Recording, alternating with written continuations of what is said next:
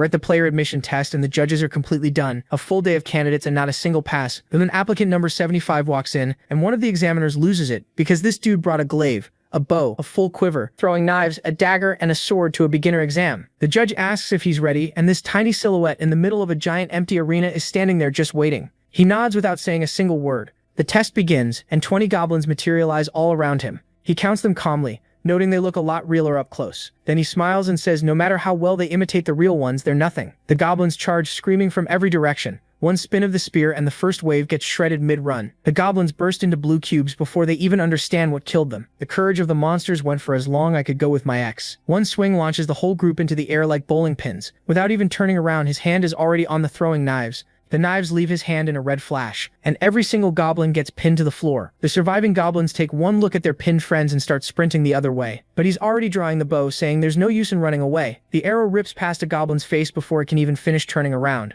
And the reason his archery is this clean, the one who taught him was the famous marksman Gilbert Grimm. For a second, it's like the legend himself is shooting through him. The last survivors grit their teeth. If they're dying anyway, they're dying fighting. So he calmly puts the bow away and draws his sword. The blade drags across the floor, sparks trailing. They surround him from every side, jumping in all at once, exactly what he was waiting for. His grip tightens on the handle. One swing, everything around him gets cut down midair, and then he freezes, realizing he maybe overdid it for a rookie exam. The adrenaline fades and Bro is shaking on his feet, thinking he seriously needs to rebuild this body, while the judges above can only whisper amazing. The examiner sets his cup down and says they've reached a conclusion. Applicant number 75, Seo Jun-ho. Passed, with the entire room still trying to process what they watched, and every single judge is asking the same thing. Who is this guy? To answer that, we have to go back 25 years to be precise. Humanity's final dungeon, and standing at the end of it is the Frost Queen, the monster that froze the Pacific Ocean with a snap. She's laughing in his face, asking how it feels to make it this far after leaving his whole team behind to die. She tells him he understands nothing about this world, but Bro cuts her off, saying he's got no time to fool around. She forms a giant blade of pure ice, and he answers with a simple, "I'll kill you and end this nightmare."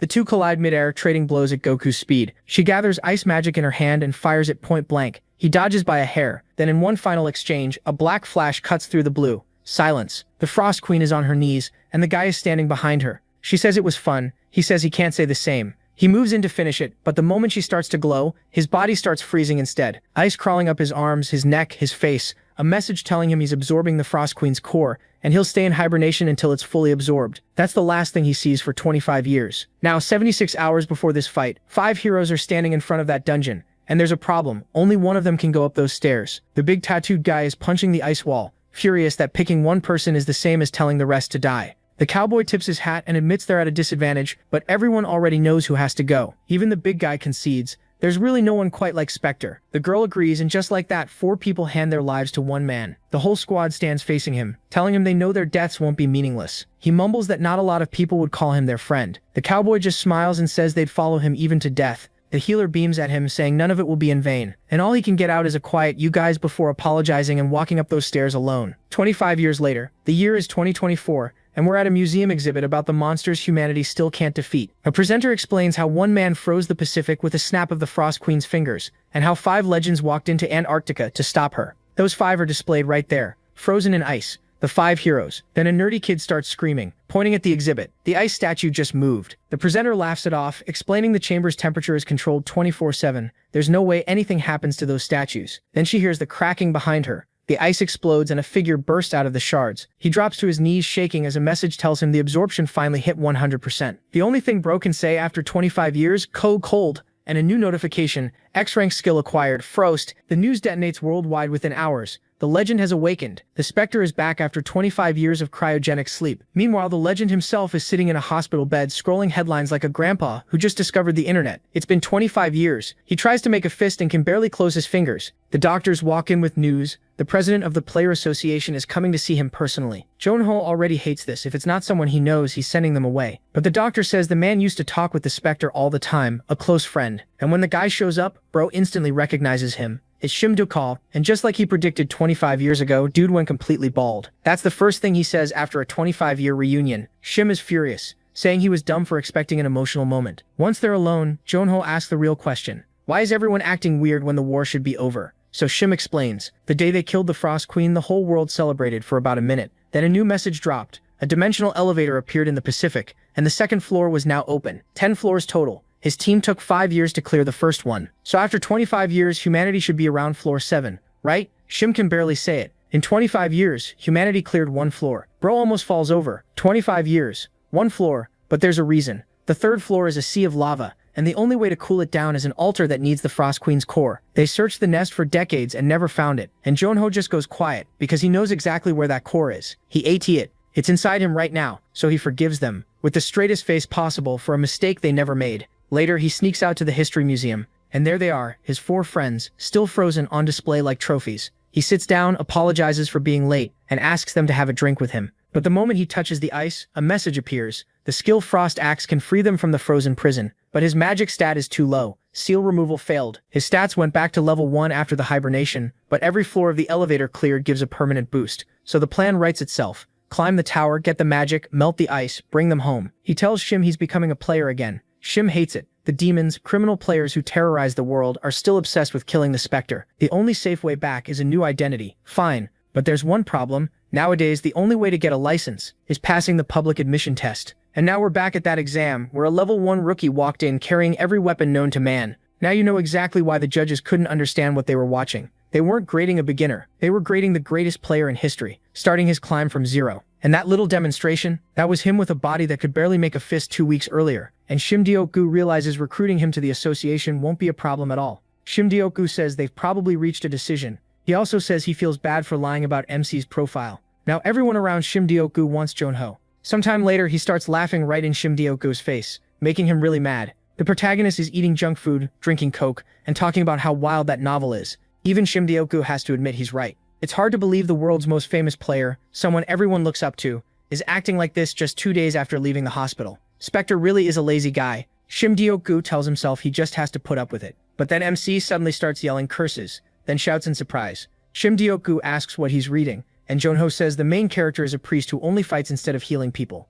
Shimdioka asks if he's crazy, and he actually agrees. Still, Shimdioka tells him to sit down because he brought the things the protagonist asked for. That gets MC's attention, but Shimdioka asks why he wanted info on incomplete gates. He's not seriously planning to enter one at his current level, right? Junho says yes. Why else would he ask? That leaves Shimdioka stunned. He knows exactly what that means. If those gates still haven't been cleared, he asks if he's joking. Did he really think he'd forget? He explains that gates are full of monsters and traps that attack any human. Some are so dangerous that not even the players' bodies are left behind. Those are the gates that were never closed, called incomplete gates. The protagonist says they're the only gates beginners can enter, but that also makes them worse. High-level players can't go in, and rookies chase the rewards then end up dead. With MC's body like this, it's too much for him right now. But MC asks what Shimdioka is so worried about. Doesn't he know him? Besides, incomplete gates must be a huge headache for the association. Shimdioka admits that's true, but says he still can't let a friend walk into a place that dangerous. Junho goes cold for a second, then ruins the serious mood by saying he knows this should be an emotional moment, but he's going anyway because there's too much to gain.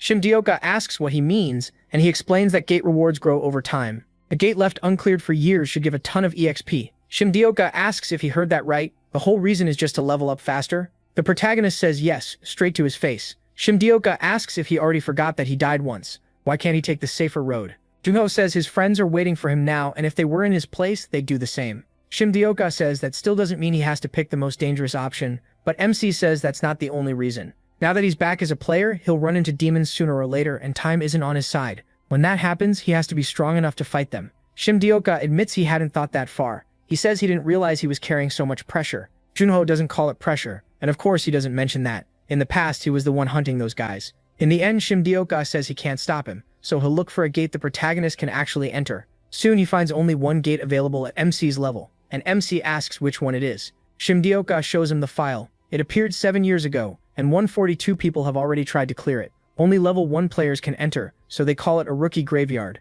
He says the rules sound simple, and Shimdioka says he's awfully confident. Then Junho gets a notice on his smartwatch. Shimdioka says his payment came through. He adds that this means the protagonist is now under contract with the association and will serve under them for 1 year. MC immediately asks what the hell he means by serve under them. He says he'll show him who the real servant is, and Shimdioka quickly tells him to calm down. Then he asks about housing. If the association has places for players, is he staying there? Shimdioka says that's a good idea. He'll be safer nearby. He tells him to give him a nice room, and Shimdioka says he can have whatever he wants.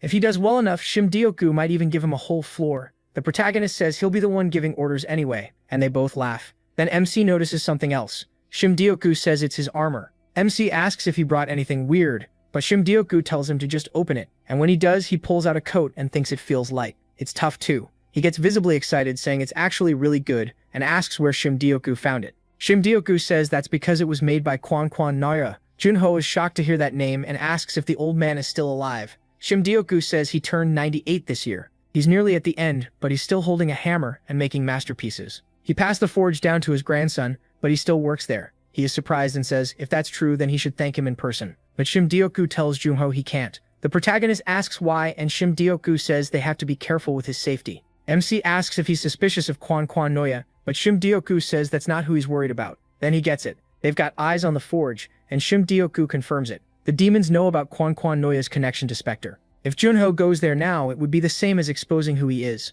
The protagonist accepts that pretty calmly. If a rookie like him suddenly leaves the country to see Quan Noya, people would notice right away. Shimdioku reminds him that he already said he'd support him, so MC should understand. He says there's nothing else they can do. He just needs to get stronger and visit him later. He asks Shimdioku to pass on his thanks, then says he'll take that gear. After that, he asks what weapon he should use, and Shimdioku says the warehouse should have something good. He can take whatever he wants. Junho says now they're finally speaking the same language. Shimdioku asks when he plans to leave, and the protagonist says he was thinking of going right away, but he should raise his vitality first. Just the exam drained all his energy. If his vitality stays low, he won't even handle monsters, let alone demons, so he needs to prepare. Shimdioku asks how long that'll take. Will it be a month? Shimdioku says that's way too much. 10 days is enough. After that, he heads to Namyang province, to Mount Shongma. Once he arrives in front of the gate, he finally gets ready to enter. It's the Gate of Dawn's curse. The only clear condition is surviving until sunrise. When MC steps inside, the sun is already setting,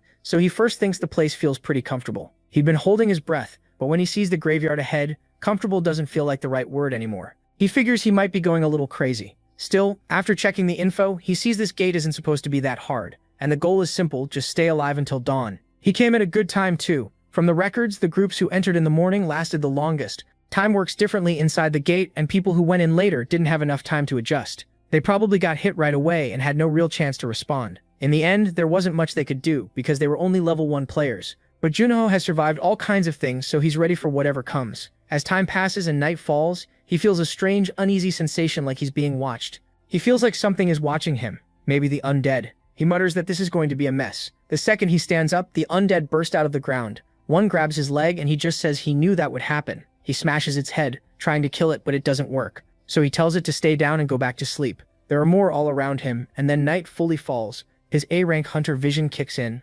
sharpening all his senses. That only makes the situation worse, because now he can tell just how many undead are around him. They don't feel pain, so deadly hits mean nothing to them. They ignore damage and only care about attacking. That makes them the worst kind of enemy. They're perfect for scaring beginners who don't have healing skills. Now he gets why this place is called the Graveyard of Rookies. More monsters crawl out of the ground and rush him, but he kicks them away and deals with them calmly. After all, he may be a rookie, but he's not weak enough to lose to trash like this. Then he looks back and sees their numbers keep growing. It's way too many. After a while, he's exhausted and wonders if it's finally over. He drops to the ground and leans against a gravestone to rest, then hears a voice. Someone asks who's there, and the voice scares him stiff. He asks where they are. The voice answers, saying it's right there. He runs over and finds a coffin. That's when he realizes the speaker is trapped underneath it. The voice confirms it, and he asks how they got in. The answer? He trusted his friends and followed them inside. Everyone else died, and only he survived. Then he begs the prota to pull him out. The boy says he gets it, but first asks him to scream as loud as he can. The thing asks why, but he says he needs the exact spot, so it screams. That lets him figure out where the head is. He fires at it again and again with golden bullets. He says he knew this portal was way too easy to have killed 100 people. Then it hits him. That thing is what turned this place into a graveyard for rookies. He calls the faker out and it crawls up, showing its true form. It asks how he figured it out. Then Jonkin charges straight at it. There's no way someone could still be alive in an incomplete portal. Once the fight starts, the gate closes even if only one player is left. The others before him probably knew that too, but panic makes people act dumb. That's why the zombies alone shouldn't have been hard to beat. They died because of the faker. With that, all the hostile monsters die. He clears the Dawn Curse and gains 4 levels. His stats only rise every 5 levels, so the boost isn't huge, but he decides to take what he can get. Then he wonders if that's all, and gets a C-rank skill, Confession of the Dead. He's shocked, since he thought there wouldn't be any reward. Still, he's happy. Instead of some random item, he got a new skill. Confession of the Dead lets him see the memories of the dead. Once he learns it's basically memory reading, he thinks it may not be that great if it only works on corpses. Then again, maybe he got it for killing the faker. The conditions seem pretty specific, but it could still be useful. And this is a skill he earned, not as Spectre, but as a player. That makes him even more excited for what comes next. Later, when Junho gets back, Doc Go is annoyed because the kid hasn't stopped talking since he returned, and he hasn't had a day of peace. He tells him he still looks pretty happy though. Doc Go admits it's fun watching those guild idiots get frustrated. The protagonist points out that guilds usually ignore incomplete gates, so why are reporters making such a fuss? Instead of answering, Doc Go asks if he still won't reveal himself. Junho says no, not yet. Doc Go warns that if people find out he cleared an incomplete gate, everyone will come looking for him. MC asks why people buy luxury goods even when they're made in the same factory as everything else. Is it because they're expensive? Doc Go says yeah, because they're special, and not everyone can get them. So Doc Go asks if he plans to become a luxury item. The protagonist says not just that, he wants to be a legendary limited edition, something everyone wants but no one knows where to find. Doc Go realizes he wants to tease them, and the protagonist says exactly. Doc Go can only think that the kid's personality is kind of rotten. Even so, Junho says he can't leave things like this for too long. Smart people will figure it out soon enough and start asking if that guy will show up at other incomplete gates. Reporters will start camping there too, waiting for him. He doesn't need to brag, the world will catch on by itself. Doc Go asks since when he cared about bragging, and Junho gets annoyed, but Doc Go drops it and just calls him to eat. Sometime later, MC is doing handstand push-ups. When he reaches 73, he nearly falls, but still finishes the yellow gate challenge before dropping onto his back. That raises his strength by 1 point, and he thinks he finally did it. He stays sprawled on the floor, then grabs some water and says he finally feels alive again. After that, he checks his watch and looks through a long list of dungeons he could clear. One catches his eye, the Garden of Lyelf, the oldest incomplete gate in Korea, first found 9 years ago. If a gate stays open that long, monsters start coming out. That's what they call an open gate, and the government and the association offered a huge reward to anyone who could close it. People all over the country tried. 124 attempts, 124 failures. In the end, they had no choice but to bring in help from another country. They spent a fortune to hire India's superstar rookie, Tushar Vishy. He was a genius with a bow, and had the kind of talent that could have reached Gilbert's level, or maybe even gone past it. But he failed, and hope died with him. A 22-year-old with a huge future ahead lost his life there. Junho thinks that's a real shame. That's why he prepares even more carefully. His training just raised his strength, and now every stat except magic is above 30. For his level, that should be the max. Still, if even someone like Tushar couldn't clear the gate, he can't ignore the chance that something hidden is waiting inside. So he gets ready for every possible situation. Even then, he draws on a bit of his magic. Since he can use freezing now, he's getting used to it and wonders how strong it'll be in a real fight. Then he heads for the Garden of Lyelf and finally arrives. To close the gate, he has to wipe out every monster. He doesn't know how many Lyelfs will appear, but if even teams of 4 failed, there has to be some hidden trap that killed them. He scans the area and notices a maze below. For now, he decides to stay away from that suspicious place. Lyelfs only come out at night, so he waits and soon night falls. Then they start bursting out of the ground. One makes a noise right beside him, making him jump. At least now he knows they announce themselves when they appear, and with night here his senses grow sharper again. For now, he only sees 2. He thinks that's a nice welcome as they throw attacks at him. Junho charges in, plants his halberd, vaults over the attack, and gets ready to strike. As he lands, he uses ice to make a spear and throws it straight at them, killing the first one easily along with the one beside it. Then he realizes that the spear is really useful. The Frost Queen's power is definitely worth having. But another attack comes, and he sees a whole horde rushing in. So yeah, 2 was way too few. He dives back into the fight and cuts through them with ease, shredding monster after monster. He splits them apart, and the last one looks around in confusion. Then Junho appears right behind it, ready with the final blow to finish the thing off. But when it finally drops, he realizes that was way too fast. Even worse, more have already appeared, twice as many as before. That's when he figures it out. They multiply when they die. After fighting them for a bit longer, he starts running and wonders how many there even are. The whole thing is getting ridiculous. The monsters chase him and whip vines at him. He has to defend himself with everything he has, using the Frost Queen's power as well as he can. Now he has both an ice spear and a shield that blocks the vines. Behind that shield, he gets ready to strike back with shadow power. He slices through the one-eyed monsters in a clean frontal cut. When they finally fall, he realizes he's completely worn out and starts wondering how many hours have passed. Closing the gate is tiring, but not impossible. Still, one thing keeps bothering him. Even if he has an overpowered skill, if this is all the gate has, then a team of 4 should have been enough. And among the players who tried to clear it over the last 9 years, there were plenty with amazing potential. Tushar was one of them. One of them was Tushar, and from what the protagonist knows, he should have handled at least half those monsters by himself.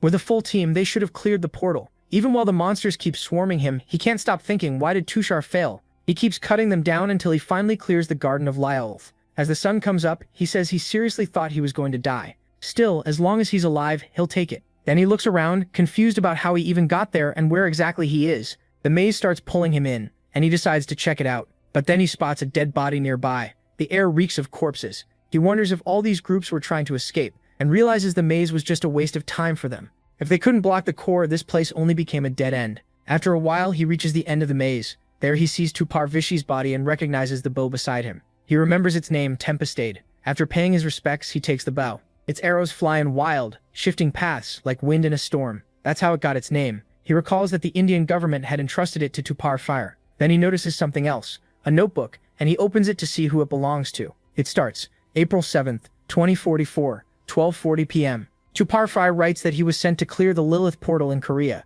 and he was proud to be chosen. He says he'll do whatever it takes, but his father had warned him to think again, since the portal still hadn't been closed after all those years. There was a real chance he would never come back. Even so, Tupar says the Koreans came all that way to ask for help. How could he refuse? To him, that would go against Vishy's teachings. He says he's level 10 now, and this is his only chance to enter the Garden of Lilith. Later, he asks a girl if she's coming with him. She says of course she is. She believes in him and will follow him anywhere. Even if he tried to go alone, she'd still find a way to come. She's just happy he asked her to join him. On top of that, she says she has to protect him. That catches him off guard, and he says he's glad Zaya is coming with him. There's no one else he'd trust to watch his back, and she already knows that. Zaya answers that of course she does. She's his partner, and honestly the two of them are more than just partners. Together they promise they'll close the portal no matter what. Somewhere else, Tupar Vishy sees one of his teammates talking to his daughter, promising he'll come back. Tupar apologizes for calling him out like that, and the man says this is his first trip so far from home, leaving his daughter behind. But her grandmother is there, and since Tupar asked for help, he couldn't say no. Tupar Vishy thanks him, and the man says that if he's going with a rising star like Tupar, then he has to do his part too. After that, they head to Indira Gandhi International Airport in New Delhi and get ready to fly out with his fiancée and one more teammate. Once they arrive, they train a bit, and Tupar says he has a good feeling about this. Then on April 24th, 2044 at 11:37, they finally enter the Garden of Lilith. As they step inside, they're struck by how beautiful it is. None of them has seen a portal like this before, but they quickly snap back because they're in a dungeon, and they can't let their guard down. For now, they decide to observe the area. Then at 8:33, 8 of them appear, and they wonder if that's already a bit much. More keep coming, but the group handles them easily at first. Then the count doubles, this time reaching 32. After that, the numbers just keep climbing, and eventually their tank gets hit in the chest and starts bleeding. Tupar is shocked when he sees it. They tell everyone to grab the others and run. The group rushes to the maze, and the girl yells for Tupar to hurry. They need shelter. Tupar realizes that every time they wipe out a horde, the next one gets bigger. This dungeon is completely insane. After some time inside the maze, the team's tank can't hold on any longer and asks Tushar to take care of his daughter before dying in front of the others. Then on April 25th at 5:29, only 3 of them are left. Another teammate dies from his wounds, and Tushar can't stop crying. By 7:12, the sun starts to set, and he prays to Shiva for mercy so he can write again tomorrow. Before the next fight, he writes that they can barely go on. In his diary, he says they beat the 4th Lilf's horde last night, and the 5th will arrive soon. There are at least 120 of them, and even after fighting for their lives, around 40 are still left. He can't handle that many alone. Then he looks over and sees his exhausted fiancée asleep nearby. Even so, he thinks that today they'll make it out and begs for there not to be a 6th horde. But after the 6th horde, the girl dies in his arms and he breaks down. He says he promised to close the portal, but what's the point without them there? Then someone speaks to Tushar saying it's time for him to die. The assassin goes for his life, but Tushar sees the attack coming through his fiancée's crystal ball and manages to dodge. The blade only hits his shoulder, and he immediately goes on guard. The assassin is surprised he avoided it and says Tushar really does deserve his name, as India's rising star. Then Tushar notices his eyes and realizes he really is a demon. He demands to know how the demon tricked them and what kind of bad luck brought him there. The demon says that's the dumbest thing he's heard. And the answer is simple. Tushar's girlfriend was just as stupid as he is. He says even he didn't know there would be that many Lilfas, so he planned to help a little after Tushar's friends died. But they were useless and died too fast, and it nearly put him in danger too. Hearing that, Tushar gets furious. The demon thanks him for helping close the portal, then says it's time to hand over Tempestade and join his friends. Tushar snaps, but then he notices something and freezes in shock. The demon asks what's with that look. Was he scared to die? But then a 6th horde really does appear. Hanan sees Tushar run and says he didn't expect that, but it doesn't matter. The poison will kill him anyway. As Tushar runs, Hanan sees monsters crash into him and tear him apart too. So there really was a 6th horde. Tushar keeps running, poisoned, frustrated because he can't even feel his arm anymore. He thinks he can't die like this. He enters the maze and hides there, reaching the end only to realize the place was a trap.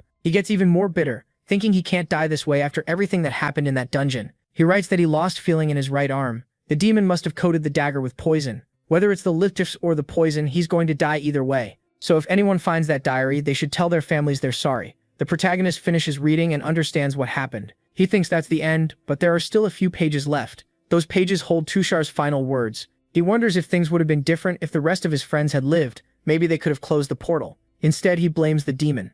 Those damn demons. Full of hatred, he prays to the great Shiva, asking permission for Tushar Vishi to become one with the eternal soul. He begs for every last one of those bastards to burn in hell, and pleads for anyone to avenge this warrior. The protagonist is the one who ends up finding those words, and he thanks Tushar. Now he finally understands everything. The number of Lilfs rises based on how many players enter. Since he came alone, there weren't that many, and he could kill them fairly easily. If he had come with 3 more people, just thinking about it makes him sick, so he decides to take the diary with him, just in case. Then he looks at the bow and thinks it over. He'll borrow it for now. It's not like he's stealing it for nothing. He's going to kill those rotten demons and avenge Tushar. Back at the association building, Shimdeo-gu says the protagonist was right. They kept quiet, and now everybody knows anyway. The protagonist says he told them that would happen. He was barely holding himself back from saying it at the gate. Then he asks why Shimdeo-gu came so early when he could have just said it through a video call. Shim replies that news like this should be shared in person. He also says the Indian government sent a message. They wanted to thank him for finding the diary, and the families have been told.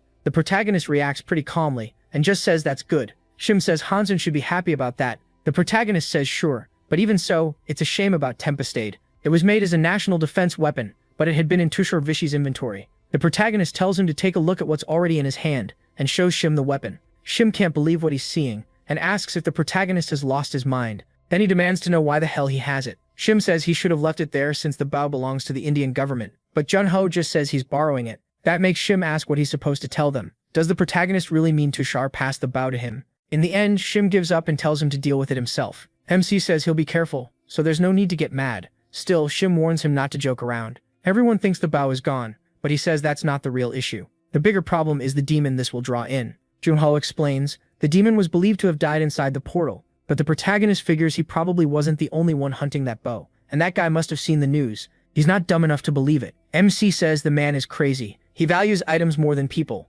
Once he learns Junho has the bow, he'll come after him. Shim realizes that's probably true, and there's only one person he can think of. It's the demonic archer Carl Signer. He's known for collecting bows. He says even other demons talk about him, and he's one of the strong ones. That's why he's wanted all over the world. Shim remembers Cal didn't meet the level requirement, so he couldn't enter the Garden of Lifil himself. Junho says exactly. If Cal comes after him, he'll team up with other demons and wait for the next incomplete portal to strike, and he'll be stronger than when Tushar was alive. Shim asks what kind of crazy talk that is, saying it's too dangerous and they can still return the bow. The protagonist tells him to relax. If they prepare now, they'll be fine. Does Shim really think he'll be easy prey? Shim thinks for a moment and admits no, but it's still worrying. He tells his friend he just wants to keep him safe. Junko gives a small smile and asks who Shim thinks he is. He's the one and only Seo MC. He tells him not to worry so much, this won't be like 25 years ago. Shim then realizes Junko really hasn't changed at all, even after all that frozen time. Just then Shim gets a call and rushes out. He says he has to refuse them and asks someone to please send them away.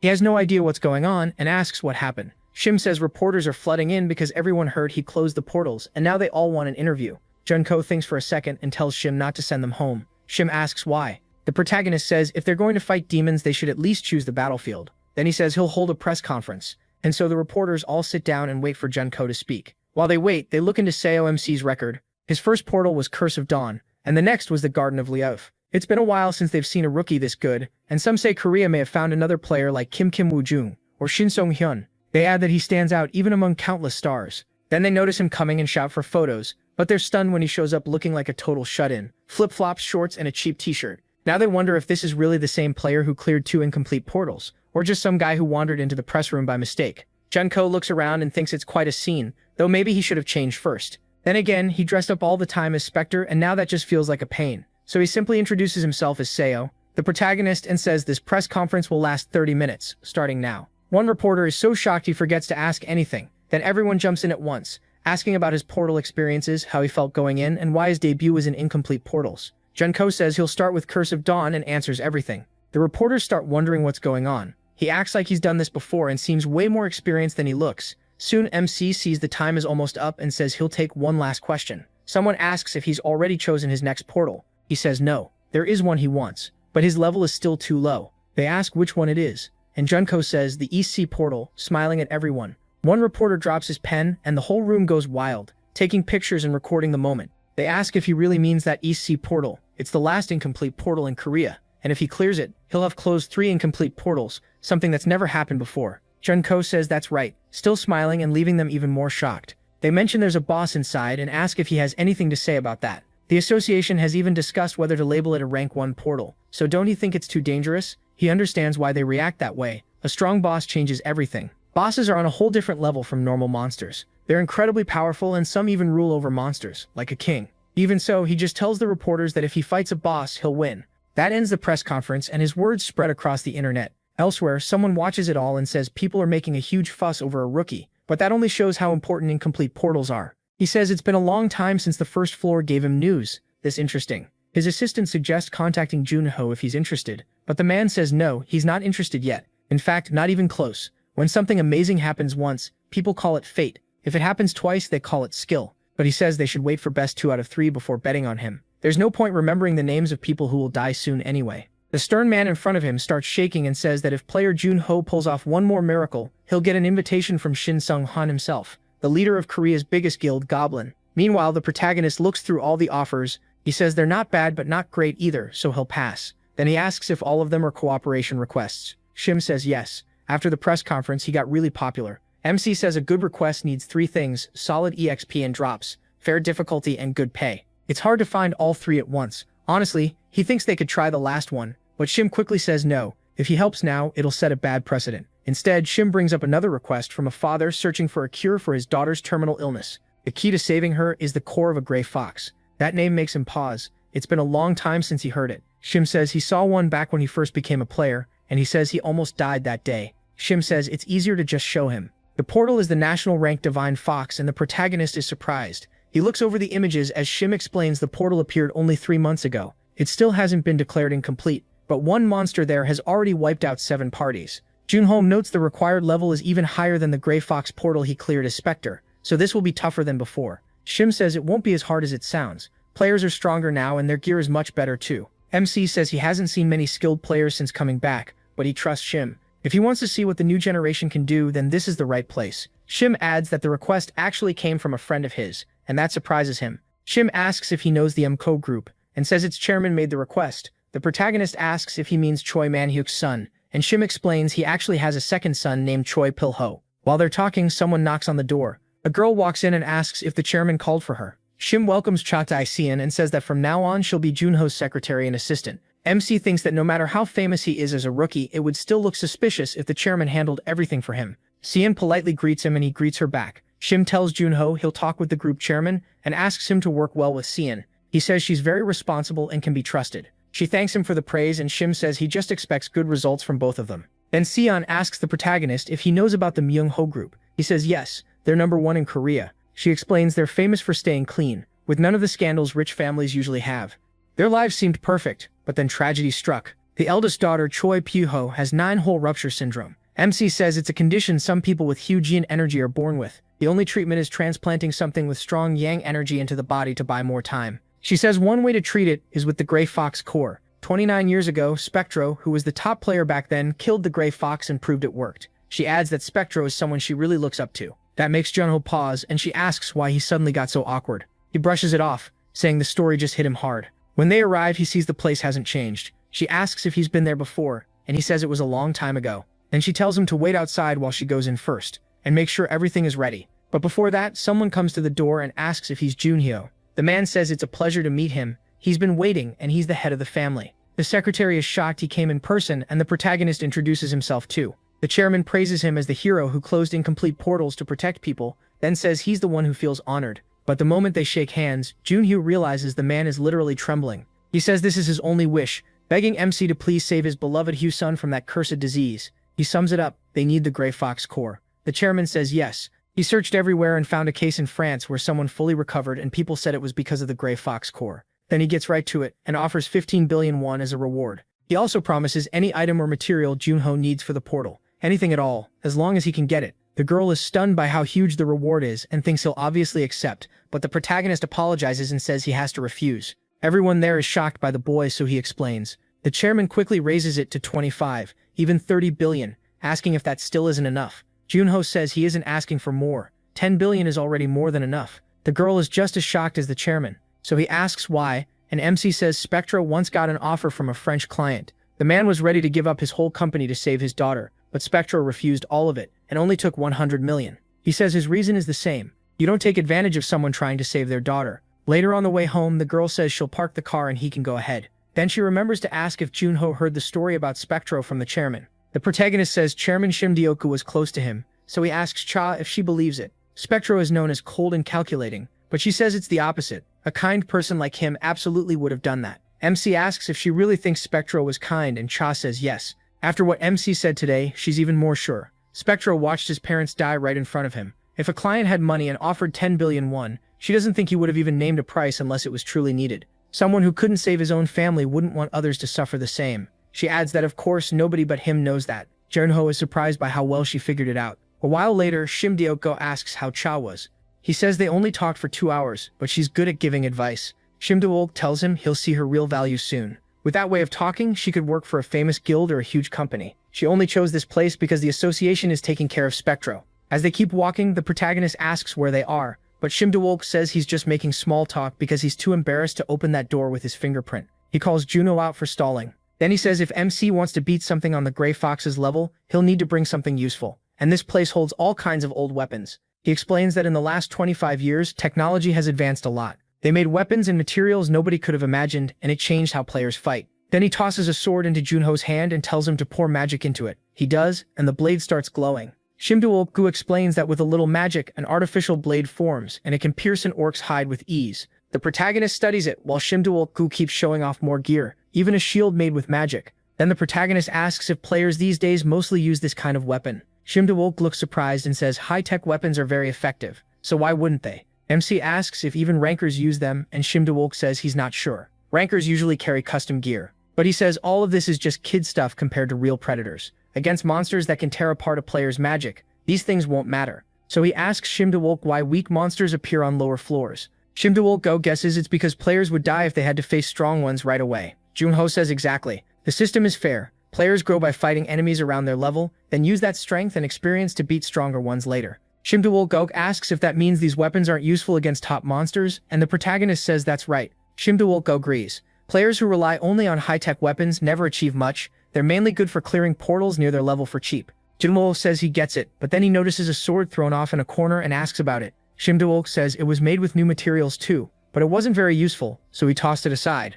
MC asks if he's serious, then swings with full force and makes the whole place shake. Shimdioku nearly jumps out of his skin. Junho says the world really has gotten interesting, and asks what's wrong with players limiting themselves to these toys. Some time later, they stand in front of the portal. He said he'd enter. He sees a crowd of reporters and players waiting there. Someone tells him everyone's excited about the Grey Fox core. Including him, a group of 27 people will enter the portal, and some were sent by guilds. Junho thinks it over as he steps out. He says he'd like another cup of that good tea she made, but also tells the girl she'll have to wake up earlier than usual tomorrow, and she complains about that. He says that after today's portal run, he'll be flooded with cooperation requests. As he heads for the portal, reporters swarm him. They ask if it's true he's on a personal mission for the Miyum group, and since it's his first time fighting alongside other players, how does he feel about that? Meanwhile, some players off to the side say all this attention makes him look like a ranker, while regular players like them always get ignored.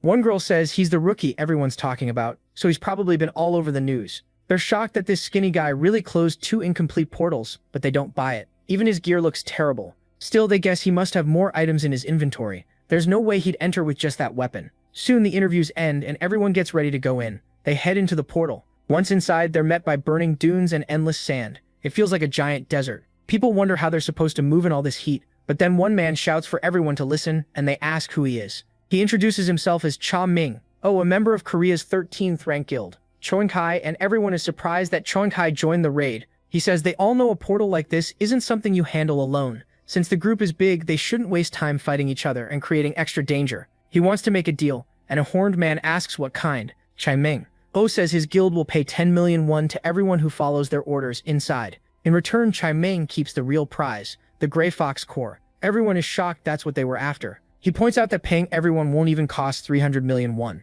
then asks how they plan to get the core without Cheonghai's help. He adds that his guild is trying to be generous, and if anyone changes their mind, they'll offer 5 million. People think it over, then accept. Meanwhile, Junho walks off alone, so a guild member asks if he won't be joining them. The protagonist says he plans to go by himself, leaving everyone behind. A fat guy says he knew the rumors were overblown. People call Junho a genius, but if he's dumb enough to fight solo, they don't need to worry about him. The leader snaps back, asking when he ever said he was worried. Annoyed, he tells everyone to move out. MC keeps going alone and thinks about the gray fox. It's something between a monster and a mythical beast, a nine-tailed boss whose tails grow one by one every 1,000 years. When all 9 are grown, it rises to the heavens as a 1,000-year fox that protects its kind. And each new tail increases the number of fire foxes it can control. Right now, he doesn't know how many tails the gray fox in this portal has. For now, he needs to find a good spot. But when he looks over, everyone else notices it too. A Shanghai guild member slams the ground. Fire foxes burst out from the sand. He tells everyone not to panic and follow orders. The vice leader counts them around 30. Then the monsters charge. The group waits for the right time to strike those things. Meanwhile, the bald guy and the big guy start activating a device they brought with them. It raises 4 towers around the group. Those towers start shocking the foxes rushing in. Everyone's stunned that it actually works. The Shanghai leader boasts that this isn't the age of weak weapons and simple traps anymore. This is second-floor technology. Loaded up with gear, they rush in like a full battle squad. They say they've already killed over half. With Che leading, the big guy says they'll get the gray fox easily at this rate. But Che cuts him off. If he has time to talk, he has time to fight. One of the girls admits she got nervous after hearing about the gray fox but says this is nothing. The bald guy brags that's what happens when you join Shanghai. Then something huge blocks the light above them. The bald guy looks up and asks what it is. A giant gray fox appears, with multiple tails. It towers over them, and the bald man shouts that the fox is here. Seeing its cubs dead below, it flies into a rage. Terrified, the group hears it roar and threaten them. Then they realize it has 9 tails. No way this is possible. The one Spectre beat didn't even have 6. Still, the guild leader orders everyone to pull themselves together, hold formation, and keep attacking. But everyone is shaking. They don't look like they can help at all, even with the guild here. The leader tells himself it doesn't matter what the monster is, a blow to the head or heart will kill it.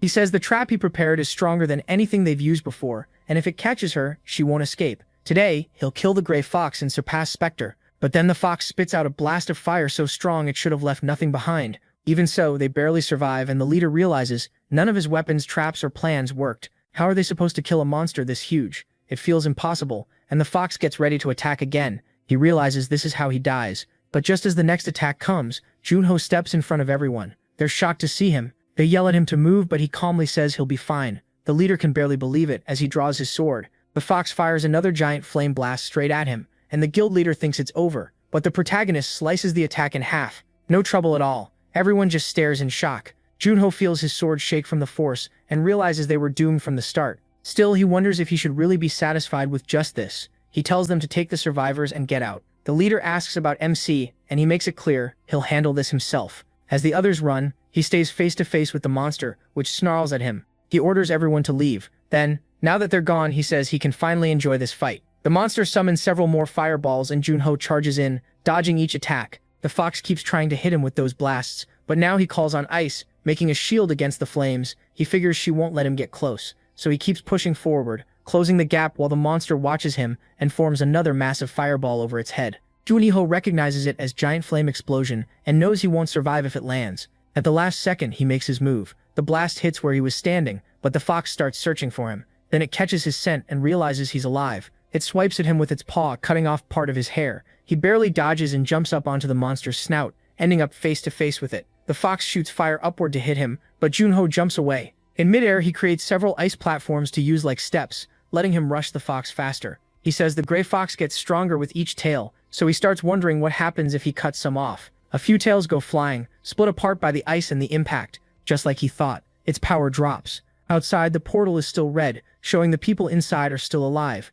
Outside, reporters say it's already been 10 hours since the players went in. The last group survived 2 days, but one reporter tells the other not to be disrespectful. All they can do now is pray everyone comes back alive. Back inside, Junho keeps fighting the fox and it starts to panic as he keeps hitting it with ice. He realizes this is the first time it has ever felt pain. It had no natural enemy, no rival. It only killed countless players, never thinking it could one day become the prey. Fear takes over, and it attacks wildly from every direction. Junho slips away, dodging another paw strike. The fox frantically searches for him, until it notices where he's coming from. The protagonist gets right near its face and asks where it's looking, then slashes one eye, blinding that side. The fox starts gathering fire again and launches another attack at him, but he keeps dodging and striking back. The monster suffers more and more under the non-stop hits. Now it's the one getting scared, backing away from the boy. It retreats and forms another huge fireball to throw at him. Junho says it's being dramatic and asks why it's still resisting when it already knows it's going to die. Then he raises his hand and gathers the power of the Frost Queen, saying it's too late now.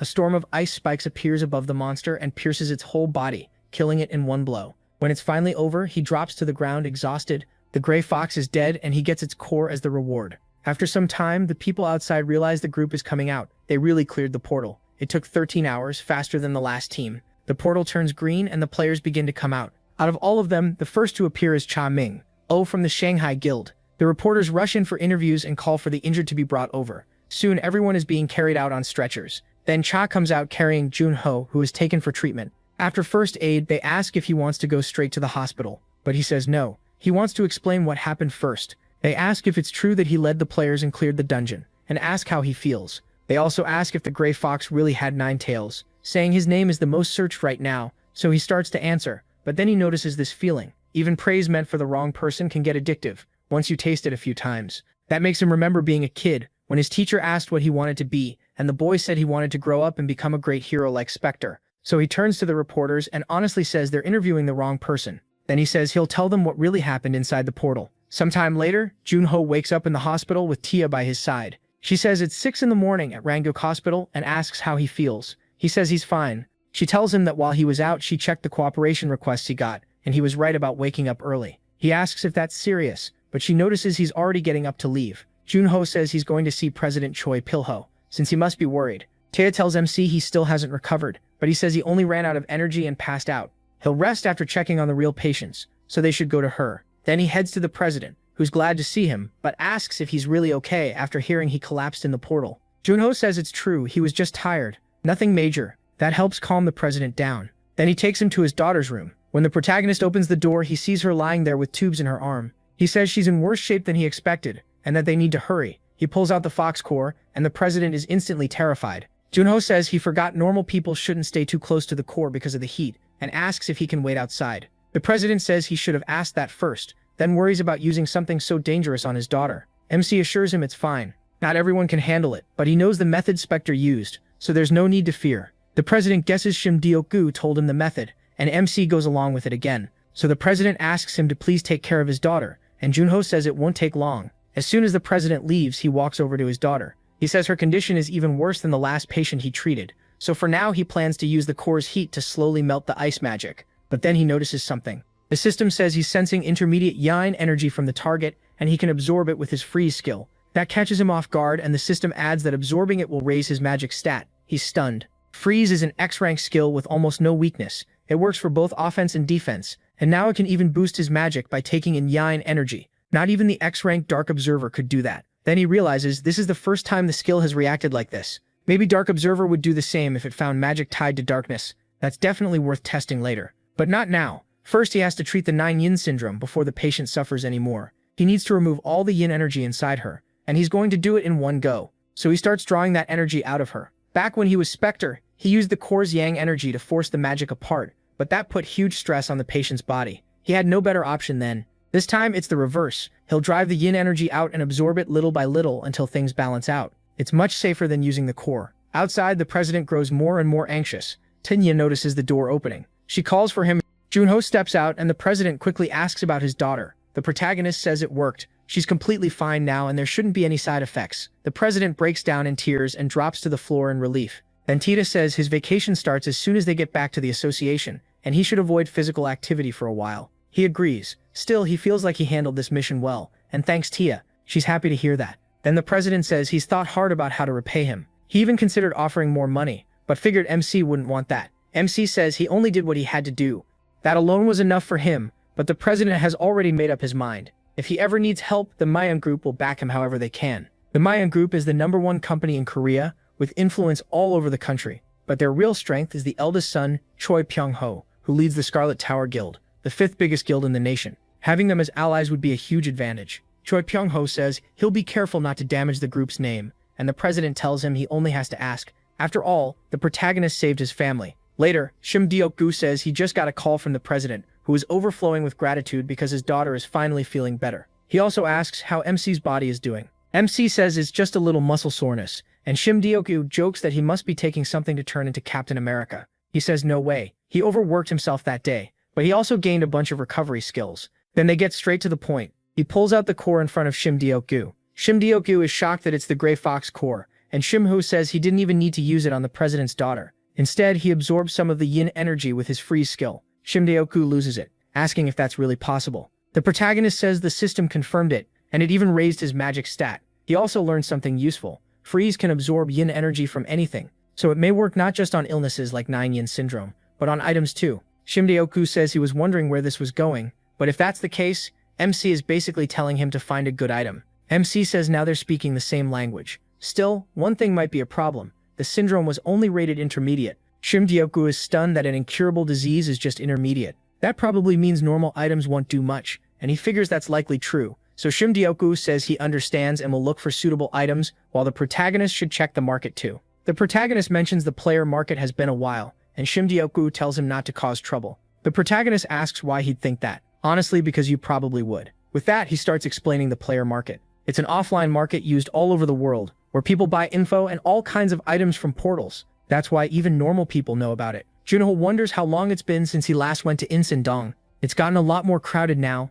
Back then, the place was nearly empty because everyone was focused on surviving. Seeing that change makes him genuinely happy. But instead of the regular market, he has business in the black market. Once inside, he sees a crowd watching something. He heads to room 8, seat G10, and explains that the cinema in the player market has a special seat used as a teleport point to the black market. That seat acts like the gate itself. He remembers one of his old companions complaining that the market's teleportation system was awful. With portal resources, almost anything should be possible. So how does teleporting still make people sick? She used to say she'd rely on her own magic instead. Junho waits and is teleported soon after. He arrives at the black market, Ethiopia, the underground city. It feels nothing like the normal market, only a select few can enter, and player markets around the world are just doors that lead here. Nearby, people are talking, saying Wu Zheng of the Nine Heavens hasn't been seen in a while, and asking how long the association plans to keep hiding Spectre. Junho explains that the black market has no guides or normal protections. It's an underground world where common science doesn't mean much. Then someone spots Ju Hong, the one who closed the incomplete portals, and MC notes that the place still isn't completely safe. Even so, there aren't many players here who could really threaten him, because most of the strong ones already moved up. The players left behind are either too weak to reach the second floor, or they made it there and couldn't handle the pressure. If they're that weak, he can deal with them. So when a few of them block his path, he simply tells them to move. One of them instantly gets scared, and Junho thinks that was easier than expected. Then he walks over to a bald shopkeeper. The old man is surprised to see a celebrity there. He says he came because he heard some artifacts had arrived, and the man claims everything on display is already out front. The protagonist didn't expect much, but he struck gold. He can sense weak cold energy from one item, other strange energies nearby, and even intermediate freezing energy. Even if the level is low, those items should still help raise his magic.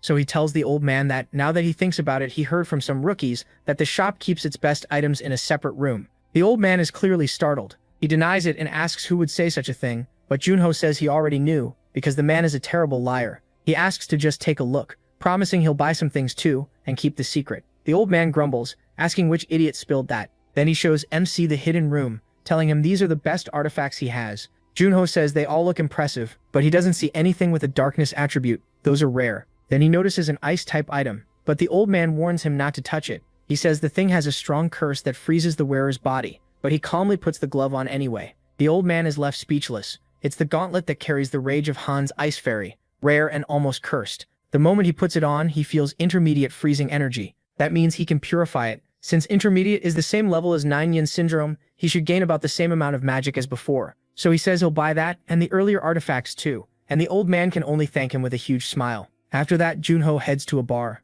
When he walks in, everyone turns to look at him. He asks to be teleported to Insan-dong in Korea, and orders a drink too. The bartender says that's fine, and tells him the wait time is 10 minutes. The whole room keeps watching the new star player who just showed up. Then someone calls out, asking if he isn't the famous player Seo Jung-ho. The guy says he's heard a lot about his little rookie act, and as his senior, he's proud. Junho thinks the black market isn't a place where anyone can stay comfortable for long. A player's reputation matters a lot. It affects cooperation requests and even guild entry, but it's hard to build real fame through portals alone. So some cowardly players look for easier ways, like picking a fight with the protagonist. One of them smashes his glass, and the thug says his senior is talking to him. The thugs keep pressing him, calling him rude and saying they need to teach him some manners. Junho just shrugs and says keeping the streets safe is for people strong enough to do it. They keep insulting him, but he suddenly bursts out laughing. To him, they just look pathetic. He mocks them in front of everyone, then asks how exactly they're protecting the streets. That kind of job is for top-ranked players, not nobodies like them. All they really do is bully weak rookies, then get their names in the papers. That hits a nerve, and they clearly hate hearing it. Junho tells them not to look down, they should look up. Maybe then they'll feel better after making those smug little grins. By then the three of them are already shaken. As they square up against MC, who looks more than ready to beat them down, the crowd starts whispering, asking if that's really him. If he loses here, the news will go crazy. And these guys are really ganging up on a player who barely debuted. How lame is that? The redhead snaps back that Junho can talk all he wants. Only the result matters. He may have beaten the Gray Fox, but now he's facing the Gangnam Trio. The protagonist calmly asks the bartender how long until teleport. 4 minutes? That's enough for him? He says 4 minutes is more than enough to play a little. Then steps up to the halberd user. The guy can't hide that he's nervous. He starts swinging his halberd wildly, pointing it at MC and bragging that he's the trio's Reaper Lancer. MC should feel honored. Then he notices the dagger and asks about it, since he thought he used a sword. He answers without a care. He doesn't need a sword to crush trash like them. That sends the guy into a rage and he charges. But Junho watches the strike coming and slips past it with just a lean of his body.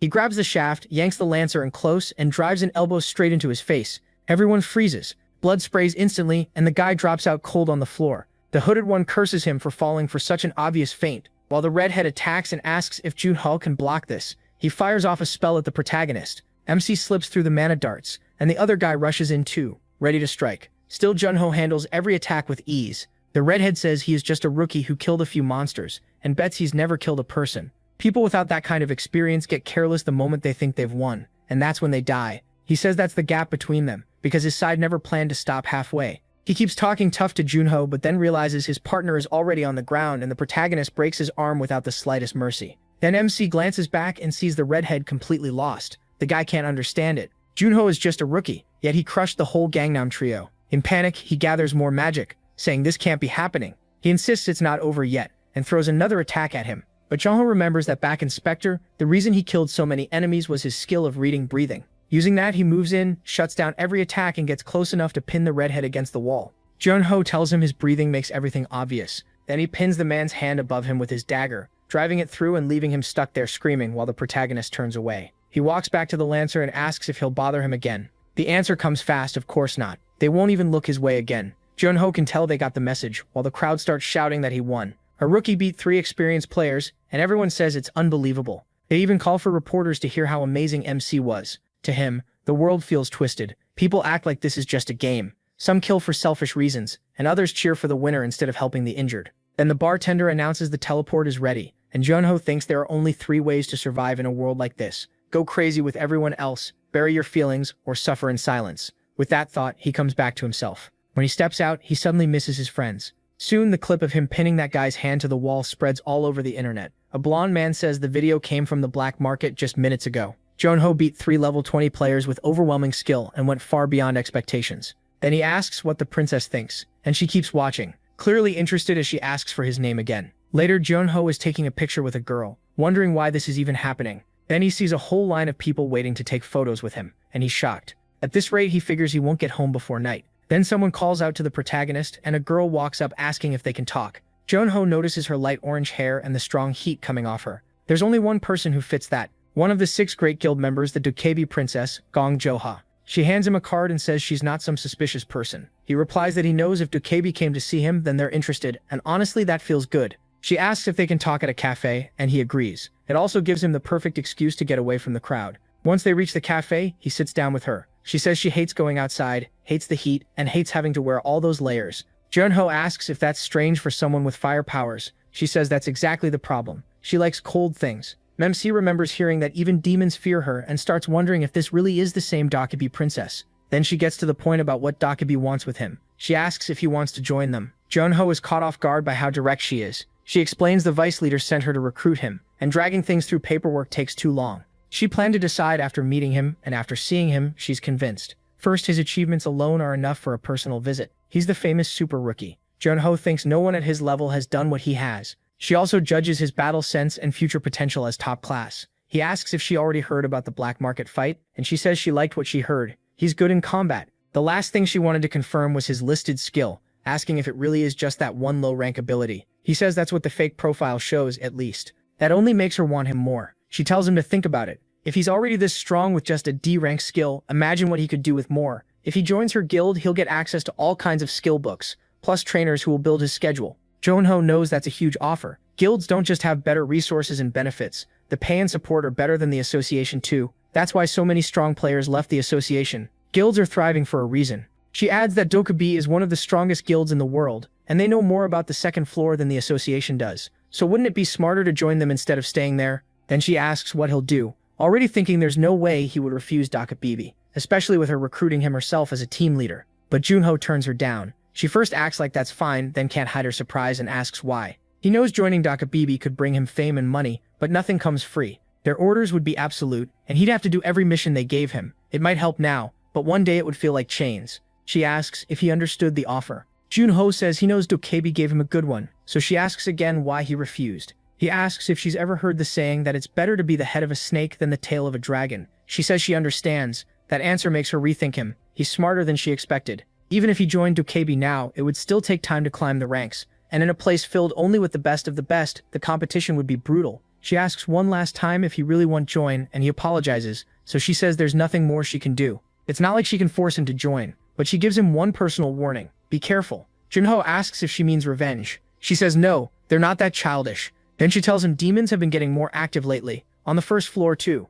He asks if that means the demons are planning something, and she says probably the association likely still doesn't know, which is why she warned him. If he runs into them by accident and gets attacked, she says she'd be disappointed. He just thanks her, and the girl says she'll see him another time, calling him Snakehead. That catches him off guard. Then he goes back to Shim Diokol and tells him everything he learned. Shim asks if the demons are moving again. Junho says Dokubi has no reason to lie to him, so it's probably true. Shim says he knew their intel was better than the association's, but that's not the real issue. Then he asks if the protagonist will regret turning them down since Gong Juhei came to see him in person. MC says not really, sure he'd get fame and money with them, but he doesn't care about that stuff. Then he asks why Shim is making that face. Does he want him to join them? Shim says that's not it. He just thought they might be more useful to him. Still, Junho doesn't like that kind of talk. Guilds are strict while he can do what he wants with the association, so Shim shouldn't worry. That leaves Shim looking all soft and touched. He says alright, then he adds that they'll renew his contract tomorrow, and even give him a whole floor. He appreciates it, but asks if that's really okay.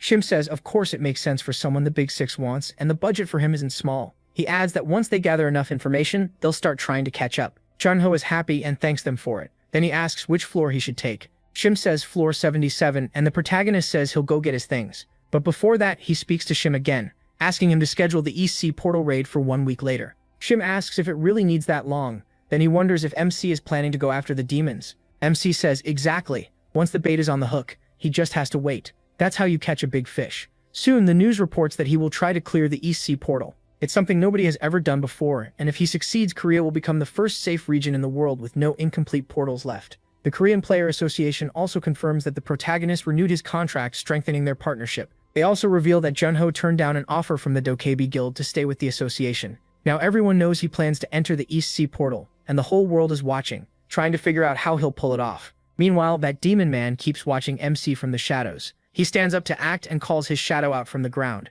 It asks if he called for it. After getting his information, it asks if this is the man they should target. He says yes, he is the one who has Tempest. The shadow says there was a rumor it was in Tushar Vishi's inventory. He says of course Tushar hid it from the public, and he was the one who found proof that Tushar Vishi was killed by a demon. He says they'll be careful with him. Then the shadow asks if they should go to the first floor, but he says they still have no proof, so it's not worth risking a direct clash with the association right now. He says that's right, then asks if there's anyone left they can use. The shadow suggests the Shadow Brothers, the ones they plan to use at the Vegas auction. They're power-hungry, and even among demons they're especially capable, so he orders them sent to the East Sea portal. It doesn't matter whether they kill Junho or do something else. But then he suddenly notices someone watching them and turns around in fear, only to find no one there. Then he realizes it's the Sword Saint. He tells the shadow to get ready to leave, and it simply slips away, which only makes him furious. He curses Kim Wonjong, the Sword Saint of the Nine Heavens. Even as an archer, he still doesn't have enough range. If not for him, he would have recovered Tempest already. Now this is starting to feel like a joke to him. Thinking of the protagonist, he says Carl Seiner will keep watching until the protagonist's luck runs out. Back with MC, he asks if they took the bait, those American Shadow Brothers. He asks if they're really joining as Hyde's medics, saying that's completely suspicious. Then he asks if they can have Secretary Cha keep an eye on them. Now he starts to draw out his power. A shadow spreads from his body and fills the whole area. He says he's going to spread energy through the ground to train his magic. It's a little dangerous, but the method Skya taught him works better. So he keeps doing it. And it's like he's learning to cover what he can't avoid with S-rank dark observation inside the portal. He keeps training to get ready, and sometime later at the EC portal on Forgotten Dragon Island, he arrives there. Just from the name, Junho guesses the boss is probably some kind of dragon. Dragons are high-level monsters, and the goal is simple: defeat the nameless dragon, a boss rookies can't even touch. He fought dragons a few times before, but it was rough since he had no flying skill. He used to get stuck on the ground, pissed off while trying to hit them. So this time he figures he'll either climb onto its back and fight there, or bring it down. Then he thinks of something and gets a message from Chas with the information he asked for on the Shadow Brothers. He notices she's really fast. The Shadow Brothers, Vincent and Edvar, are a duo from the United States. They specialize in escorting VIPs and are veterans with over 200 completed missions. It's a rare case where both brothers awaken shadow abilities. In an interview, they explain why they chose to go to the EC portal. But then the question comes up, why this portal? They say they were moved by Junho's huge resolve, with the straightest faces possible. Asked if that means they think victory is guaranteed, they say it's just admiration. He is a player who keeps doing the impossible, and they're honored to help him close Korea's last incomplete portal. The protagonist wonders if he'll be able to use that, and sometime later at a dump-like place, the day of the raid finally arrives. At the EC portal, a huge crowd gathers in front of it. There are tons of reporters, and Deokgu asks Seo MC if he's nervous. MC says he's nervous as hell, and Deokgu had actually thought he wasn't nervous at all, so hearing that shocks him even more. He says this stupid game keeps lagging, so he told Deokgu to buy a new phone. He asks why he's still using that thing. It's basically ancient. Still, he asks why Deokgu is getting distracted now. This is the portal with 500 reporters around, and Deokgu says he's not distracted or nervous. After all, why would the protagonist be scared of a dragon that doesn't even have a name? Deokgu agrees, but the protagonist isn't going in alone. He brings up the Shadow Brothers. Since there are no other participants, that probably means they're working with the demons. They're strong, and Deokgu gets nervous knowing they'll be guarding MC's back. He says they still don't have hard proof, but that's what his gut tells him. He wants to cancel the raid because he feels too uneasy, but he tells him not to worry so much. Even if they attack him, he has a plan. Then as they get close to the protagonist, the brothers say they're his fans. They heard he closed 2 incomplete portals, and for someone that skinny, that's amazing. Junho says it's no big deal, replying in English. They're surprised by the courtesy. They didn't expect him to speak English at all. MC says he has a friend in England, and one of them says Vita's translation system has a small delay, so he was worried, but it should be fine. They talk about Korea's last incomplete portal and say they know how much this means. They'll give it everything they have. Junho tells them not to worry, he came prepared for anything. People comment on how players from different countries are greeting each other so warmly. If they succeed, Korea will become the safest region in the world. Then comes the question, when are players most nervous when entering a portal? The answer is right when they go in, because they don't know what kind of weather or monsters are waiting. Their instincts are at their sharpest the moment they enter the portal. But that focus brings a risk too. While they're so locked in on the fight ahead, they react slower to attacks from behind. So the brothers think they've found an opening and move to attack Junho. But the one in back sees his brother stop and asks Edvar why he froze. Edvar tells Vincent to wait, because now he's not sure his back is really open. It feels like he already knows everything, and that scares him. Then the portal closes around them and they appear inside. Edvar thinks they just lost a perfect chance, but Vincent calls out asking if this is an island. Edvar says they failed this time, but they'll make another chance. Then they start checking the area, and Edvar says the pressure is intense. He didn't expect a place like this inside a portal. Vincent asks where the nameless dragon is, or any monster at all, because he doesn't see anything nearby. One of them asks Junho if he sees anything, and the protagonist thinks something is off. The portal boss doesn't even have a proper name, and this feeling it's like a one-star portal. That's when he knows something is seriously wrong,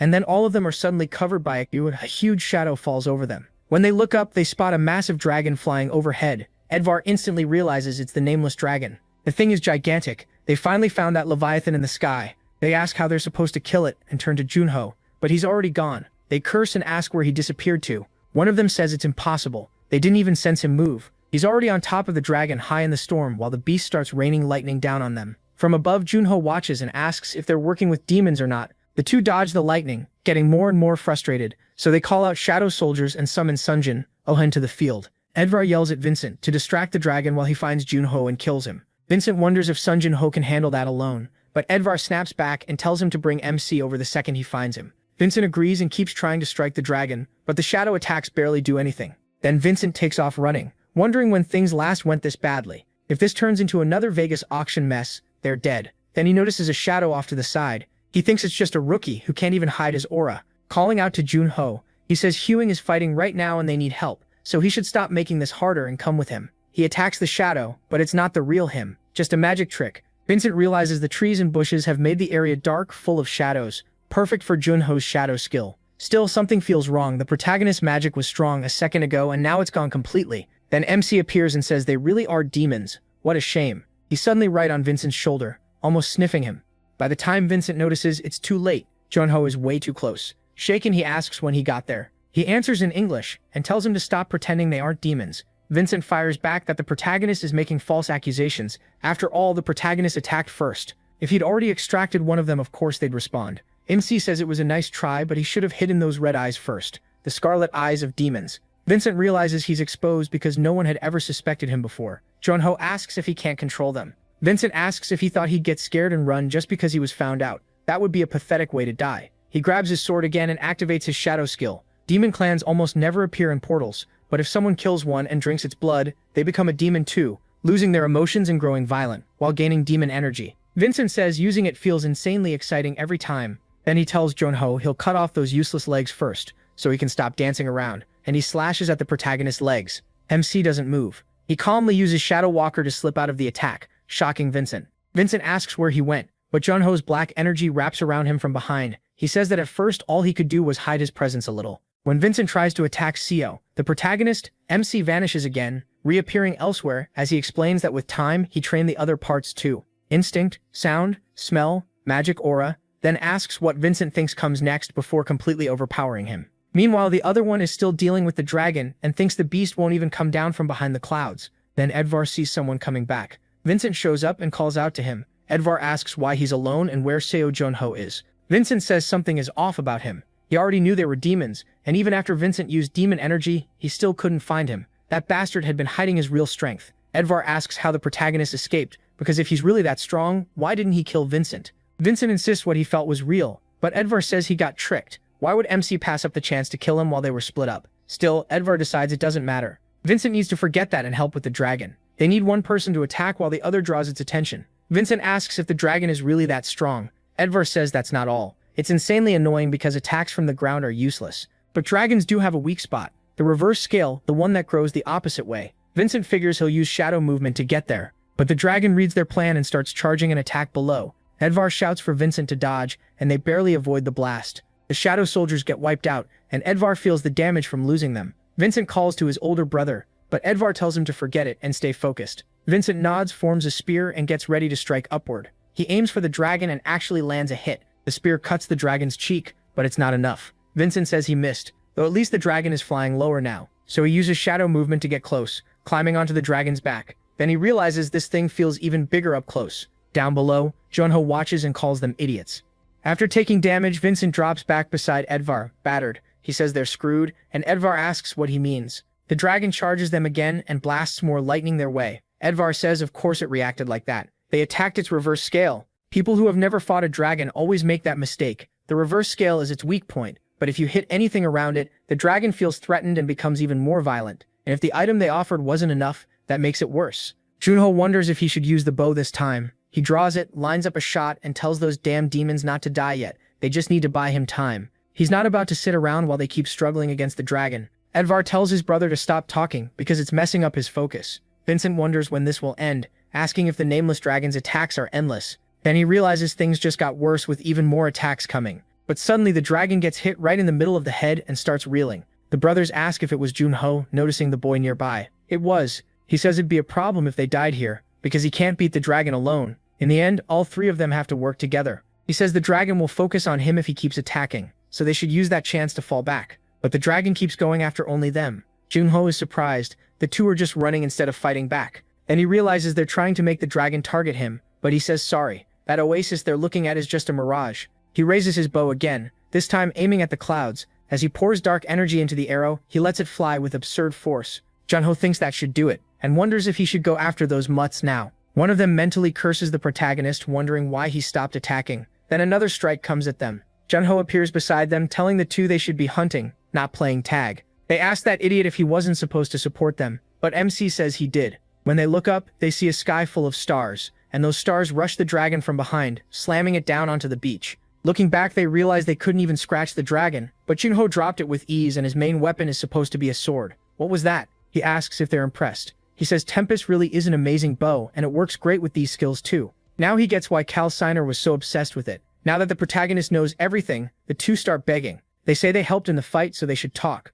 They're just underlings. They offer information about his whereabouts if MC lets them go. MC tells them to go to hell. He has no interest in making deals with people like them. They've seen too much, so he can't let them leave. One asks if he really thinks they'll die that easily. He rushes straight at Junho, but the boy doesn't hesitate. In one move, he tears off the man's arm and takes his head too. As his brother watches Vincent die, Edvar panics and charges him in rage. The protagonist dodges the attack and drives his sword into Edvar's stomach. Edvar asks how Junho can do this, and MC says if there is an afterlife for bugs like them, they should think hard about what they've done. They collapse, asking how this happened. Then he turns to the next target, the dragon dying nearby. He walks over to it, he moves in to finish it, but the dragon gives him a strange look. Junho pauses, wondering what that face is supposed to mean. Then he says goodbye to the creature. With one last strike, he puts the dragon down. Its eyes finally close, the nameless dragon is dead. That ends the raid. He gets 20 kilos of dragon bones and levels up twice, but decides to check the rewards later. What he wants to test now is that new skill. It came from Curse of Dawn, Confession of the Dead. This power lets him see the memories of the dead, so he starts with those two brothers. Vincent's memories begin to play, and a screen pops up in front of him. He stares at it, surprised. To him it feels like a movie, with some pretty neat mechanics too. He checks the options and asks for the most recent memories first. At once, the memories flood into his head. The brothers are being questioned. Why are they killing innocent people like it means nothing? Their victims beg for mercy, offering money, pleading for their children and parents. Junho cuts it off. They killed those people too fast to be useful, so he searches for anything tied to the Demon Association. Then he sees a shop that Edvar entered to get information. Inside, a man says they've been ordered to join the Korean Association rookie at the East Sea portal. Edvar asks what this is about. They were getting ready for the Vegas auction. The man says he's only a messenger. That tells Junho this Inclinio's place is one of the Demon Association's bases. He keeps looking for anything else useful. Then he sees the brothers again. Someone says he likes the look in their eyes and will turn them into second-rate items. That person also promises them power. Junho realizes what he's hearing, but the memory cuts out. The skill rank is too low, so he can't recover the whole thing. For his safety, the skill shuts off on its own. He wonders who that last person was. Maybe a demon ranked above the brothers, but if he wants more, he'll have to evolve the skill. Then the protagonist remembers something. The skill doesn't work only on humans. He looks at the dragon's body and figures a monster this strong, far beyond the gray fox, should have some kind of history. So he tries to see what kind of being it really was, and activates the dragon's memory. Suddenly, he's standing before a monk. The monk says it's been 5 years since the Great War between nations ended, then asks if His Majesty can hear the people celebrating his peaceful rule. But the king questions that. He says the war never truly ended. The Great Republic is still moving into the northern lands. Junho is completely lost, and then realizes this is a human memory. The man is sick. No, the king is dying. He asks Beapose if he knows the legend of Shin Ryong, the dragon that protects the Great Republic. Beapose asks if that isn't just a superstition. The king says he thought so too, but if the Great Republic really has such a dragon, then his people need a Shin Ryong of their own. After he dies, they must burn his body and scatter his ashes in the East Sea. Then he will become the nation's guardian dragon. The monk asks how he can reject samsara and karma like that. The king answers that he lived a life of luxury, and one day he would fall and become a beast anyway. This is simply his fate. Junho is stunned. The nameless dragon used to be human and became the nation's guardian dragon. That means he was Mumu of Silla. Right then, the system says he has witnessed something unbelievable. Junho drops to one knee and says this land is safe now, asking the dragon to rest in peace. Then all its scales begin to leave the body and drift into the air. MC is shocked again when the dragon speaks, thanking him for praying for its soul. With that, he clears the Nameless Dragon Island secret quest and receives the Flute of Tidal Breath, along with the title Assistant of Ascension. Once it's over, he's surprised that the mission was a secret one. He says this was a huge win. He leveled up, got a unique item, and never expected something this good. The item grants King's Army, King's Expansion, and King's Purity. Honestly, making that mistake wasn't so bad after all. Now he really finishes the portal and heads out for an interview. People notice Seo Junho came out alone, which means the Shadow Brothers are dead. They can hardly believe it, but even people with great careers can die without warning. The brothers were no different. Soon the press event starts, and everyone wants to hear what he has to say. When he arrives, he says the reason he came out alone is because it was all his fault. He even starts crying, saying they got separated in a maze inside the portal, far from the entrance. By the time he found the way out of the maze, the Nameless Dragon had already killed the brothers. If he had escaped a little sooner, things might have been different. He says he'll never forget them. But the man who wants the bow falls for the lie, thinking Junho is absurdly lucky. Later, someone asks Signia what they should do about the Vegas auction. He says sending the Shadow Brothers was his call, and he has to prepare the first strike no matter what. The hunting dogs were supposed to move to the second floor, and the other man agrees. The higher-ups said keeping them on the first floor would be a waste. Still, Signia tells him to delay that for now. The Shadow questions it, saying the executives won't like it. Signia reminds him the Demon Association only cares about results, and the auction mission must succeed. He warns him not to interfere. He'll probably get beaten for this, but that's better than failing and getting beheaded. So he orders the hunting dogs sent to the Vegas auction, whatever it costs. Later, Junho talks with Chad and asks why she didn't sort the cooperation requests this time.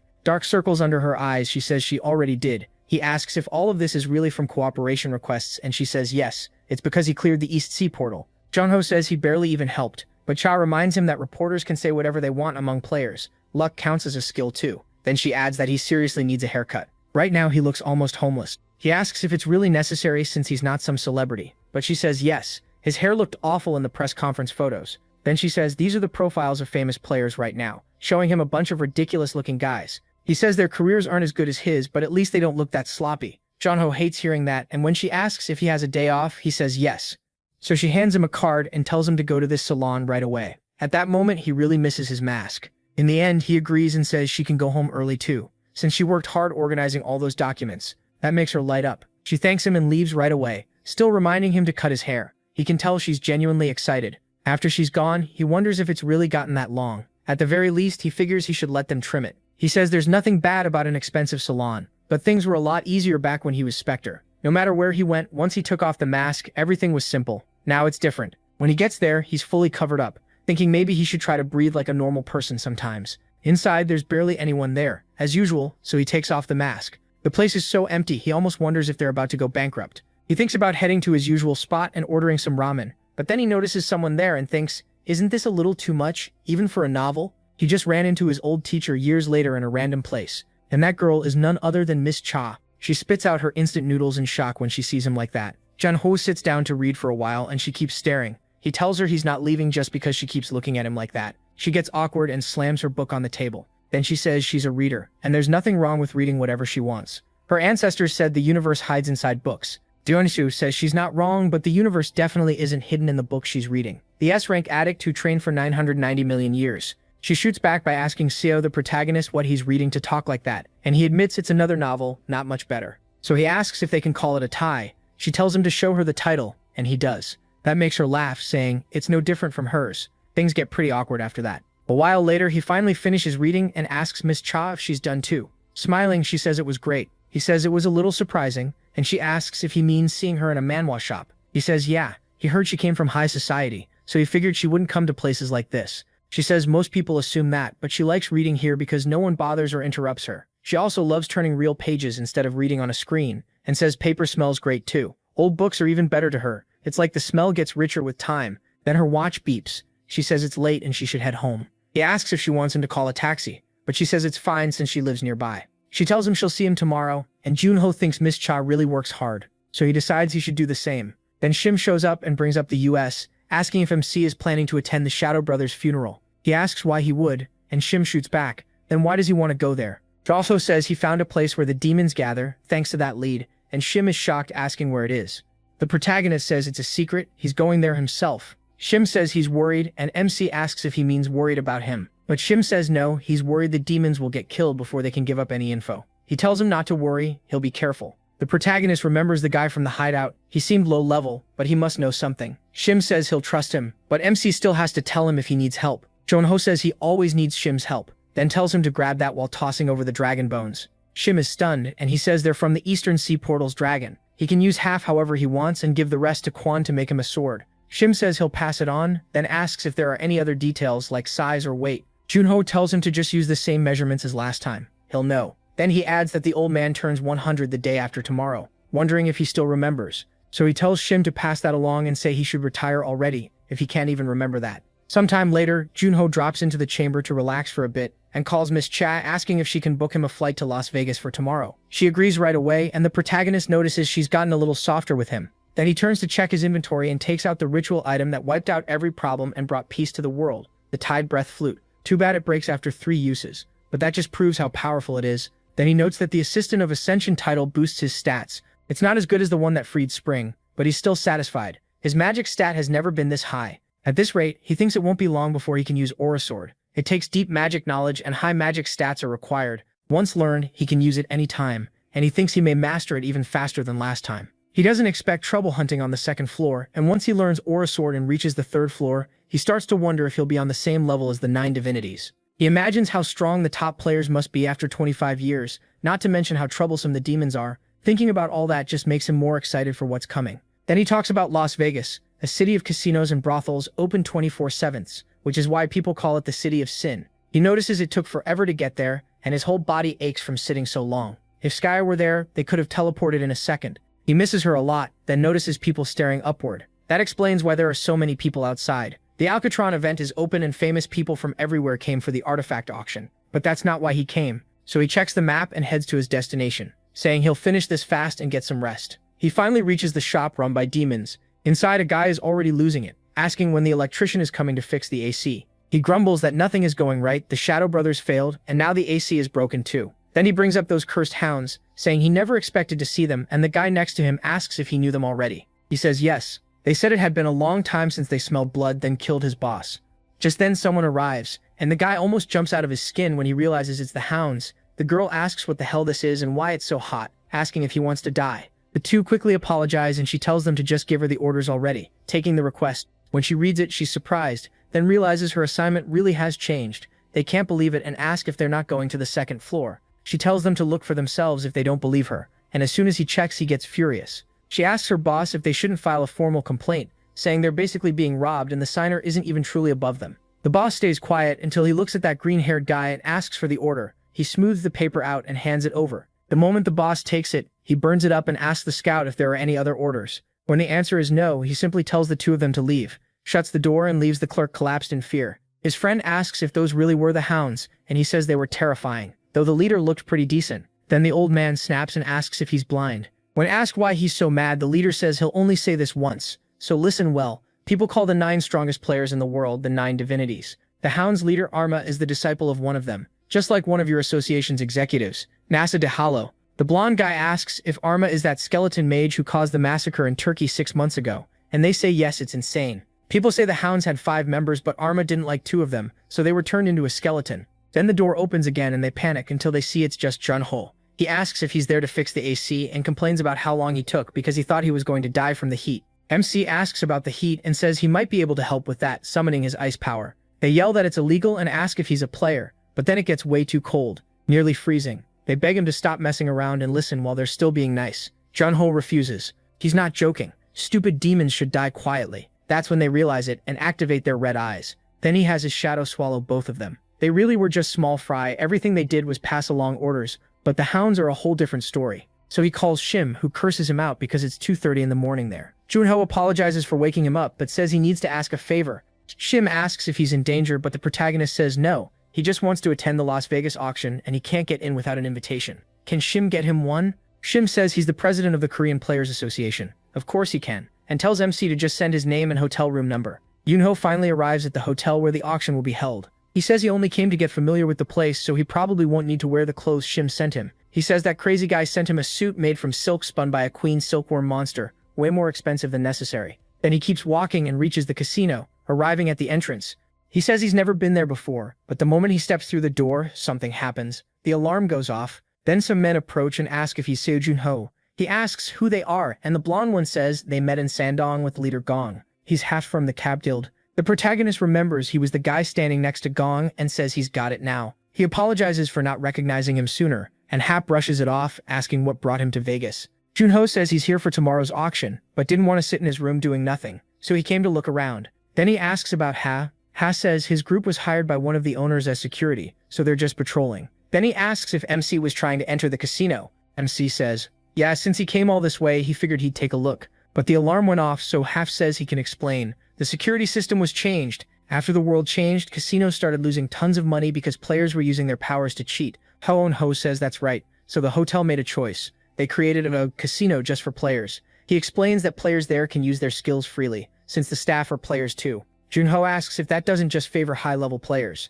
Ho says not really. A player's level doesn't always decide how good they are at gambling. He points ahead and says Gong is getting crushed. The princess still hasn't won a single round. She insists it had to be the second one, and asks if this is cheating. She can't believe she lost again, and Junho has no idea what to say after watching that sad display. Inho says this kind of game doesn't suit her. She's not the type to read odds or play mind games, and it works better for people with strong eyesight skills. He asks if the game is fun. The girl says she's lost way too much money. When he asks if she's having fun, she finally notices him and blurts out that it's Mr. Snakehead or whatever weird nickname she gave him. She's shocked they ran into each other here and jokes that maybe he came to become her subordinate. The protagonist asks why he'd do that. Laughing it off, she says she was kidding and asks what brought him here. He says he came for the auction but wanted to look around since Half and Ho brought him in. She tells him to call her if anything happens, since she's in charge of hotel security. He agrees, though he wonders if she should really be gambling while on duty. Then he asks if the game is really that hard, and she says yes. According to her, that guy's hands are crazy fast.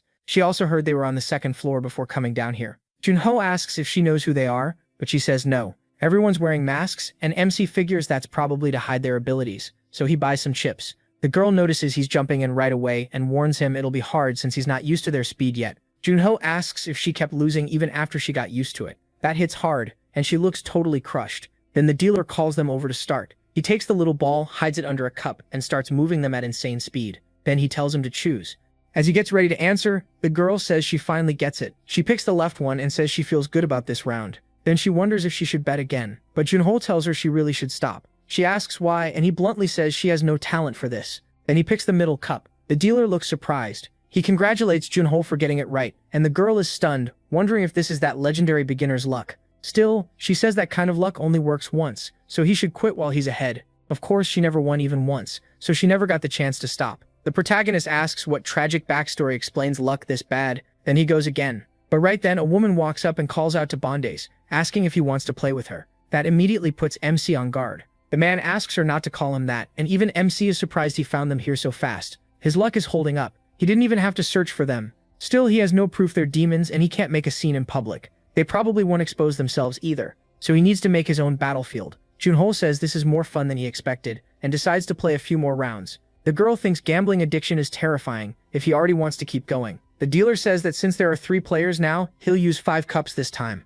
and he starts shuffling them right in front of them, while all 3 watch closely. After that, he tells them to choose. The woman picks the middle, Junho picks the right one, and the other man picks the far right. Then the dealer congratulates them. The ball was on the right. He wins again, leaving the girl seriously shocked. He glances at that skinny guy, thinking he'll be harder to deal with than the woman. After a few more rounds, Junho has piled up a lot of money. The princess says he has to be cheating somehow, and asks how he's this good. The protagonist says he learned it from a friend. He remembers that sniper telling him not to fall for bluffs. It's easy if you stop looking at the surface and focus on what really matters. It doesn't matter if the other person is stronger or weaker. What matters is understanding the core of their technique. The dealer gets ready for another round, and this time he moves even faster. Junho says the important thing isn't the cups, it's the dealer's skill. This time both MC and the skinny man pick the same spot, second from the left, and that's the correct answer. Then the dealer announces a staff change and asks everyone to stay in their seats. Junho turns to Gong and says that since they have a moment, he wants to show her an interesting artifact. He pulls it from his pocket and shows it to her. She sees it's a compass filled with strong ice power, and he says President Shim lent it to him.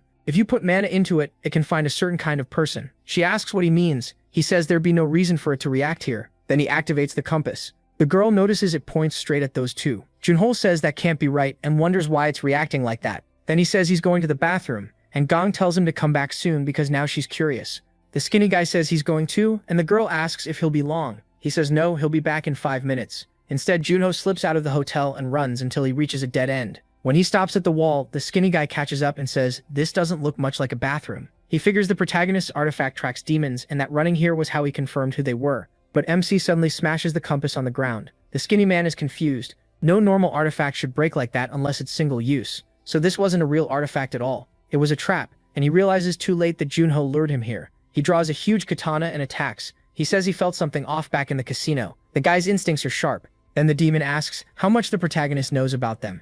MC says not much, maybe just their plans for tomorrow. The demon decides talk is over, his red eye revealing what he is. Then he rushes Junho. As soon as he gets close enough to slash, he calmly steps aside. He notes that the guy is fast. The protagonist quickly pulls away from his range and realizes it's not just physical speed. The demon has a speed-up skill. As MC retreats, the man gets ready to chase and says he understands MC's level now. He tells him to give up and die quietly because he won't dodge the next attack. But then the protagonist relaxes, closes his eyes, and waits. The skinny man realizes MC figured out he can't track his movements with his eyes anyway. The demon admits Junho isn't bad. The two instant kill spots are the heart and the head has more openings, so he'll fake an attack to the head and really strike for his heart. But just before he lands the hit, white smoke blasts into his face and blinds him. He says a smokescreen won't matter. His dagger is already headed for Junho's chest. But mid-attack, something feels wrong, and the protagonist tells him it won't work. His hand and weapon are already frozen solid. MC reveals it was all a trap, and when the demon drops to the ground, he says that if he really understood his level, he should have lowered his speed and been more careful. He says the guy's personality made him easy to read. Of course he'd go for the heart while leaving the head as bait. That leaves the demon stunned. Junho asks what good speed is if you're so predictable. The demon snaps at him to shut up and attacks with his other hand, but the protagonist catches that one too. He freezes it as well, leaving the demon with nothing he can do. Then MC cuts him in half and kills him in one strike. As the demon dies, Junho says being too careful can be dangerous too. Meanwhile, the other demon woman watches through the window and thinks, much as she hates to admit it, that skinny guy was way better at strategy than she is. Since he still hasn't come back, he's probably dead. She thinks he's an idiot for promising to return in 5 minutes. Then the bald man in the room asks what their target looked like. She says he was an Asian guy with Gong and him from the Cave Guild, so he's probably one of them. The bald man says this is the list of every player currently in Las Vegas and tells her to find him.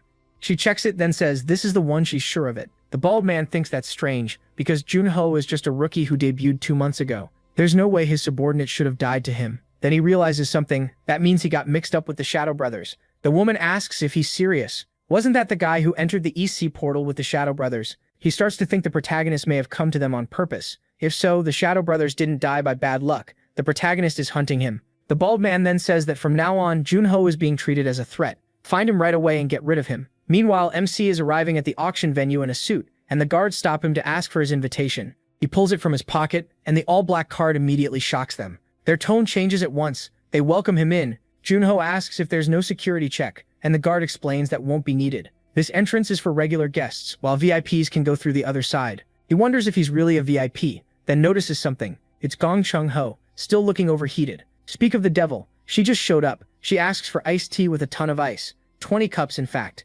Junho walks over, and she looks surprised to see him. She jokes, asking if he isn't Mr. Snakehead, the guy who said he was going to the bathroom and then ran off. The protagonist asks if she actually waited for him yesterday, and she fires back that if he starts something, he should at least finish it. She says she was so curious about the artifact that she couldn't even sleep well. MC apologizes, but she says that's all he's got, so he offers to buy her a snack later. She says fine, just make it something expensive. Junho asks what's in the box, and she says it's a cooler filled with drinks and ice cream. Then she tells him to get ready, because once the long messy fight starts, things will get rough. Even inside, she feels like she's burning up, and he realizes she really does hate heat, even though her power is fire. She admits it, being hot all the time is seriously annoying. Still, she tells him to go ahead without her, since she has to wait for her iced tea. Junho agrees and says he hopes things stay peaceful for her. But once she heads inside, she sees the hall is huge. Maybe it's because she's in the security seating area, but every big shot is there. The Queen of England, the President of the French Association, and plenty of others. She gets a little nervous, but if she stays near the stage, she can jump in fast if something happens.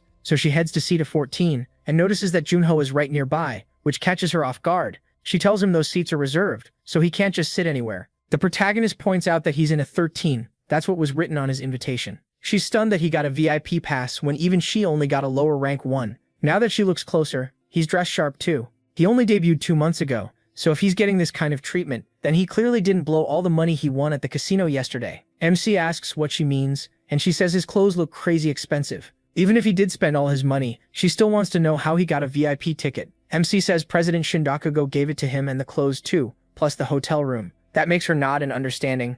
She says she gets it now. She had no idea the president picked him as a successor. He quickly says he's not anyone's successor, but she doesn't buy it. No way. He doesn't need to hide it from her. She's not dumb. You don't get that kind of invitation unless you're tied to one of the most powerful people in the country, so he must be there as the president's representative. Junho starts thinking she's reading way too much into this, but there's no point arguing. He just says he's a little nervous, then realizes that's probably why that jerk gave him these clothes. He decides he'll ask him about it once he gets back to Korea. She asks what he came to buy, and he says he doesn't have anything specific in mind. Then he asks if Gong does, and she says not really. She didn't come there to mess around. She's a professional, so work comes first. The protagonist thinks that's funny, coming from someone who was gambling on the job, but he's still glad Leader Gong is there. He had planned to deal with the hounds by himself, but after reading the memories of the guy from yesterday, he changed his mind. Right now, he's not strong enough to beat Arma alone. Whether he likes it or not, once the fight starts, he'll need help from the Cape Guild. And if the rumors about Leader Gong are true, he might not only get the divine breath, he might also keep everyone at the auction safe. Then the lights go out, and she realizes it's starting. The host steps up and thanks everyone for waiting. With that, the Las Vegas exclusive artifact auction begins. Partway through, seat 14 buys the ice crown, and she gets all excited, snatching up all kinds of cold-based items. Junho notices she's grabbing every artifact with the ice attribute, So he asks leader Gong if she wasn't the one saying a professional should stay focused on the job. She fumbles for a second, then says a real pro knows how to handle more than one thing at once. MC lets that slide, and she asks if he's not buying anything. He says he's not sure yet if something catches his eye, he'll bid. She says he doesn't seem very greedy for items. Junho says that's not true, it's just that nothing here really stands out to him, compared to the gear he used before. So far, the only thing he's gotten is that necklace. She asks why he bought it, since it only boosts stamina recovery. Is it a gift for someone? Maybe a girlfriend? He asks if she shouldn't first ask whether he even has a girlfriend. That makes her think maybe it's for his mom. But the protagonist says she passed away, and her face goes pale with embarrassment. She says she'll stop talking, and he explains it's for his nephew, so she doesn't need to feel so bad. The auction keeps going, and now an item that hasn't appeared in a long time is brought out. Veteran bidders recognize it right away. Item number 84, the unknown orb. The moment Junho sees it, he's shocked and wonders why. Out of all his abilities, one is reacting to the orb. People around them scoff, saying who cares if it came from the second floor. They still haven't figured out what it does after 20 years. Someone adds that a man once claimed he'd solved the mystery, but since it's up for auction again, he must have given up. They laugh, asking who would buy something that useless. Junho realizes that's enough for him. He doesn't know why his skills suddenly reacted, but it's never led him wrong before, so he decides to trust it again. She's surprised that he wants the orb, and he ends up buying it for $60,000. MC says he just had a good feeling, and she still has no idea what he's thinking. Then the announcer says the main event of the day is finally here. Item number 85. It was found in an ancient dungeon on the second floor, and it's a high-level magic core. This is the Divine Breath. She thinks it looks beautiful. The mana inside it is insane. Just like the rumors said, it could power an entire city, and that doesn't even sound exaggerated. Dungao asks how much she thinks it'll sell for, and she says probably more money than he can even imagine. He's stunned they came to steal something this valuable. The bids keep climbing, reaching $600 million. Then the ceiling starts collapsing. The host looks up but has no time to react. Smoke fills the room, and by the time he understands what happened, the guards are already moving to protect the item. Gong asks if everyone is okay, then calls out to him, while Junho is shocked that he raised that barrier that huge in an instant. Skeleton-type monsters start pouring in, and he says that's exactly why they call him the Guardian Knight. Gong thinks only demons would do something this insane, but who the hell summoned those skeletons? Junho wonders if this is the skeleton mage behind the massacre in Turkey. That kind of skill isn't normal. Since he plans to leave the auction hall to them, he decides to at least give some information. Gong agrees and tells everyone to listen. First priority is evacuating the guests. If they have extra people, then protect the auction items. She orders Han Ho to secure the Divine Breath, saying they'll hunt down the skeleton mage after that. He obeys right away. Then she turns to the protagonist and says some help would be nice, but he's already gone. She wonders where he ran off to this time, because he's always disappearing. Just then she hears someone shouting, telling everyone not to panic even with the chaos. They should move calmly. He says a barrier is up, so they're safe for now, but the rich guests aren't buying it. They yell that they're not safe at all. The barrier looks like it's about to break. Do they really look safe? They demand to be let out. Gong asks how long it'll take to get everyone through a tiny door like that and tells them to move faster. In-ho tells the princess this place is expensive, so she can't just smash walls like that. She snaps back that people's lives are in danger, so he needs to stop being picky. At a time like this, he figures helping her was the right call, even if she'll have to leave him out of the apology letter. Still, she tells him not to be so harsh on her. But right above her, something appears, a dark portal, and an attack shoots out of it straight at In-ho's shoulder. It hits him dead on, and she watches in shock as he drops right in front of her. The moment he hits the floor, she notices the darkness barrier starting to crack. He passed out. That's why. So now she's furious. She planned to wait until she found the bastard controlling the skeletons, but she's had enough and gets ready to use her fire. As the skeletons rush in, she just blows them all away with a massive burst of flames. Someone watching from far away can't believe what they're seeing. The demon woman can barely accept that a human did that. Once she realizes this is the S-rank flame ruler, she decides not to fight that monster head-on. A sniper should act like a sniper, so she sharpens her vision and scans the battlefield from far away, until she spots the orb they need. Then she uses capture, opening a black hole in her hand and pulling the orb to herself. Just like that, she steals the Divine Breath with ease. Right after that, her phone rings. The boss asks if she got the item, and she snaps back. Of course she did. He praises her and tells her to head to point B right away. She says the mission is done, and even if she didn't kill Junho, this is good enough. But then she looks down and sees that it's Junho. He's running toward her, and she lights up. Speak of the devil, there he is. She grins and says she'll kill him fast, aiming for his head. She fires into one of her portals, then opens several more to move the bullet closer, including one right behind the protagonist. But he dodges at the last second and escapes the shot. She's stunned that she missed. That was a long-range shot boosted by teleportation. Missing should have been impossible. Annoyed, she swears she won't miss again, and fires another round at him. This time, the protagonist looks right at her position and uses Shadow Step, vanishing from her sight.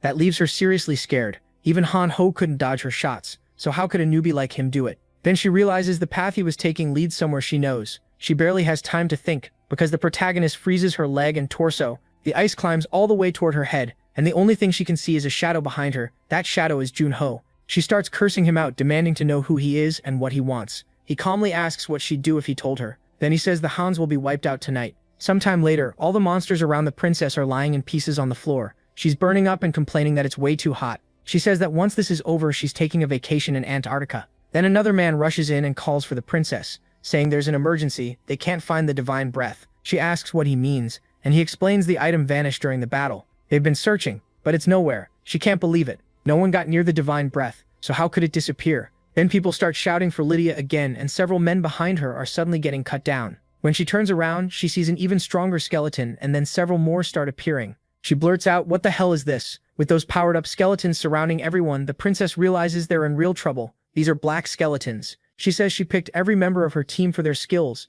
and even tired, they shouldn't be losing this easily. Then one of them tells the princess something is strange, and she asks what. He says their armor looks familiar. She asks what he means, and he reminds her of the incident 3 years ago, when players vanished on the second floor and caused a huge uproar. She asks if he means the case where those players disappeared without a trace, and what that has to do with this.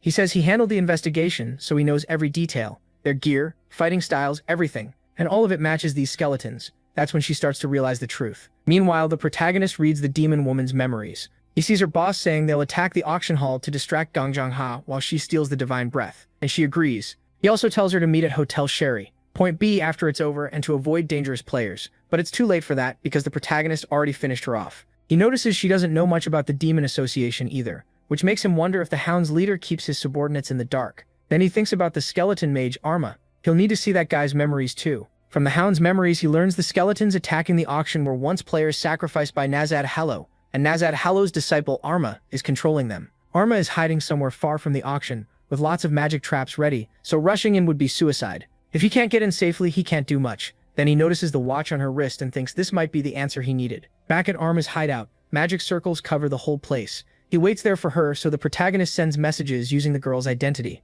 He says the mission is done, but a strange guy is chasing her, not Junho, and not someone from the Okabe Guild either. That makes the boss suspicious. He asks about the item, and the protagonist replies that she has it, but the person chasing her won't back off, so she'll hide in an alley near the hotel and leave her mark there. Now the boss is even more uneasy. If it's not MC and not the Okabe Guild, then maybe there's another group involved. The whole thing feels off. So he stands up, activates more magic circles, and heads to the alley by the hotel. There, he spots the mark above him and senses a strong cluster of magic nearby. He says this saved him the trouble of searching. But when he opens it, he finds the highest level magic core, the divine breath. Yet when he picks it up, he starts wondering if magic cores are always this cold. It doesn't feel like it has as much mana as he expected. Then the ice sphere the protagonist set as a trap bursts in his hand, sending shards flying at the mage. In an instant, he's covered in ice. He realizes the trap was made with mana condensation and demands to know who did this. Then he forces himself to calm down. First he has to defend himself, and whoever set the trap must be close. So he casts his magic, summoning even more skeletons around him, and says he didn't want to use his full power, but now he'll crush his enemy with a legion of undead. That's when the protagonist appears right behind him and says he did pretty well, except for one thing. He's wide open while casting. As soon as the boss looks back, the protagonist drives his sword straight through his chest, and he can't understand when Junho got there. Then it hits him. He had been waiting for him to cast from the very start. He knows he's been completely beaten. As he falls, he curses the protagonist and asks his name, but Junho asks if he ever answered the people he killed. The man realizes the protagonist is right, and MC raises his sword, saying there's no reason to ask questions now. Then he finishes Lex. At the same time, all those skeletons vanish, including the ones fighting the princess. She doesn't understand what's happening, while the men near her watch them crumble to dust. She wonders if the mage called them back or if he was defeated. It's the second one. The protagonist pulled it off, and Junho jumps up 2 levels at once, more than he expected. He figures it may be because Arma's level and skill ranks were higher than his. If Arma hadn't fallen into the trap, he would have been the one who died. So now he hopes the memories give him something useful. He remembers when Arma first became a summoner, and was told that kind of skill was very rare, something the higher-ups would love. They talked about how long it had been since they found a first-class talent, and told the boy he should feel honored that Nazad Hallow was interested in his ability. They wanted to make him the next leader of the Hounds, and their biggest goal as demons was to take over the tower. He'd learn the details once he reached the second floor. But then the protagonist's skill cuts out, and he's thrown back to reality. The system says his skill rank is too low to recover the full memory, and it shuts down for his safety. He realizes it's happening again, just like before. The most important memories are locked. Those blocked memories are broken up, but he still learned a lot. Those bastards train orphans to become demons. Before that, they treat them like tools, not people. and if they can't survive the brutal training, they're thrown away without mercy. He can't just sit still after learning all that, he has to act. The Arma behind the massacre in Turkey also came from an orphanage, so he needs to wipe them out before they make more monsters like him. And that name, Nazad Hallow, he's the one Junho saw in his Shadow Brothers memories. Maybe it's the same person, but he can't be sure since he doesn't know how many demon groups have top leaders like that. Thinking of the master and his disciple, he calls it lucky and promises to wait for him. Then he'll tear out the evil at its root and send them all to hell. The next day, the princess is a mess. She keeps asking if they've found him yet. They all apologize for failing, and it only makes her feel worse. The thieves grabbed the divine breath and ran right away. If they had fought a little longer, she could have followed the magic trail to their hideout. Then she asks the time. It's already 7 a.m., and she jolts up because if those demons hadn't shown up, she'd still be asleep at the hotel. Just then, In-ho calls for her, and she asks what happened. He says someone left her a gift and she wonders what it is. Maybe a fan sent it. He figures that might be it. She complains that people keep sending her stuff even though she already told her fan club not to, unless it's for a signing event or something like that. But In-ho says what's inside is actually good news. It made him happy. She asks if it's something weird and if he already opened it. He says no, nothing strange. He checked it first though because it might shock her, and when she sees it, it's exactly what she's been looking for. At first she thinks it's a copy. It looks exactly like the divine breath from the auction, but he tells her it's the real one, and she lets out a huge scream. She asks if it's really genuine. Since the skeleton mage took it, In-ho says that's why he warned her. After everything that happened, this would definitely shock her. He also says there was a letter in English. In it, the protagonist says he already dealt with the skeleton mage and the two demons, got back the divine breath, and left the skeleton mage in an alley behind the hotel, signed a fan just passing by. The girl realizes her mystery fan handled everything. In-ho says that's what it looks like, and she says she didn't even do anything. He just says it all worked out. They won't have to pay for the damage either. He doesn't even want to think about what would have happened if they hadn't gotten the core back. She says she doesn't know who helped them, but she's very grateful, and asks if they can find out who it was because she wants to meet him. In-ho says he was curious too, so he checked the skeleton mage's body. But this fan is impressive. He left no trace at all. It was clean like a pro did it. With skill like that, he's at least a ranker. Still, In-ho can't think of anyone, while she keeps wondering who it was because she really wants to know. Then she suddenly shouts at him. He tells her good morning, and she's still really annoyed with him. She demands to know how he could do that when he just ran off in an emergency. He acts confused, figuring this was bound to come up. She says he ran away last time too, claiming he had to use the bathroom, and adds that if he has power, he should use it the right way. She reminds him that Spectre said a player's strength is meant to protect people. Junho asks if he really said that. She stares at him, asking what he means. Spectre said it, not him. He's mixing himself up with the character. That catches him off guard. He can't believe he said something that cheesy, then remembers it was basically scripted. He says one of his interviews was almost fully planned out, so he doesn't even remember most of what he said. She tells him that from now on, if something happens, he better not run and should think about people's safety. He says he'll remember that and admits he was wrong. Even though the day was saved thanks to the Ice Girls, she lights up after scolding him and says she hopes he got the message. Still, she asks if he knows who wrote that letter. He says no. All excited, she says a fan caught the skeleton mage and the other demons sent back the divine breath. And Ho thinks the person must be a ranker. She's dying to know who it is, but Junho asks, what if it wasn't a ranker? She says that's impossible. They checked the area, and the person left nothing on the body or in the alley. And Ho is a ranker too, so if even he found nothing, then it had to be another ranker, or someone on that level. The protagonist smiles to himself at that. He erased every trace with magic. He learned that trick from Skya Killiland, and it turned out to be really useful. Meanwhile, she thinks the handwriting looks natural, so the writer must be fluent in English. Junho asks if she really needs to find him. If the person wanted credit, he would have shown himself. She admits that makes sense, then asks what brought him there since the auction is over. He says he came to pick up the items he bought and they're handing them out there. She points him to the table and shows him where to go. Then she asks if he's heading back to Korea now.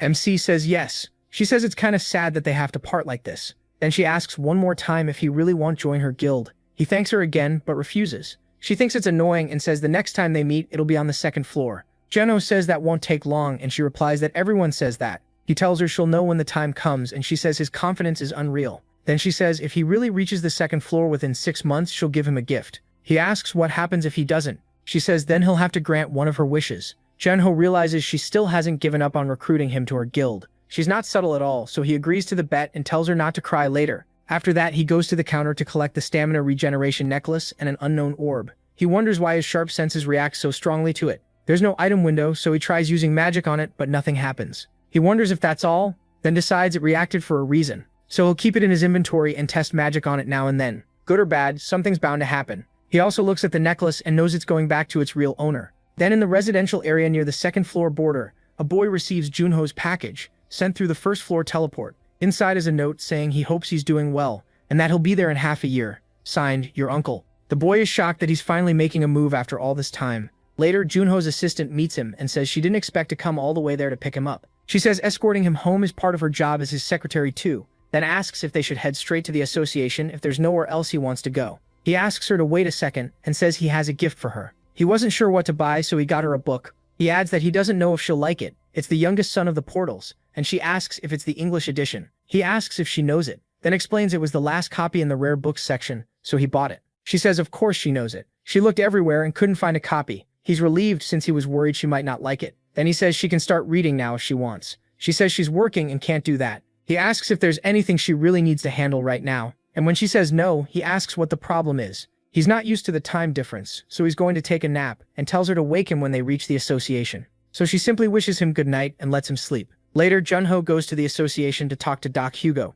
Hugo asks if he brought him anything expensive, then says he doesn't know what to do since he stopped drinking lately. The protagonist says he already contacted Arthur and told him he'll be going up soon. Doc Hugo thinks that's good since the kid went through a lot after the incident 25 years ago, but still turned out well. He says it's a shame he can't see him since Arthur has been at the second floor border. MC asks if it's been a long time, and Doc Hugo says yes. Arthur said he doesn't want to come down because being in the Earth area reminds him of his father. He changes the subject and says Gong told him the invitation Hugo gave him wasn't normal. Hugo starts explaining it, saying he finally found out. He says the world needs to know he cares about him, so nobody will mess with him. But then the protagonist asks for a favor. He needs help finding a certain orphanage. Doc Hugo asks why he wants to do that, and MC says he found out something about the demons, so he tells Doc Hugo everything. Hugo asks if it's all true that they raise orphans to become demons. He says yes, but he knows almost nothing about the orphanage, except that it's in another country. Doc Hugo snaps, saying, those bastards really have no limits. Junho reminds him he said he quit drinking, but Hugo says forget that, he's drinking. Yeah, so the protagonist drops some ice into Doc Hugo's glass. After a sip, Doc Hugo says Kun Noya called for him, which catches him off guard. Doc Hugo asks if he remembers the sword he ordered before leaving for the US. Kun Noya says it'll be finished tomorrow, and he wants to hand it over himself. He adds that with Seo Junho's current fame, even if people see him there, it won't seem suspicious, especially since Okabe's guild escorted him. So Doc Hugo tells him to go early tomorrow. The protagonist agrees and says he'll rest first. Doc Hugo adds that Kun Noya sounds really excited to see him. Hearing that, he thinks things are finally moving and now he needs to do his part too. The next day, he heads over to Kun Noya's place, thinking it looks exactly like it did 25 years ago. Then he remembers hearing that Kun Noya's grandson took over the forge. From the sound of the hammer, the old man trained him well. He wonders what that crybaby kid is like now. Once he steps inside, he sees that the old crybaby grew up a little. The grandson asks who he is, and Seo Junho can't believe what he's seeing. He stares at him and wonders if this giant is really Kun Noya's grandson. 25 years ago, he was just a tiny kid who cried all the time. Back then, he used to bawl whenever his grandfather bothered him. The grandson recognizes him as player Seo, the protagonist, and says the association called ahead, but the protagonist is still shaken by how huge he is. Then he looks up and wonders if Kun Noya is upstairs. As soon as he goes up, Kun Noya walks over to him. He says it's been way too hard to see his face again. Ho replies that it really has been a long time for Kun Noya. Then he asks if this is the first time they've met again, but Kun Noya tells him not to worry about that. Instead, he tells Palmo to bring their guest a cup of agaric tea. MC pauses at the name. Kun Noya tells him not to make him repeat himself, and Junho notices the grandson still obeys his grandpa right away. Kun Noya tells him to stop acting like he doesn't know him, saying he gets stubborn whenever he pretends not to understand. The protagonist says Kun Noya taught him well after all those scoldings. He saw the grandson hammering earlier and his skill is amazing. Kun Noya says the boy still has a lot to learn, and the protagonist admits praise still feels awkward coming from him. Still, he asks why Kun Noya didn't welcome him properly. Isn't he happy MC came back alive? Kun Noya questions that word happy. Then he steps closer and puts a hand on Junho's shoulder, saying he's been through a lot. He thanks him and says he's glad Kun Noya hasn't changed, but Kun Noya quickly asks why the hell he came back. The protagonist wonders how he's supposed to answer that. Kun Noya says Doc Hugo gave him the short version, but never explained why he returned as a player. MC says seeing is believing and shows him the Frost Queen's power. The old man notices it right away. He immediately realizes it's the Frost Queen's ability. So Junho explains everything to Kun Noya. Kun Noya is shocked that he gained her power after defeating her, and that he might save his friends with it. He says yes, and from here on out they'll work hard together. After all, they made that promise a long time ago. He asks if Kun Noya still. Kun Noya cuts in and says he made a deal with the Spectre, not some rookie named Seo Junho. That leaves him stunned. Then the old man smirks and says he was kidding. He just wanted to see that dumb look on the protagonist's face again. The protagonist asks if he called him here just to mess with him, not because of the sword. Kun Noya asks if he means the one made from the nameless dragon's bones. Of course it's done. MC is surprised. It hasn't even been that long since he asked for it. Kwon Noya asks if he already forgot. He used to hold the hammer for him, and Seo Junho held the sword for him. That was their deal. The protagonist is left staring, saying he never agreed to that, or did he? Kwon Noya tells him to stop talking and look at the weapon. When he draws it, it's a black sword with a dragon-shaped hilt and striking horns. It fits perfectly in his hand. He realizes Kwon Noya still remembered him even after 25 years. Then Kwon Noya complains, who just dumps a pile of dragon bones on an old man and tells him to make a sword. He says he added some new materials too, and tells Junho to check it out. The magic flow and durability are both better. MC checks the Black Dragon Fang's stats. It's tough and highly durable. Its critical effect makes wounds hard to heal, and Persistent Hunter lets him track the source of any blood left on the blade. He thinks this is what a real sword should be. It's on a completely different level from the random swords sold through the association. He tells Kwon Noya his skill is as sharp as ever, and says he loves it. Kwon Noya scoffs at as ever and says he's gotten even better over the last 25 years. He teases him for sounding polite like some old man who just plays Go all day, then asks if he actually plays now. He reminds him Kwon Noya never beat him before, and the old man gets furious, asking if Junho thinks his Go skills stayed the same too. He says he's better now. Just then the grandson comes in, confused by the whole exchange, and asks the protagonist to have some tea while they talk. MC thanks him, and Kwon Noya warns him that it's rare tea, not to waste even a drop. He says he's had all kinds of expensive tea before, but the moment he drinks it, he's stunned. Kwon Noya can tell he likes it. He says the protagonist has probably never tasted anything like this. The protagonist asks what kind of tea this even is.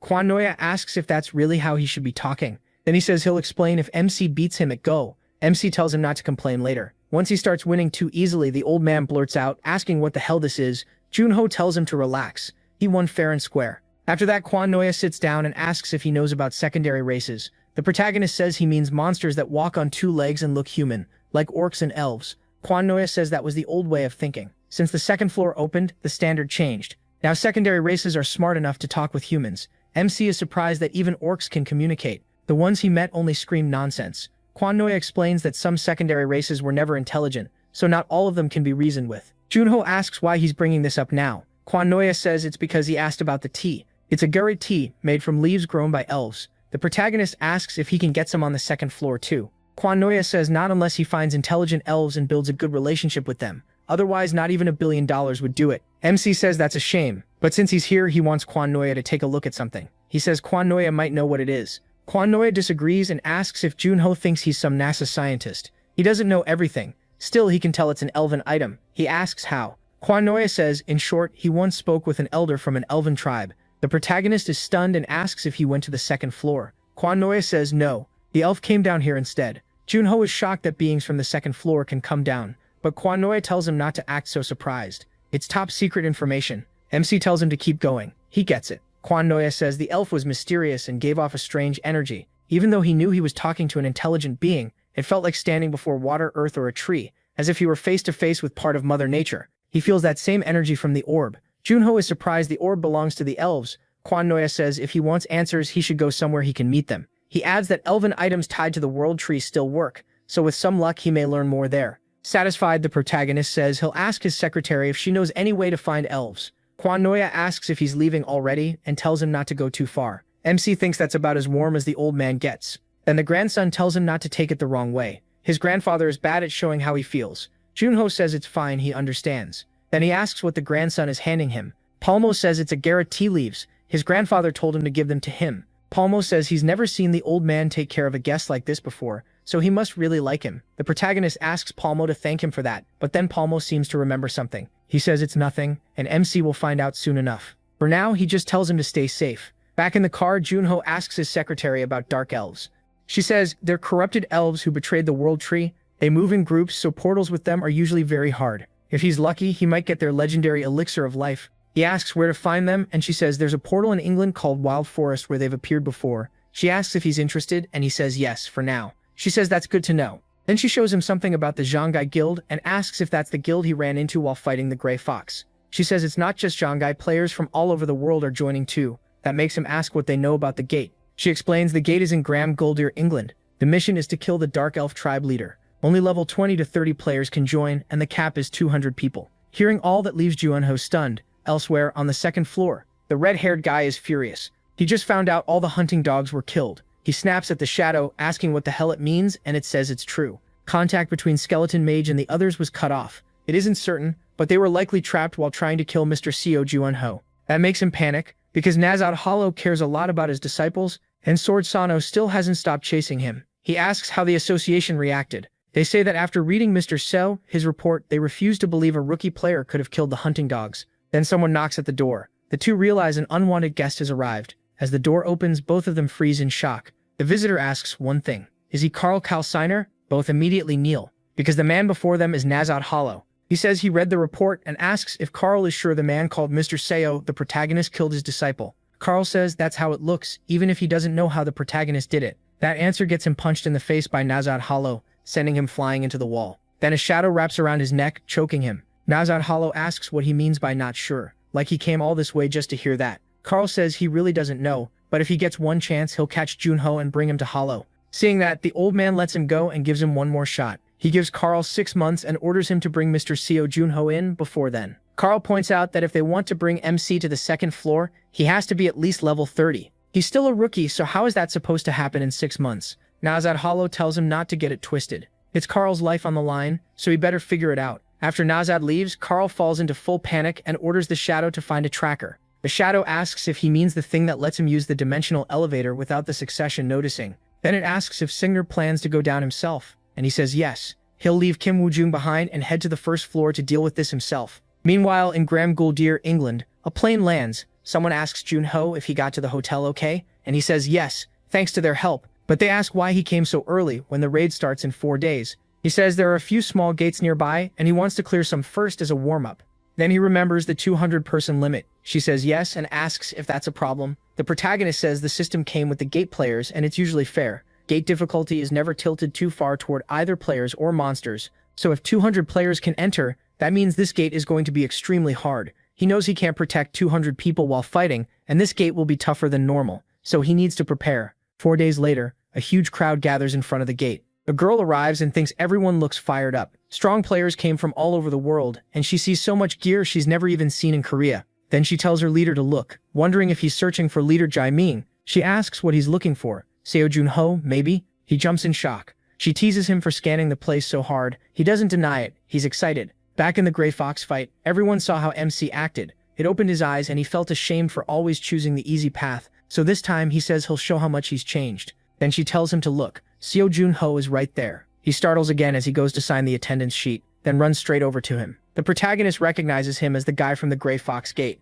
Minho is surprised he remembers, and MC says he heard Minho carried him out after the fight, so he thanks him. Minho says no, he should be the one thanking MC. He says he didn't just come over to say hi, he actually has a proposal. He asks him if he already has a group, and the protagonist starts to realize where this is going. Minho says if he doesn't, then how about joining Guild Zhongai? Zhonghao thinks that's not a bad idea. Going into this gate alone would be inefficient, and there's no reason to refuse, so he agrees. At 11:02, at the Wild Forest gate entrance, everyone heads forward and enters. Once inside, Junho's group finds itself in a massive forest. He asks why everyone is moving off on their own. Shouldn't the guilds hold a strategy meeting first? Minho says they use terminals now, so they don't need a meeting after entering. Junho asks what terminals are. Minho explains they're items that create a magic communication network, letting players talk over long distances. That's why everyone split up right away. The girl asks if he's sure he's not some time traveler from the past. Minho tells Mirai not to be rude. Then he says he forgot to introduce his team. He points to the guy with glasses, Jim Pio, their healer. Pio has been around for a long time. Minho adds that Pio also records what they do inside the gate so they can review it later, and says he's counting on everyone. Mirai complains that he called her a spoiler, and says it's easier to just show Jinhu being her skill. She says she wants to read his fortune. Then she stares right into MC's eyes. He tells her she isn't really looking at him, and that makes her pause in surprise. She says he's amazing because he'll defeat 10 dark elves by himself. Junha asks if her skill lets her see the future. Minhyo explains that she can see a person's near future just by looking at them, but the cooldown is long. She also has to tell the person what she saw, or she gets a huge penalty. The protagonist thinks prediction is a rare skill. When he was a Spectre, only 10 people in the world had it. He wonders if she might tell him something about his friends too. But then she adds that her skill only gives a quick glimpse. She can't see far ahead, it isn't always exact, and the future keeps changing. Minho says that with Mirai, they can move more safely. Junho gets it, they can see what's coming and prepare. Minho says exactly. Lastly, Minho says he has a body enhancement skill, then asks if MC has weapon mastery. He likes the balance of the team and says he has a good feeling about this. He tells everyone to get moving. They need to set up camp and lock in the communication network. He agrees. 5 hours later, Minshu says that once the terminal is buried in the ground, it creates a magic communication network. They start talking with the Fang group, who say they're moving east but still haven't seen any Dark Elves. The Blue Spear Guild hasn't seen any either, and they wonder if the Dark Elves are hiding in fear. Minshu says his group is searching east too and asks them to report it if they find any Dark Elves. He figures nothing has happened yet, while Mirai thinks that if no team has found any Dark Elves, there probably just aren't many of them. But Junho feels something is off. There are too many participants for the monster count to be that low, and it's suspicious that 200 players can't find even a trace of the Dark Elves. Mirai thinks maybe they got scared and hid. The protagonist says Dark Elves are proud monsters. Even if their leader told them to hide, they wouldn't just sit still while intruders walked around nearby. He asks Mirai if she still can't use prediction because of the cooldown, then asks what time it was in the future she saw when they were fighting the elves. She says she doesn't know the exact time, but it was dark, so it had to be night. That makes Junho pause. Interested, he pulls something from his inventory, sets up a bed and says the Dark Elves will probably launch a surprise attack at night. No matter how much they search, they won't find them first. Mirai says they should warn the other guilds. Junho says they can if they want, but no one will believe them. Then he says he's going to take a nap and they should rest in shifts, because tonight is going to be busy. Later that night, the other groups feel the cold after sunset and wonder if the Dark Elves might attack now. One member of MC's team hears that and tells him to quit talking nonsense. They gave in to the lure of power, bit the roots of the world tree, and became twisted monsters. They're dumb and can barely talk to each other, so there's no way they should be able to plan an attack like this. But he's proven wrong right away. Something shows up behind them and the mage calls out to the spearman. There's a huge wolf nearby, but he brushes it off. He tells everyone to stay calm. According to him, wolves are weak and scared of fire. The mage isn't so sure though. There are way too many. Then he asks if that's really true because none of them are backing away, even this close. The spearman looks up and spots something in the trees. The mage asks what he saw, but instead of answering calmly, the spearman orders him to wake the others. When the mage hesitates, he shouts it again. There are Dark Elves everywhere, packed into the trees with giant wolves. Hearing the commotion, Junho wakes up at once. He reacts instantly because he can already sense the elves hiding in the trees. When Mirai notices he's awake, she's confused. Nothing has happened yet, so she says he can sleep more. But Junho asks about the other groups. She says people are on watch and every team sends updates every 30 minutes. The next report is due any second. Then she notices something strange and wonders if the communication network has a problem. No one has reported in. He realizes they probably can't. Those damn elves must have hit all of them already. His Night Hunter skill activates, sharpening all his senses, and he spots elves lined up in the trees. Now it's clear, these mindless Dark Elves are working together with trained wolves in a surprise attack, and that excites him. He tells Mirai to wake Leader Cha, but she hesitates since she still hasn't seen anything. Before she can question him more, one of the monsters nearly kills her. Junho moves at once and saves her at the last second, throwing both attackers into the fire. He clicks his tongue in disgust. Then he tells her to wake everyone now. They're completely surrounded. Right after that, the elves rush Junho all at once, with the wolves charging in too. Still, he handles them with ease, cutting them down in a single strike.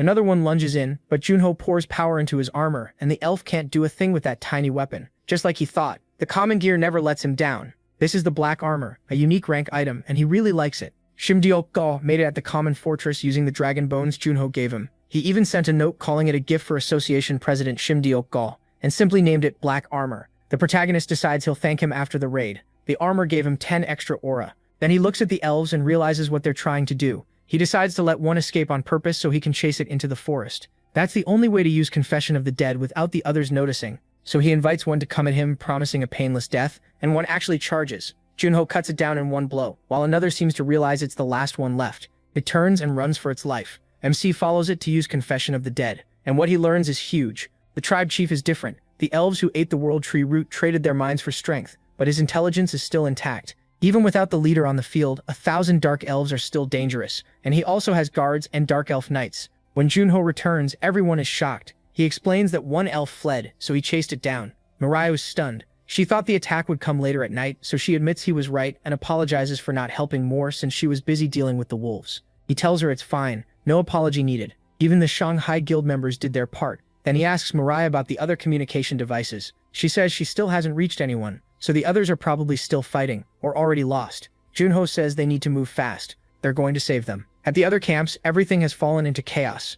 The elves are cutting down player after player, and one man begs for help, saying he doesn't want to die like the guy beside him. An elf almost lands the killing blow, but suddenly it drops dead. Junho has arrived, killing both the elf and the wolf in an instant. The survivor is shocked to see the protagonist. He asks if MC saw his distress signal. Then the others rush over and ask if their leader is okay. Junho asks if they're alright too, and they say they only survived because of his group. Their leader thanks him, calling him the savior of the Balazon group, but he cuts to the point and asks about their losses. They lost 5 people. The leader blames himself, saying they died in front of him, and he doesn't know how he'll ever avenge them. A moment later, the protagonist's teammates arrive, and since they're here now, he sends his own group east. He tells the Balazon group to head north. When their leader questions it, Junho explains that most groups are still fighting. If they link up, they can keep more people alive. He estimates there are about 500 Dark Elves left, and this attack probably used half their forces. So if they survive the night, they can still win, but only by gathering the players and striking together. MC tells them to head north, join the others, and move east after the area is secure.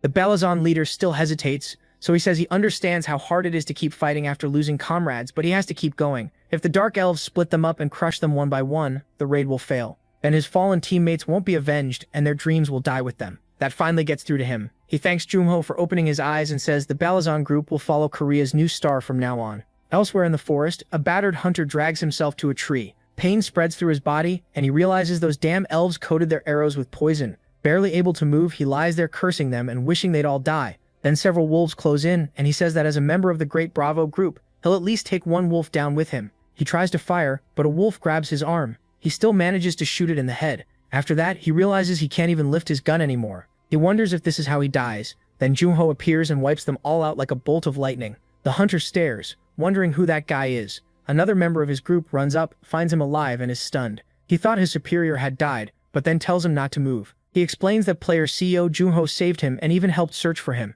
They'll treat him right away, then go look for the others. He says that without the protagonist, their whole group would have been wiped out today. Meanwhile, MC keeps cutting down everything in his path until morning finally comes. Only then does he stop to eat with his group. He says they made it through the worst part. Last night's attack caused losses, but 150 people survived. The Dark Elves, on the other hand, probably lost half their numbers. Now they won't dare leave their own camp, so they'll be forced onto defense. That means the players need to attack next, but the mood nearby is bad. One man says they have to hurry and close the portal. Someone in his group is in critical condition, and they don't have a healer who can cure poison. He's barely hanging on, so they need to finish the portal and get out fast to bring him to a hospital with a high-level healer. The blonde man says he understands, but the other groups still aren't ready and have too much left to handle. He also says it wouldn't be fair for everyone to risk themselves for one person. The other man snaps back and Junho cuts in, asking how they expect to close the portal while arguing like this. Then Mio asks what he thinks. Should they close the portal right away, or wait until everyone is fully prepared? Which one is more efficient?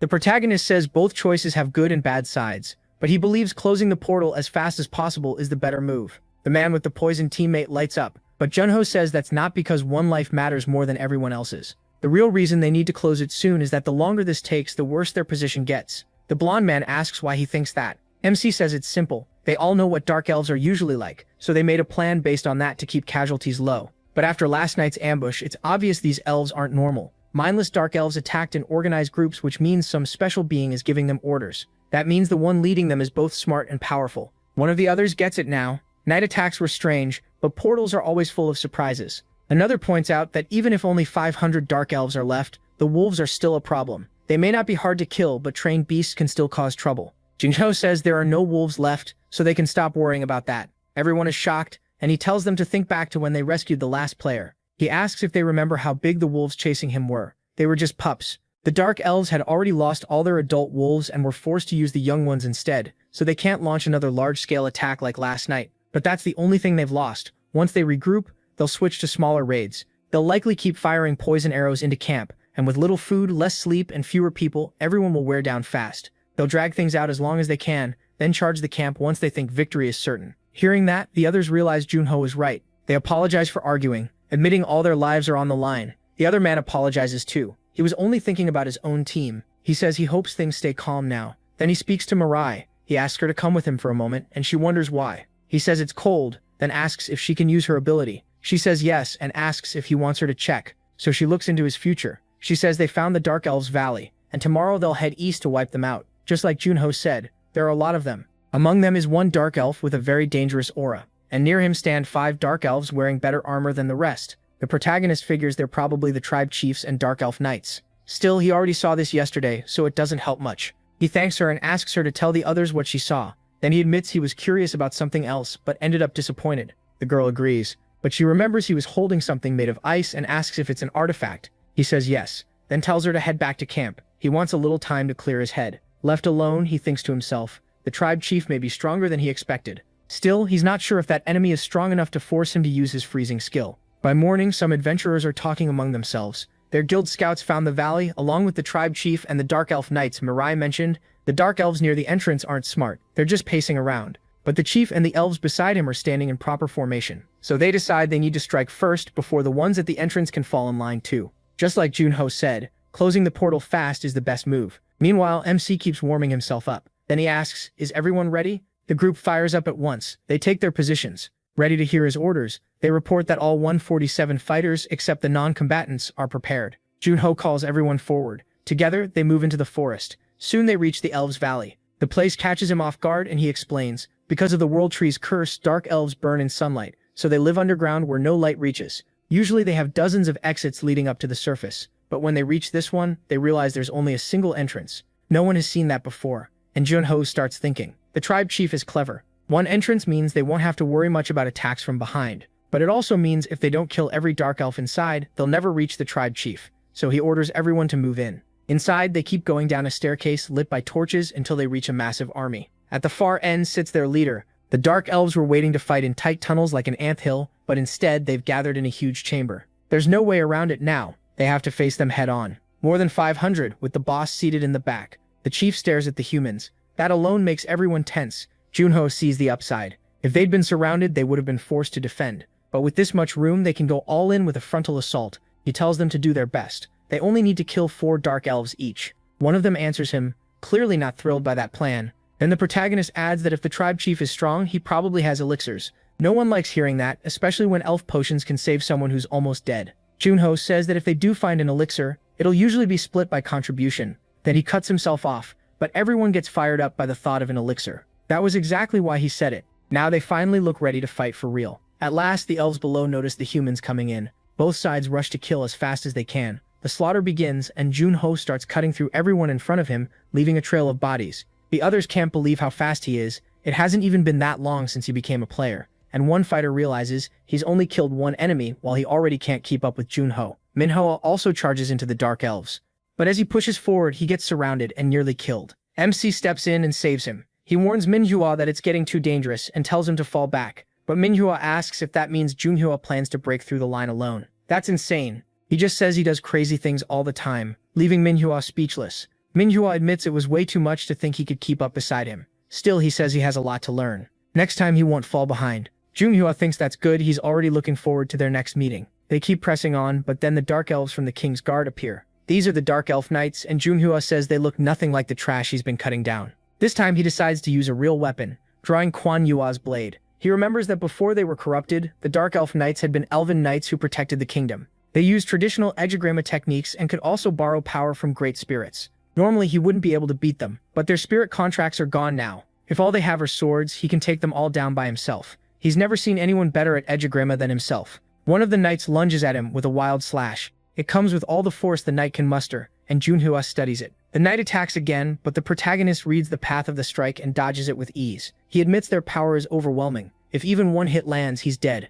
It's been a long time since he felt this excited. Then he readies his own attack and slices off one elf's arm in a single swing. The elf screams when he sees the missing arm, drops his guard, and Junho closes in, stomping on his foot to stop him from moving. He asks where he thinks he's going. Running isn't allowed. Then he kills the first of the knights. If that one couldn't even dodge, then Junho is disappointed. He tells the rest to do better. But then a scream rings out nearby, and he says they've managed to hold him off for quite a while. At the same time, one of the elves counterattacks and hits a girl in the shoulder, knocking her aside. Manhwa shouts that someone is hurt. He asks if there's a healer because they need support, and the nerd tells them to wait a little longer. He's still healing the others. Manhwa realizes there are too many enemies and wonders how many are still left. The mage says one person killing 4 elves sounds simple, but 100 people killing 400 isn't. He didn't think the gap would be this huge, and those bastards are rotating fighters to save energy. They feel like they've killed 100 of them, but the enemy line barely looks thinner. The old man says they have to keep the pressure on so the elves can't switch out. Then they hear another scream, and even the elves react to it.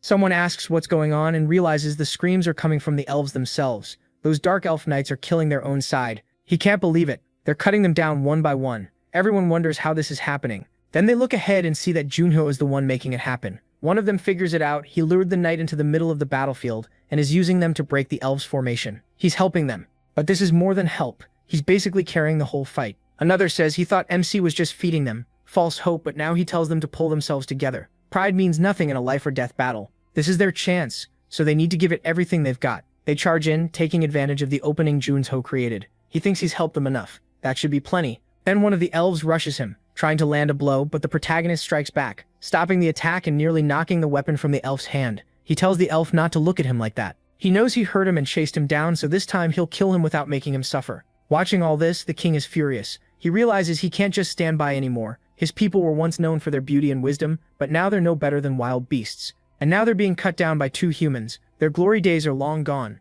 Junho thinks this is his first time fighting this many enemies at once. To him, they're like roaches, and that instantly sets the elf off. He snaps at MC not to say that word in front of him. He just keeps teasing him, asking if he really hates roaches that much. Aren't elves supposed to protect nature? Then he adds that as a dark elf, he kind of looks like one himself. At that point, it's basically self-hate. That makes the elf explode with anger. He says he's done talking, and raises his sword to fight for real. Junho only tells him to come on. The elf mocks him for still acting cocky in a moment like this. Then with both of them facing off, the elf slowly lifts his blade. Junho recognizes the stance. It's a special elven sword style tied to the power of nature's spirits. But the protagonist points out that only true elves who can use spirit power should be able to do that. Corrupted dark elves shouldn't. Even so, the elf charges straight in. The strike is so fierce that MC has to bring up his sword fast just to survive it. The elf is shocked he blocked it and jumps back to reset before attacking again. Junho figures it out, this must be a new technique the elf made himself, one built for a dark elf's body. He even says it feels like the elf can read breathing patterns too,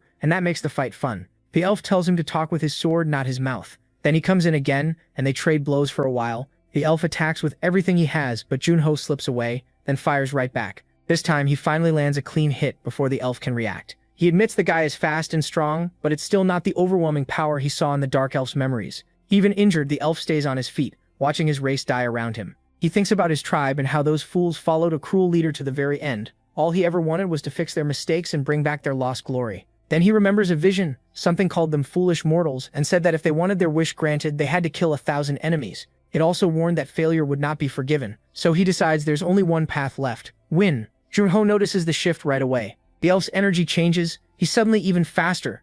The moment he rushes in again, he hits the protagonist with a brutal blow and sends him flying. For the first time, he draws blood. As Junho hits the ground, the elf keeps pressing, forcing him to dodge with everything he has. MC realizes this is the power he saw in those memories. He quickly pulls out a revolver, but the shot misses. The elf comes right back at him, calling that kind of attack pointless. Junho has to use nearly everything he's got just to stop the next strike. Even then, he's pushed back. He knows he's only hanging on because of Black Dragon Fangs. He can't keep fighting like this while holding back his real power. Still, too many people are watching, but he doesn't have a choice. Another attack from the king smashes him aside again, and after crashing into a wall, he drops down sitting. Junho thinks one of his ribs is broken as the elf walks closer. He asks himself what now. He has to get up. The elf prepares to finish him, but then the adventurers rush in together and stop the attack. Junho shouts for them to protect Junho, and everyone throws themselves at the monster to buy him time. Seeing that, he is stunned. Then the nerd runs over to heal his ribs and says it'll take about 30 minutes. Another healer joins him, along with a girl who says her healing is weak, but it's still better than nothing. They explain that even from the rear, they saw everything. Junho fought the monstrous chief alone, and that inspired them. The chubby guy says he's only been active for a few months, but after seeing the protagonist keep fighting, they couldn't just stand there scared. There are less than 100 enemies left now, so they can help. MC says things will be fine once he kills the tribe chief. The nerd warns him not to move yet, but Junho says he only needs 10 minutes. Just give him 10 minutes, so everyone does whatever they can to hold the boss back. They tell themselves they only need to last 10 minutes. Even so, they're not sure they can do it. He's a monster with no reason or emotion, and even altogether, there's no promise they can win. Still, Se Junho was almost on equal footing with the tribe chief. If it's him, maybe he really can finish this. If they can just hold on. Then Tenmei Meiba loses focus and becomes the next target. An old man beside him notices and yanks him out of the way, saving his life. The chief nearly kills him. The old man tells him to wake up. Meo thanks him and apologizes. The old man says they're all risking their lives here, and even if all they buy is a few minutes, then if he dies here, he'll die with honor. He orders them back into formation. They're killing this thing today. Meanwhile, the chief calls them pathetic insects. Everyone charges again, but one swing of his sword cuts down several hunters. A mage throws a fireball at him, yet he still can't understand why they keep coming. The wounded are sent to the rear, and the rest keep attacking. The chief yells at them to just die already, then starts wondering why he's getting so nervous. What is he afraid of? It's Junho just sitting there healing and gathering aura so he can kill him later. That thought drives the chief into panic. Meanwhile, the others realize only 3 minutes are left and tell themselves they can do this. But then the chief kills the men holding the front line. With a single slash, he takes the heads off the two taller ones, only the short one survives. Seeing that, he realizes many others got caught in it too. They understand how foolish it was to think this was almost over. Exile is a monster, an S-rank monster. It doesn't matter if they killed hundreds of dark elves if they can't kill him. That thought fills everyone with fear. Then Junho calls out to that giant roach and asks if his little show is over. He asks why he's not answering. Didn't he ask if he was done? Junho thanks everyone for holding out and tells them they did well. Now they should leave the chief to him. They ask if he'll really be okay alone, and say maybe they can win if they all surround the boss together. But he says he'll be fine, so they should handle the remaining elves. Inwardly, he knows he still has to hide his full abilities. The elf roars at them, calling them all insects. He raises his sword and draws out his power, saying he'll kill everyone at once. But the protagonist catches that attack inside his shadows. Everyone shouts for Junho, but then a sphere of dark energy rises around the two of them. The others wonder if that's the chief's skill and ask if MC is okay. From inside, he yells back that the bastard did this, not him. And now he's trapped in there too. They shout that he walked into a trap and start looking for a way to break the barrier from outside. Junho is glad they believed him. The chief asks what this is. Was he hiding his true strength the whole time? The protagonist tells him not to be shocked by one move. He's got plenty more. Then he releases his freezing aura across the whole area. The chief can't make sense of it as thick ice forms under him. He asks what's happening until he notices a cluster of ice spikes aimed right at his head. MC reads his thoughts perfectly. The boss must have thought he was close to winning. But now MC is using a new skill after recovering. He asks if that doesn't make him want to scream in frustration. That's how bosses feel when they look down on humans. The king gets even angrier at that. Then Junho remembers going off to train, while Dokugu kept asking if he was really sure he should start again so soon after coming out of the ice. He said it was fine. He needed to test how fast he could freeze things. Dokugu replied that he had already perfected his fighting style as the Spectre, so what more could there be? The protagonist said that was the mistake. He still had a long way to go. Seeing that, Dokugu thought there was no stopping him, so he asked how Junho planned to use his freezing power. MC said he'd split it into 3 categories for now. Right now, he's using the first, utility. He freezes the ground to control the field and wear down his opponent's stamina, making it harder for them to fight at their best. The second is more direct. He coats his armor in ice to cover weak points in his defense. It slows him down, so he only uses it when he needs to block. And the final use is offense, turning that power into stronger attacks. A storm of ice needles shoots at the boss, but he manages to dodge. Junho appears behind him and explains that Guard of Darkness burns too much mana, so adding ice lets him save a lot of it.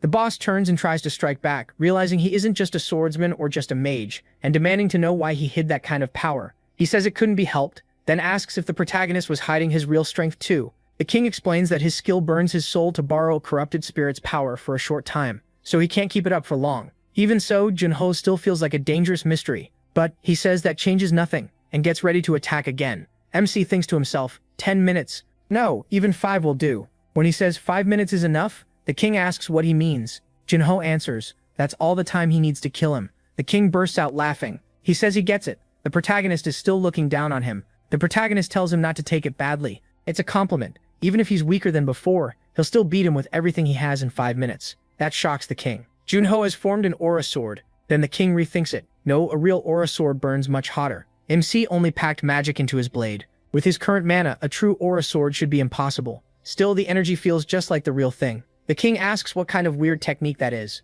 Junho says it started 27 or 28 years ago. Back then, he fought a monster called the Iron Shell Turtle. Its hide and shell were so tough that even his sword couldn't scratch them, and he thought that might be the end. But when death got close, he realized he didn't want to die. He couldn't suddenly use a real aura sword, so he made this technique instead, one that strengthens his blade with magic. When it clashed with darkness, he knew it was incredible. His companion back then told him that out of every technique he'd ever seen, this one was the best. Junho even gave it a cool name, Ramadat Kali. If you're ready to die, you'll find a way to live. It's an imitation aura sword, the law of life. As the king attacks, he strikes back and ends it with a slash straight through the king's chest. Then Junho realizes he was right. 5 minutes was more than enough. He asks if the king has any last words. The king points at his jugular, asking the protagonist to finish it in one clean blow. MC agrees, but before that he wants to ask one thing. Does he know what that thing is? The king asks if he means a spirit egg. Junho asks about it, and the king explains that a spirit can be born anywhere the world tree's power exists. It's weak, but that necklace holds a piece of that power.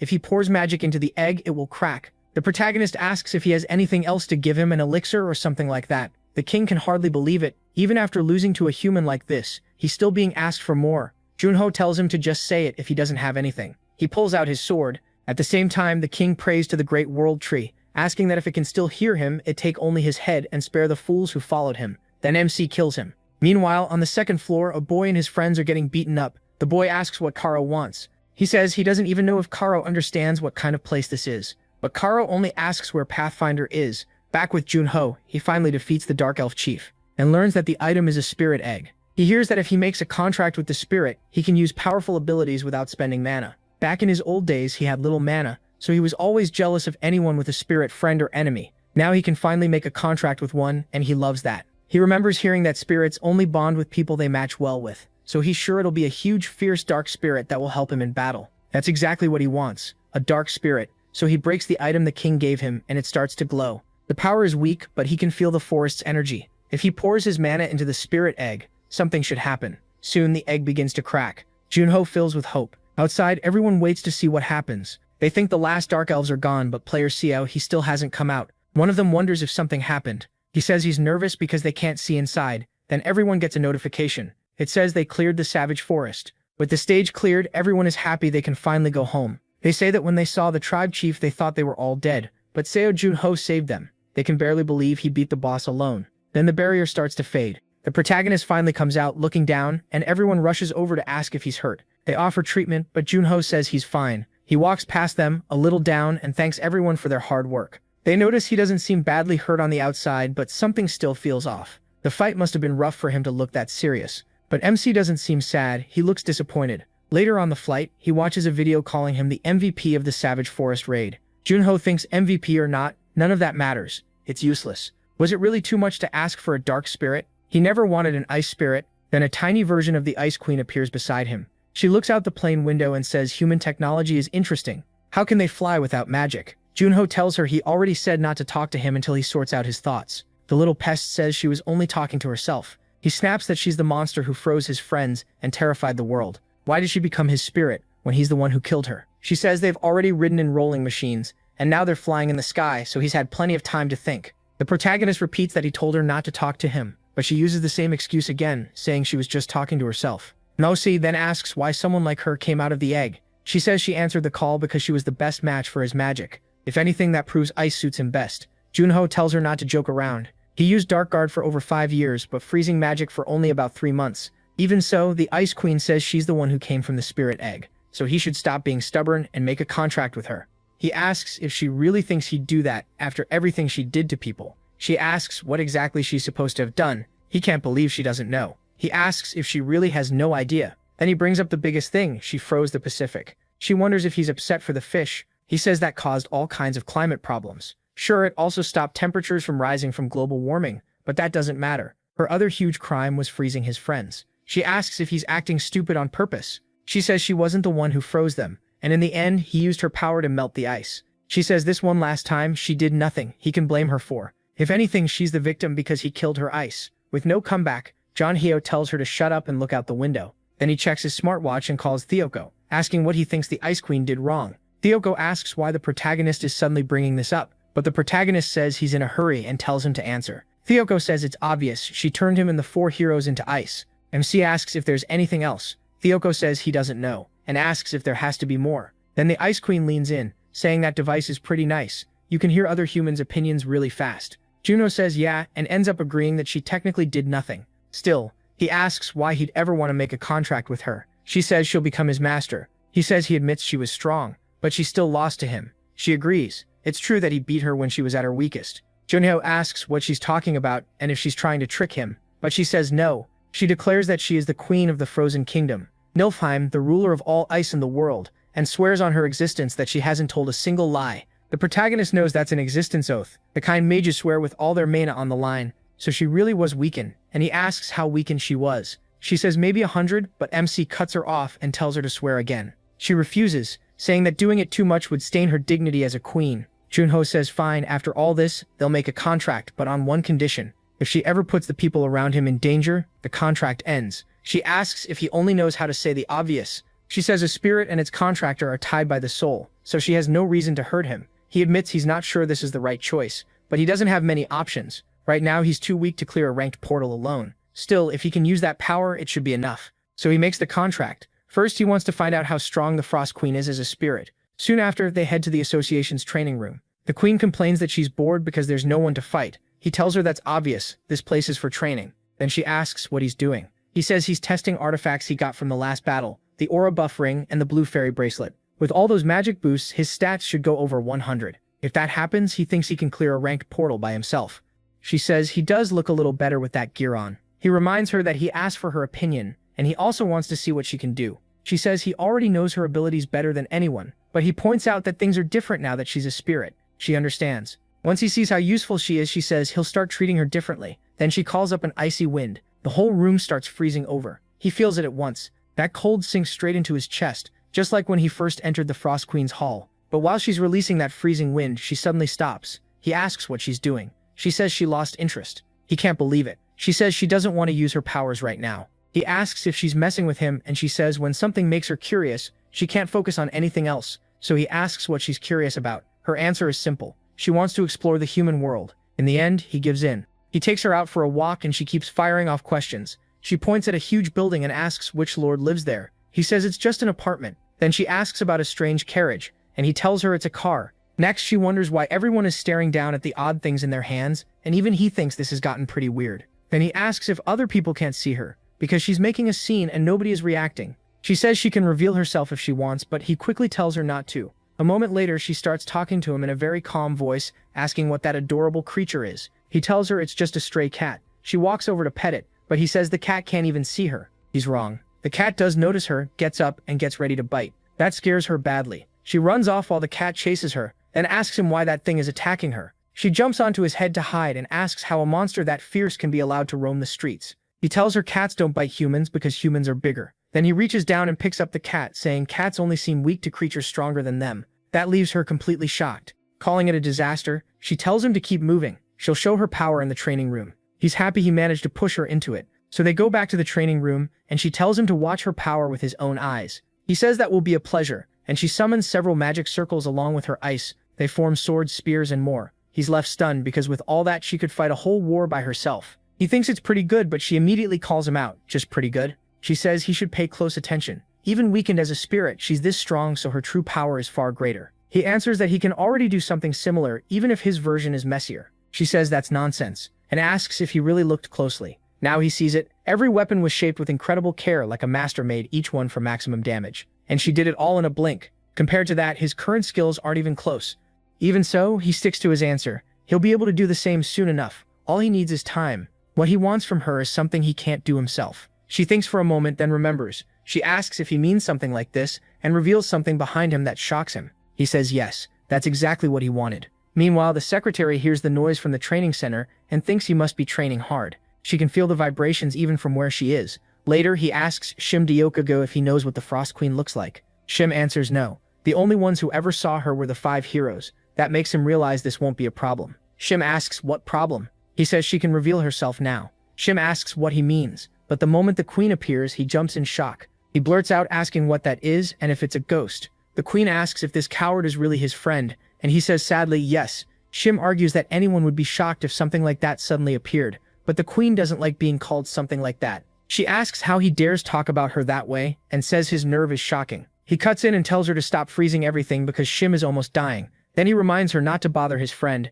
and asks if she forgot the contract terms. She warns that if Shim insults her again, she won't forgive him, friend or not. He turns to Shim and says he heard that she's a powerful queen, so he needs to be careful. Shim asks what queen he means. By queen, does Junho mean that queen? After hearing the full story, Shim calms down enough to understand. Then he asks if that really is the Frost Queen, the one who came out of the spirit egg he bought at the auction and hatched with help from the tribal chief in the wild forest. He says he gets it now. Since Juno suffered the most because of her and is still fine with it, he's not in any position to complain. The protagonist explains that she'll be a huge help in battle because she's very strong. Then Shim asks what rank she is. Spirit ranks go from low to arch, and usually only the spirits themselves know their own rank. So he asks the queen what hers is. She proudly says she's obviously an arch spirit, but he doesn't buy it. She tells him not to ask such rude questions. Then Shim asks if she's actually a low spirit, and MC says yes, probably the weakest one. Still, she's strong enough, so he wants to try a harder portal next time. Shim says every portal Junho has entered was already dangerous, so anything harder sounds nearly impossible. Then he remembers something and asks if he means a 1-star portal. The protagonist says the Wild Forest was also ranked as a 1-star portal. He improved a lot there, and now he thinks he can clear one alone. Shim says that if he's sure, fine, but there are only 3 1-star portals on the first floor, or rather, on Earth. One is in South America, another is in China, and the third one he'd rather not even mention. He asks if MC is really okay with that, wondering if he has trauma. MC says no and adds that even if he did, the one who caused it is right there. Then he says his next target will be the portal in Antarctica, at King Sejong Station.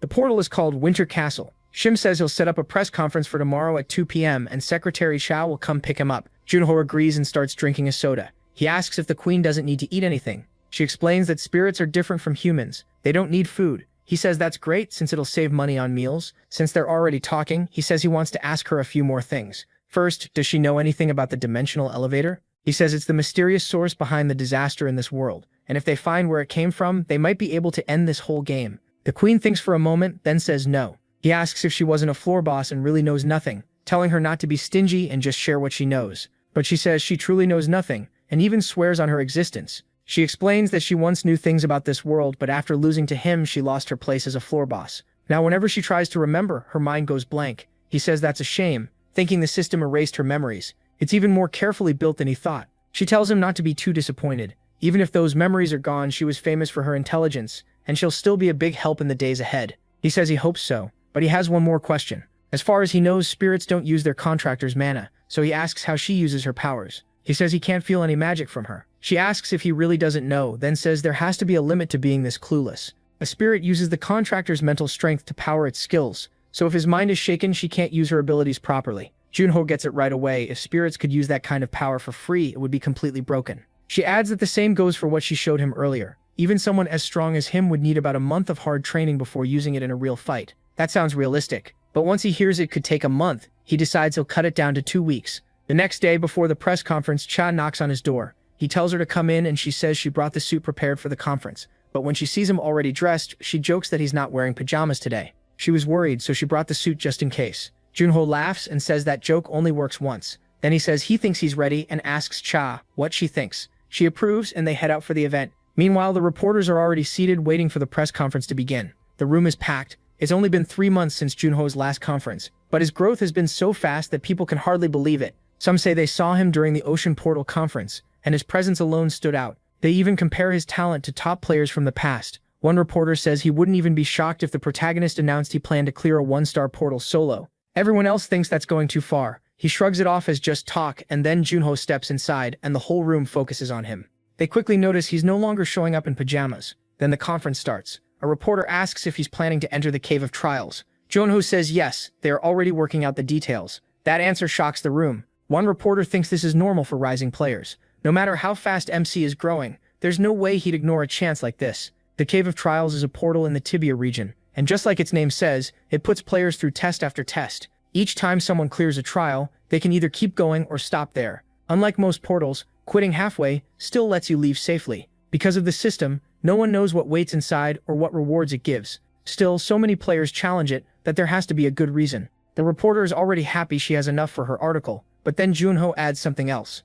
After the Cave of Trials, he says he'll head to Winter Castle. That leaves everyone stunned because he really means Winter Castle. It's one of the 3 1-star portals still open in the world, and its difficulty is brutal. It's the same portal now haunting Antarctica after the Frost Queen. They ask if it's really Winter Castle, and Junho confirms it. The moment he says it, it becomes breaking news. He can tell the whole room is fired up. Arma asks if he'll really be okay. People already think the Cave of Trials is too early for him, so a 1-star portal sounds even worse. Junho explains that entering the Cave of Trials requires being between levels 25 and 30, but there's something most people don't know. The rewards depend on how much the player suffers, while the portal's difficulty stays the same. So the lower your level, the better the rewards for clearing that same challenge. Arma understands why that matters. He says it's only useful if you already know how the place works. The Cave of Trials doesn't let players return after they claim their reward, and he already challenged it once before under the name Spectre. But his rewards were lost and all his stats were reset, so he may be able to enter again. Because of that, he plans to take on those trials again. He'll see his frozen companions one more time, and he'll also try to surpass his old self. Then he tells Arma he hopes she'll help train him when they get back, and she asks what he means. A second later, she realizes he's asking for her guidance. Junho admits she knows ice better than he does, so there's no reason not to learn from her. She starts thinking she'll be his master, but he immediately asks what she's talking about. Ignoring that, she excitedly tells him to come on already. It's her duty as a monarch to teach him the right way. The protagonist says he wouldn't go as far as calling himself her student or servant, but he agrees. She warns him the training will be brutal, and he says he's looking forward to it. While all of this is going on, his friends are still frozen. And that's the end of Season 1. I know the season's over and you made it this far without leaving a like. Yeah, I saw that. Then people wonder why there's no continuation. If you don't support it, I can't really help either. But relax, if you thought this was the end and we're about to close the video, I'm not stopping here. Now we're at the Players Association where Junho is training with Arma, and the session has completely worn him out. Right now he's exhausted, but he still raises the sword. Then he asks Arma how he did. She replies that he finally managed something a little useful. 15 days earlier she told him he now controls 2 elements, darkness and ice. Byun-ho asks why she's saying that like he doesn't know, and she calls him stubborn. Using energy isn't the same as understanding it. The deeper his understanding, the better and sharper his techniques will become. Then she asks him how he thinks darkness energy takes shape. He thinks it over and describes it as violent, proud, cold, and cruel. She says that's a good answer, then asks what he thinks of ice energy. He says it's just cold, and that clearly disappoints her. Still, she says it's only been 3 months since he started using ice, so he should listen carefully. Ice is more calm and elegant than other energies, and it can be used in all kinds of ways. Junho sums it up by saying that means it's well balanced in battle. She agrees. Darkness, fire, and wind hit hard, but aren't great for defense, while water and earth defend well but lack attack power. Ice users, though, were once known as one-man armies who could rule the battlefield. MC can guess why, especially after seeing Arma's power for himself. So she tells him she'll personally teach him how to use ice energy.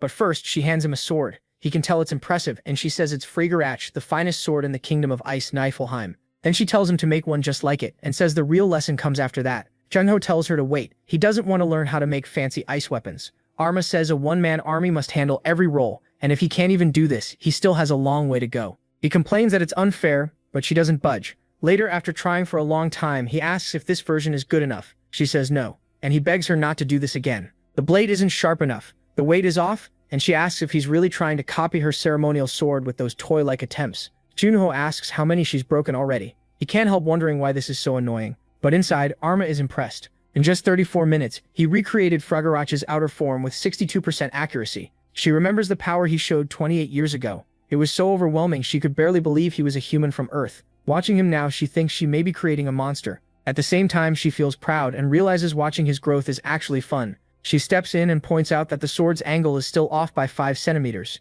After more tries, she finally says this one will do. It only took 152 attempts. Then Junho says he really was doing his best, then asks if this one finally passed. Instead, she snaps it and tells him to do it again. Then she admits the sword was actually fine. She only broke it because she was annoyed. He drops to the floor in despair. After that, she walks over and says that's enough weapon making for now. He's been awake for 2 straight days, so she tells him to go sleep. When he wakes up, she'll teach him how to use ice like he wanted. Junho says this feels suspicious, and asks if she's going to make him forge a spear next. Since he's teasing her, Arma suddenly says she's tempted to change her mind. He warns her that if she's lying, he won't do it, but then he drops flat from pure exhaustion. Arma makes a blanket and tosses it over him. She says he's absurdly tough, and with talent like his, the gods really are unfair. Then she tells him to grow stronger, strong enough to protect the people important to him. Sometime later, in another place on the Tibia Plateau, Junho arrives at the Cave of Trials portal. A monk greets him, introducing himself as Jampa, the one in charge there, and welcomes him to the Cave of Trials. Jampa says the Player Association contacted him first.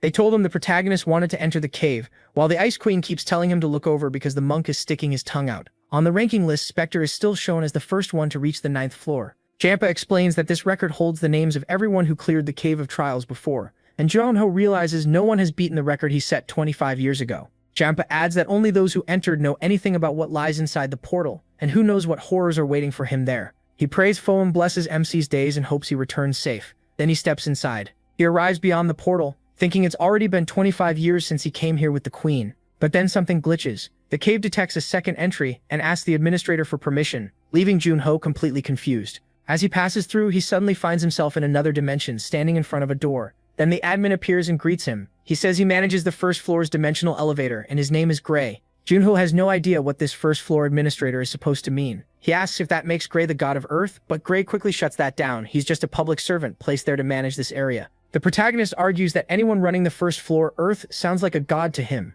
but Gray explains his authority is limited to the systems that make that floor work, like portals and monsters. Still, Gray says it's nice seeing a familiar face after all this time. Talking about player Spectre, he congratulates MC on his return, even if it came a little late. Junho thanks him, but then the Queen notices Gray. Spoken plural and asks if he knows who she is too. Gray says of course she's the Queen of Niflheim, the ruler of ice. He asks where they are, and Gray says this is a virtual space he made. Then he pulls out a book crackling with lightning and says there's a small problem. Exactly 28 years, 7 months, 16 days, 13 hours, and 32 minutes ago, The protagonist cleared the Cave of Trials, and by rule, anyone who already got its rewards can't enter again. Changing your name doesn't matter, your soul stays the same. But MC asks what happens if he no longer has those rewards. Gray pauses and MC says he means exactly that. He doesn't have a single reward he got from the cave anymore. Gray notices that he's telling the truth, but he gets way too excited and the pressure from an administrator crashes down on Junho. Gray repeats that he has no rewards left. The protagonist says that by the rules he shouldn't be blocked from entering. Gray answers that's exactly what he, as the administrator, has to decide. The issue isn't just breaking rules, it's fairness. MC already entered once, so he knows what trials are coming, and that would be unfair to every other player. So he tells him to raise the difficulty, even if that makes things more unbalanced.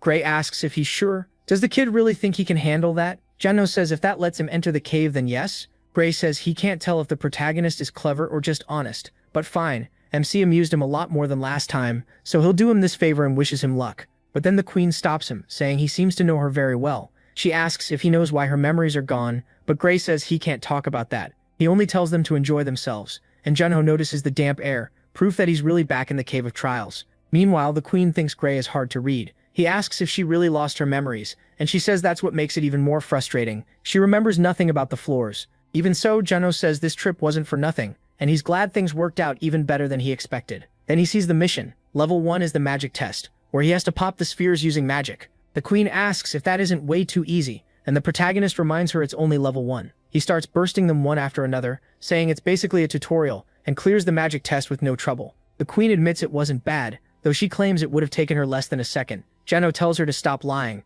Then he's told that if he wants to continue to the gravity test, he only has to say advance or stop. He chooses to move on right away, and the gravity test begins. He gets slammed to the ground. The queen asks what kind of test this is, and Junho explains that every minute the gravity on his body doubles. She asks about the other 8 trials, and he says most people would call them torture. After gravity comes zero gravity. The queen says he shouldn't waste a chance like this. MC asks what she means, and she says chances to endure something this extreme are rare. He should train. He fires back that doing that in this condition is easier said than done. It's rough, especially after being crushed by that gravity. He says it sucks, but that doesn't mean he can't do it, so he starts doing push-ups under the crushing force. The queen says he should try running next time, and Junho tells her talking is easier than doing. After a while, he finally drops flat on the floor, thinking it's finally over, and wondering just how much Gray raised the difficulty. He hits advance again, but the queen says he looks exhausted, and asks if he shouldn't rest first. Junho says it's better to keep going while his blood is still hot. He knows the Cave of Trials gives better rewards the more the player suffers, so if he keeps pushing, the rewards should be more valuable. Then the queen asks about the next trial, and he says it's the Ghost Challenge, the one with illusions. Last time, he fought like crazy to save his parents from monsters, and had to force himself to remember those ghosts weren't really them. It took him half a day to finish.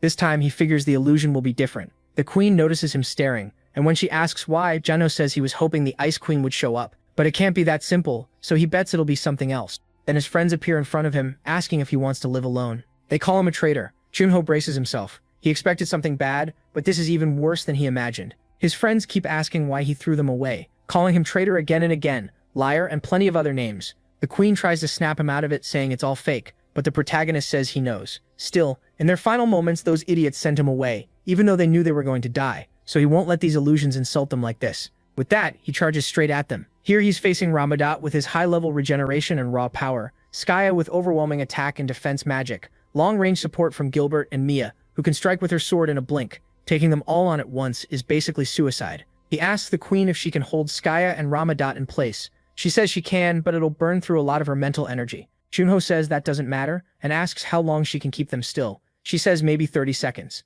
MC figures that's more than enough. He plans to take out Gilbert and Mia first since their defense is weaker, and rushes them with everything he has. The queen calls up her soldiers, ordering them to rise from the frozen ground and defeat the enemy. The golems appear and pin them down, but then Skaya moves to protect the others. Junho gets hit by a huge mental shock, and realizes her energy is draining way too fast. As he pauses to figure out what's happening, Rahamat comes at him full force, saying it's over, but the queen freezes him, locking him in place, and tells Junho not to focus on her and just do what he has to do. He says fine, she just needs to hold on a little longer. But then a shot comes from far away. It's Gilbert firing at him, warning that the next shot will kill him. Junho is stunned because even as an illusion, Gilbert's magic bullet became real. If one of those hits him, he dies instantly. So while Gilbert takes aim, the protagonist vanishes. Gilbert wonders where he went, but Junho appears behind him using Shadow Walker to take one of them out. With Gilbert down on the ground, MC thinks he probably can't do that again. After Gilbert, his next target is Mia, who demands to know how he could kill him as she gets ready to use her draw attack. Junho knows Mia was called the Great Sword, so facing her head-on with a blade would be insane.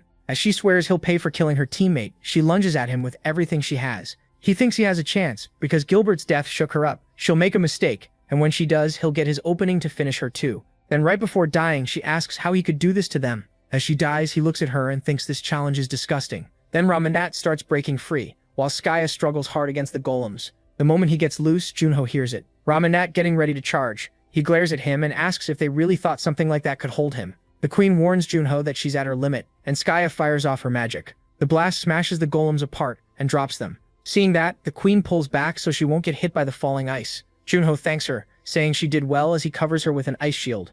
Right after that, Ramanat rushes him and slams a fist into the shield, driving the protagonist down. He curses him as an arrogant bastard and asks if he really thinks he can keep dodging forever. Then Skaya calls to Ramanat and rains spells at Junho, snapping that he's an idiot, and she told him not to rush in like that. MC barely avoids the magic and realizes again how strong they are. Ramanat's insane toughness and Skaya's long-range magic made them the perfect pair. If he wants to win, he'll have to go all out, so he activates Booster. With that boost, he actually cuts Ramanat across the chest, but instead of falling, Ramanat praises him, saying Junho really punched a hole through his chest, and sounds almost relieved. Then he asks if that's all he's got, and nearly lands another punch. Junho grits his teeth. Just like he thought, it didn't work. Ramanat's regeneration is absurd. Skaya says she won't miss this time and takes aim at him again. He slips through the attacks by a hair. With Ramanat healing endlessly, there's no point fighting him head-on. Normal tactics won't work. He has to make Ramanat attack first. Ramanat gets annoyed and asks how long the protagonist plans to keep running. Junho snaps back that he's right and says he'll end this now.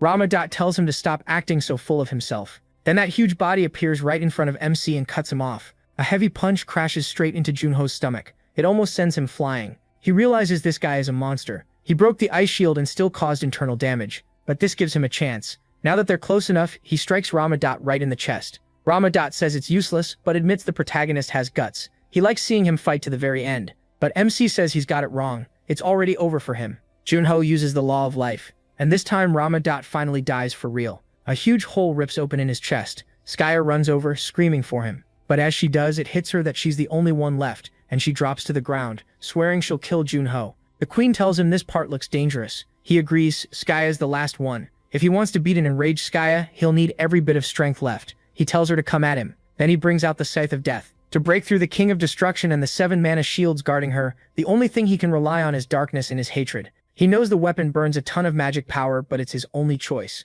So he attacks, trying to finish her in one hit. He gets close enough to slash her with the scythe. Junho says it's a good thing she's only an illusion, because if this were the real Skaya, he would have lost. Skaya speaks to the protagonist and says she'll be waiting for him. She smiles as she fades away. And with that, he clears the Phantom Challenge. A voice tells him that if he wants to keep going, he should say so. Junzu says there's no need to even ask, and moves on to the next challenge. After all that, he opens his eyes again. The mini-queen asks if he's awake. MC is completely exhausted. She says he slept for 30 straight hours and she almost thought he died. He says he expected to be out for at least 2 days, so he slept less than he thought.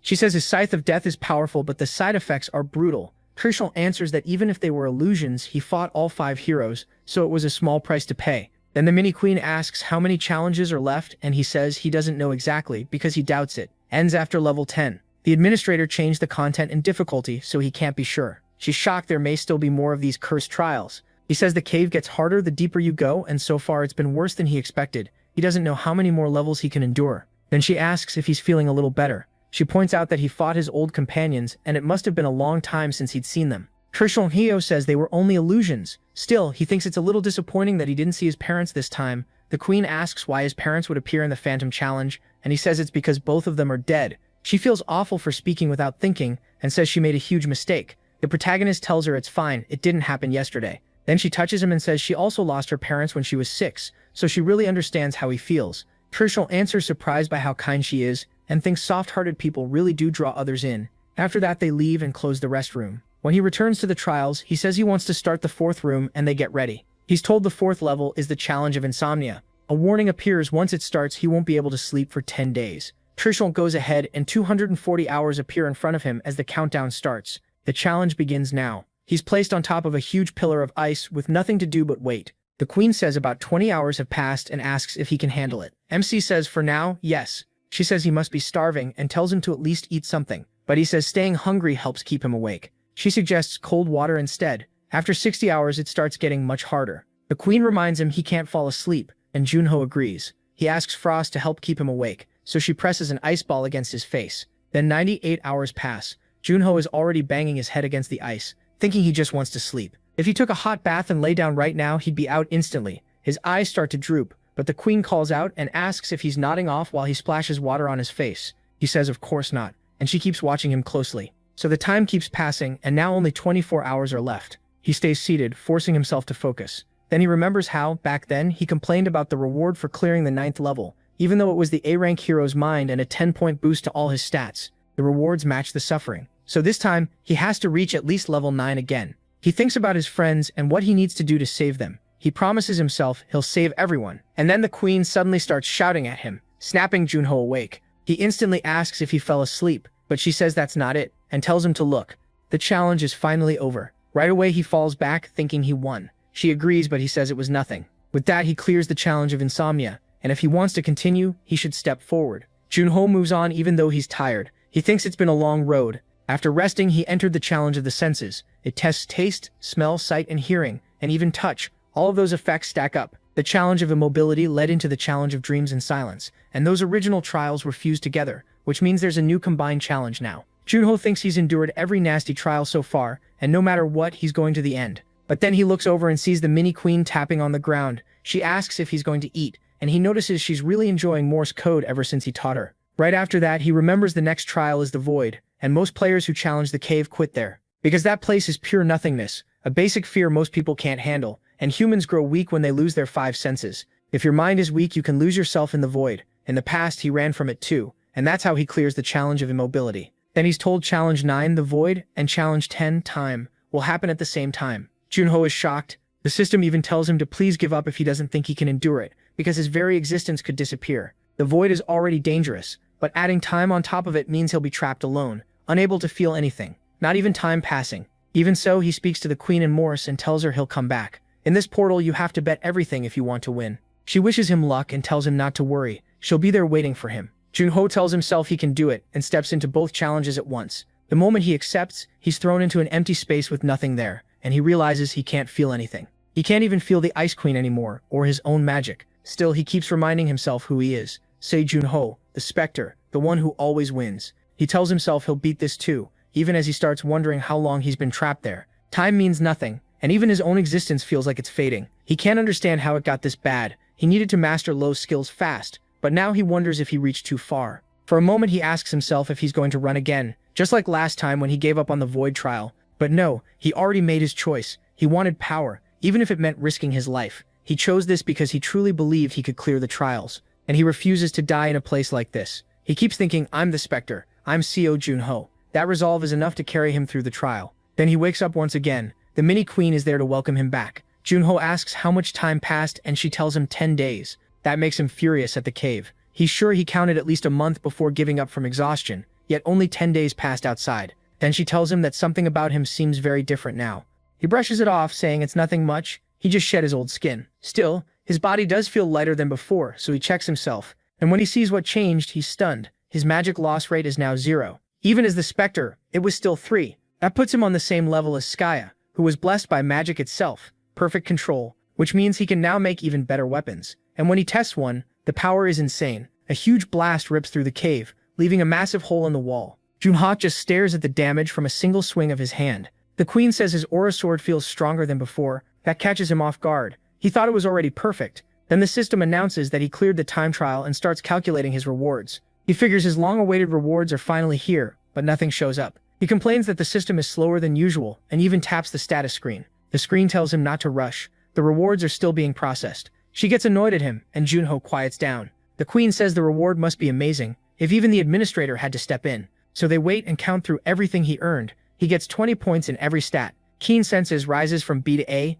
and hero's mentality jumps from A to S. Junho is shocked. 2 skills ranked up on top of all his stats. Way more than he got before. But then he notices something else. He remembers that the cave's rewards match how much the challenger suffered. So Gray must have known this would happen. He even gets a new title given to those who conquer the Cave of Trials. Every time he levels up, one random stat will rise by 1 point. The title is a Limade Breaker. Junho turns to Frost and asks her to pinch him. She actually does it, and he realizes this is real. An extra stat point every level sounds simple, but by level 130, he'll have gained 100 bonus points. As time goes on, the gap between him and everyone else will only keep growing. He could end up standing above them all. Frost tells him to get a grip. He's acting silly, and she's sick of this cave. Junho agrees. They need to leave before staying any longer. Drives him insane too. A portal to the real world opens. The protagonist says it took a while, but he got really lucky. Then jokes to Frost that she was born in the wrong era. She asks if he ever gets tired of saying dumb stuff. Outside, a man beside the religious group thinks it's already been a month. Since MC still hasn't returned,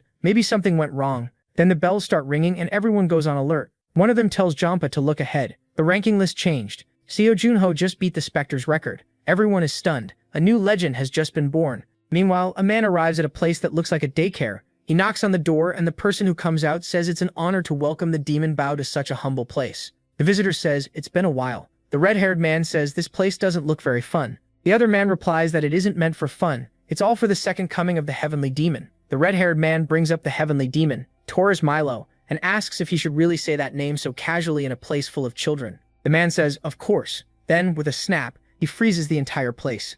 Every child goes completely still and he tells him to just look. The red-haired man says those kids are creepy, and the other explains they were all trained to become great demons like Sidra. Then he returns the children to normal, and they go back to playing.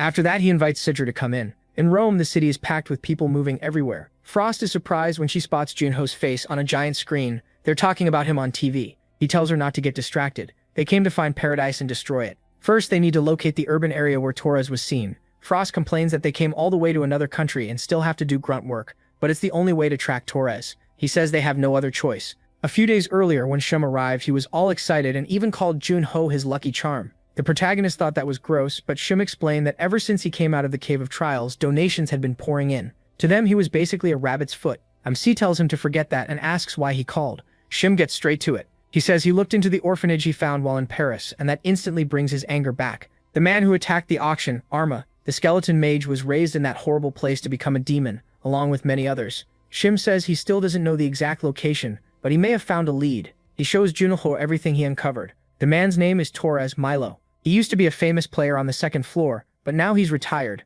That alone is strange. Players at the top usually don't suddenly lose confidence and quit, but after retiring, Torres started acting even more suspiciously. Shim tells him to look at the next photo. Torres is with 2 children. Junho is surprised, and Shim says an investigator took that picture. Based on witness reports over the last few years, Torres has visited Rome often, but no one knows where he lives or what he does. He's only been seen in the city with children, and it's always different children. The protagonist thinks that's seriously suspicious. If he's really tied to the orphanage, why show up in crowded places like that? Shim says that bothered him too, so he checked Rome's crime records. He points out that every time Torres was seen, a missing person report was filed within a week. MC knows he has to look into this. Shim says Torres shows up about every 2 months, so he should appear again next week. Finding Torres becomes his top priority in Rome, but by afternoon he admits they still found nothing. Frost tells him it's only the first day. They can call it there and head back to the hotel. He's about to agree, but on the way back, a child bumps into Junho, says sorry, and tries to pass by. The protagonist immediately grabs the boy's arm. The kid is shocked that he got caught so easily.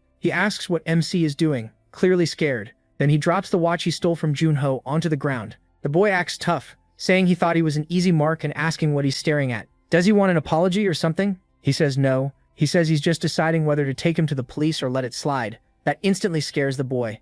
The protagonist realizes he only meant to scare him a little, but the kid looks truly terrified. So he leans in and asks if the boy belongs to some kind of family group. The kid snaps back, asking what it matters. Junho says that's actually good. Then he asks if the boy knows the area well. The kid asks what he wants. MC decides to bribe him with food, so he'll help. While the boy eats, he watches closely. The kid introduced himself as Marco, and he tells him to slow down or he'll get a stomachache. He even offers more, but Marco says no, he's full. Then Junho notices something. Marco is the only one eating. The protagonist immediately calls over the waiter and asks for more food to take away. Then he asks how many kids are in Marco's family. The answer is 16. So MC orders 16 meals. He then asks if Marco has parents or anywhere to live, and the boy says no. They're all in the same situation, living together in a warehouse. The protagonist asks if no one helps them like an orphanage. Marco says a few priests visit once a month. The protagonist immediately gets suspicious, and the boy adds they're probably from the Vatican. According to them, if the kids confess and repent, they'll be taken to paradise.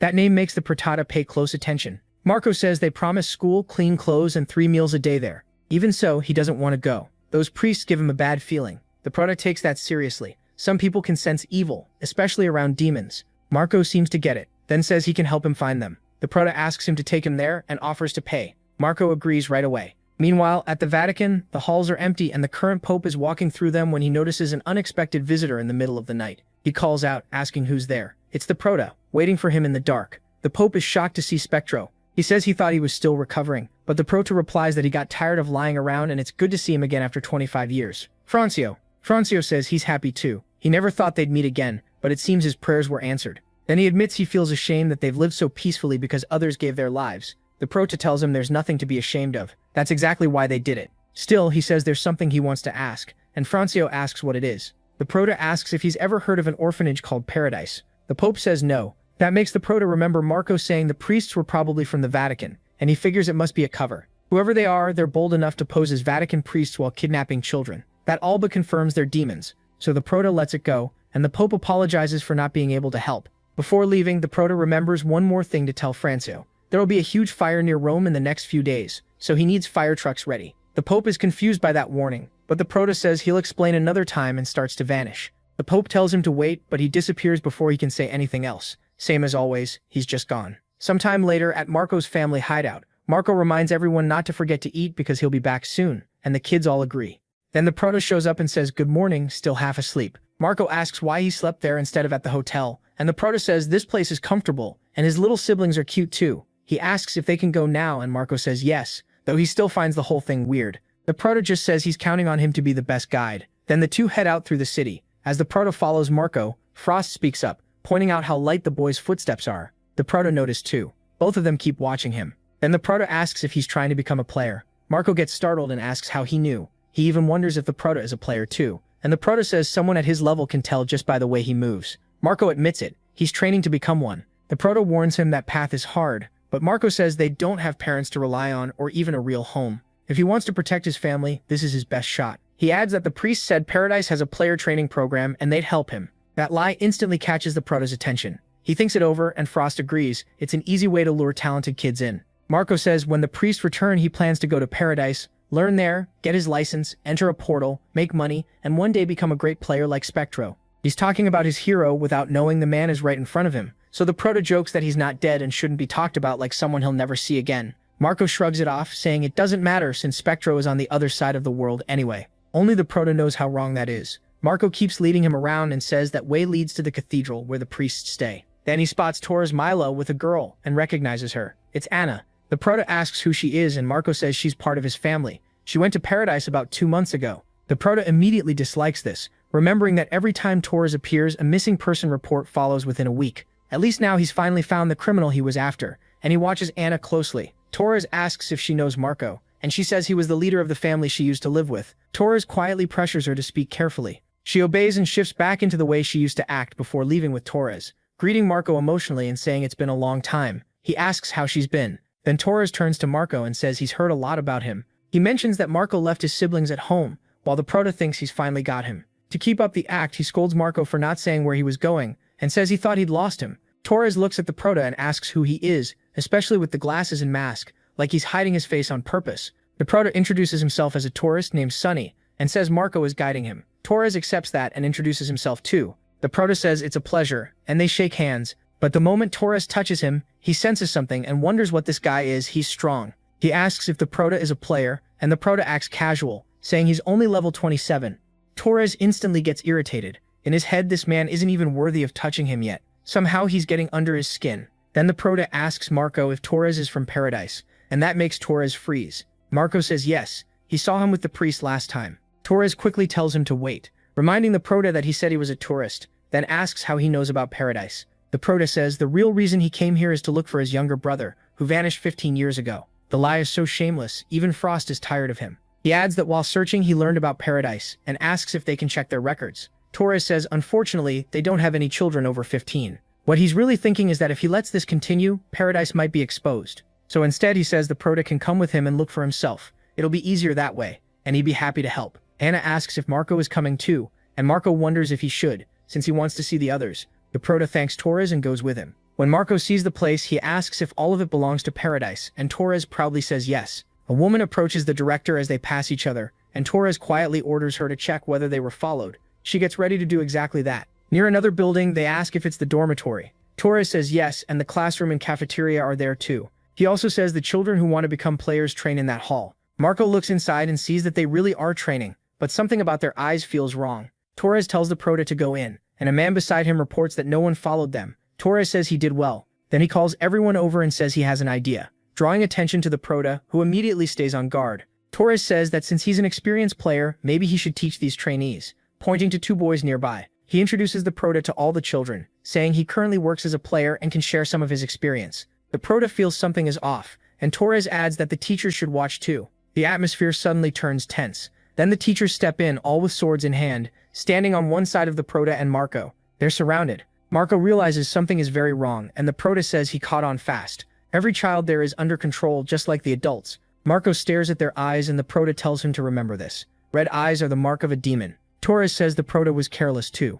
He can't believe he brought up paradise right to his face. The prota asks if they gave demon blood to those children. Torres asks if that isn't obvious, how else would they become demons? Laughing, he says they all resisted at first, but after he killed a few as an example, the rest drank quickly. Marco drops to the floor asking what he's talking about. Then he thinks of Anna, Rin, Leo, Shu, everyone. He can't believe they never wanted this. Furious, Marco starts cursing Torres and rushes at him to throw a punch, but the red-haired woman jumps in front and asks how he dares. She drives a punch straight into the boy's stomach, nearly knocking him out, then throws him away. Torres just starts laughing and points at the kid. Marco is on the floor shaking after that hit, and he glares at Torres, furious. He yells that the Spectre will come for them. Torres scoffs. He says maybe he would have believed that 25 years ago, but now the Spectre is probably hiding somewhere trying to recover. And even if he did come back, no demon would fear him anymore. Then the protagonist walks over and stands by Marco. Marco looks up, shocked. The protagonist tells him that being a player means pushing forward even when the people you love die right in front of you. And if he really wants to become a true player, then even against an enemy he can't beat, he still has to fight to the end. But right now he's not a player yet. So this time the protagonist says he'll help him. Then he puts on the Spectre's mask right in front of everyone. Marco stares, asking what that is. He can't believe it. Why is he wearing the Spectre's mask? Someone that amazing couldn't possibly help a guy like him. But if this really is the Spectre, then he begs him to save his brothers and sisters. Torres narrows his eyes and asks if he's claiming to be the Spectre. Then he says it kind of fits, since his name is Sunny. He mocks him for making such a dramatic entrance like he's in a movie. One of the men walks up to the protagonist and says if he really is the Spectre, his head will be gone in 5 seconds. Then he smugly pokes his chest. The protagonist calmly says it won't even take that long. The man gets mad and starts shouting back, but before he can finish, his chest is split open down to his stomach. The protagonist kills him in one strike, one step, instant and clean. Everyone freezes in fear, realizing this really is the Watcher of Darkness. Their faces change the second they sense his dark power. Torres snaps at them not to stand there and orders them to kill him. So they all rush in at once while Torres stares at the Watcher of Darkness, refusing to believe he's the real Spectre. He tries to convince himself it's just a similar skill. Still, he knows this guy was only pretending to be harmless, and he might be dangerous even to him. But if the demonic Arch-Cal Signer shows up, Torres thinks the fight will flip. With that, everyone attacks together. The protagonist, though, just snaps his fingers, shadows flood the room, and he summons a huge wolf over the charging demons. It tears through all of them. He wipes out several at once, so fast that everyone panics. Just one finger snap, did all that, and they start yelling that fighting him is pointless. They need to run. The protagonist notices they're only trying to stall and asks if they called for backup. Then he says it won't matter, he's got more magic than he did 25 years ago. In the Cave of Trials, he even reached 0 mana loss. Now his power has no limit. He crushes the ones trying to flee, hunting down each one. The protagonist just watches as they die, and Torres finally realizes he really is a demon killer. The stories were true. He really could kill hundreds of demons at once. Then Torres starts screaming at the children, ordering them to attack and grab him, to buy time until the demonic arch gets there. Seriously, I want the protagonist to tear this guy apart. I hate him, and the kids, still under his control, start moving toward the protagonist.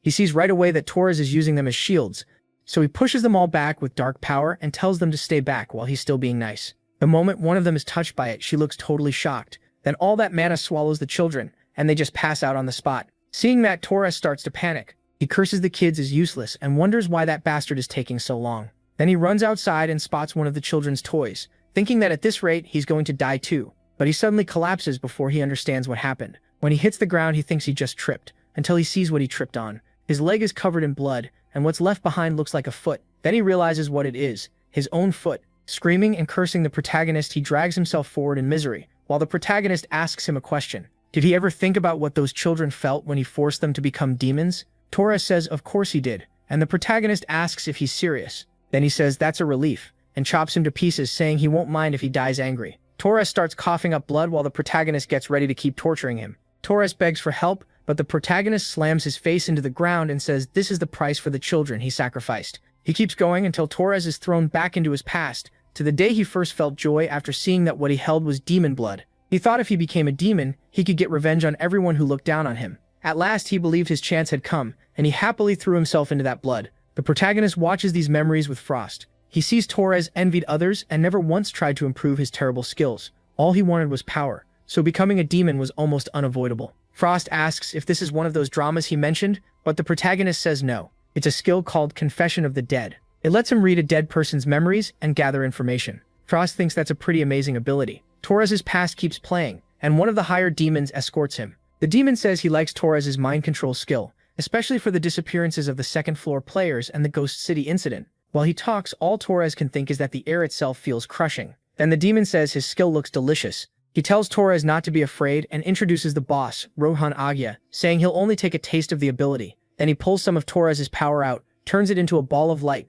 and swallows it. After tasting it, he says the flavor is unusual, and wonders what ingredients he'd need to recreate it. He thinks he can probably do it with what he already has. Either way, he thanks Torres for giving him such a useful recipe and a great ingredient. As a reward, he'll explain why paradise was created. Good food needs fresh, high-quality ingredients, and demons are the same. Does Torres really think those trash beings can become great demons just by drinking demon blood? Of course not. If a normal person who isn't a player drinks it, the result is only a low-grade demon. So in 24 years of Paradise, they've made just 5 first-class results. Paradise was never meant to create strong demons. 24 years ago, demons were hiding in the shadows, so they moved to the second floor and built an organization on the border.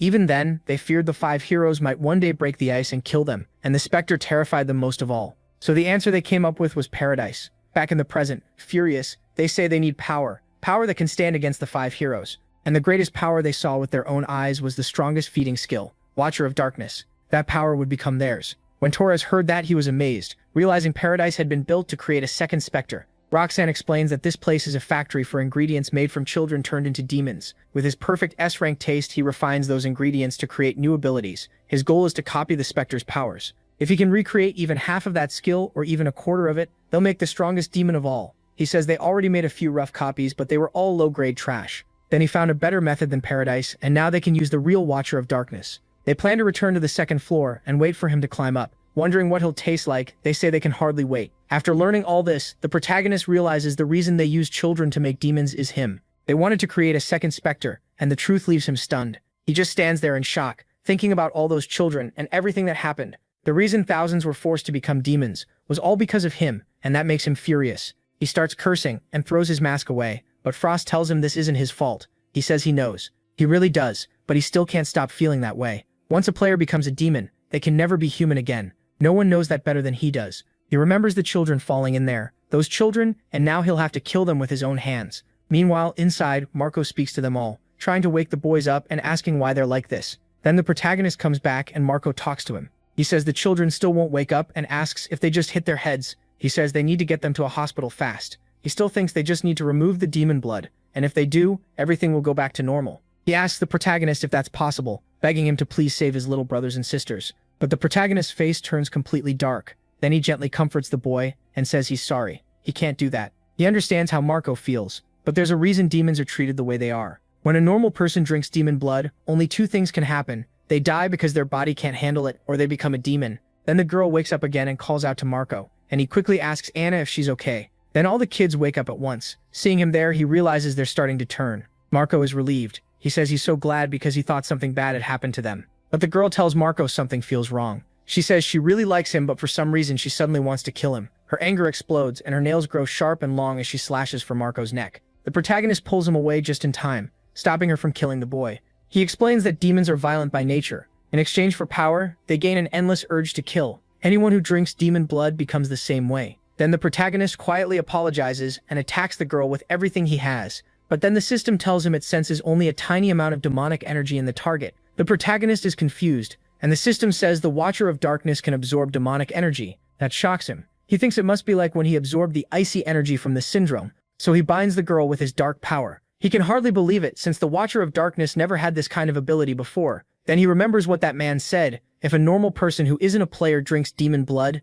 they only become a low-grade demon. That makes him realize he can extract the demonic energy. because these kids are normal people, not players. Just then, Marco calls out to him. He tries to speak, and the protagonist asks what it is. Marco begs him to end this. He says this happened because he sent them to paradise. The protagonist asks if he's serious, because he'll carry that guilt forever. But the boy answers that players have to keep going, no matter what they carry. Wasn't that his lesson? He says it through tears, and the protagonist feels deeply proud of him. Even Frost is impressed, though Marco has no idea. The protagonist says not many players cry for other people. One day Marco will become a great player, but he shouldn't have to bear something this heavy at such a young age. Then he uses his power on the girl, forming a black orb right in front of her. Sometime later, Cal wakes up and asks what time it is. He quickly figures out what happened. He was out for 17 hours. Thinking about Kim, he realizes he must have burned all his energy escaping. Cal swears he'll make him pay for that humiliation. Then he glances over and sees his watch. A message tells him to come to the training room because someone has something to show him.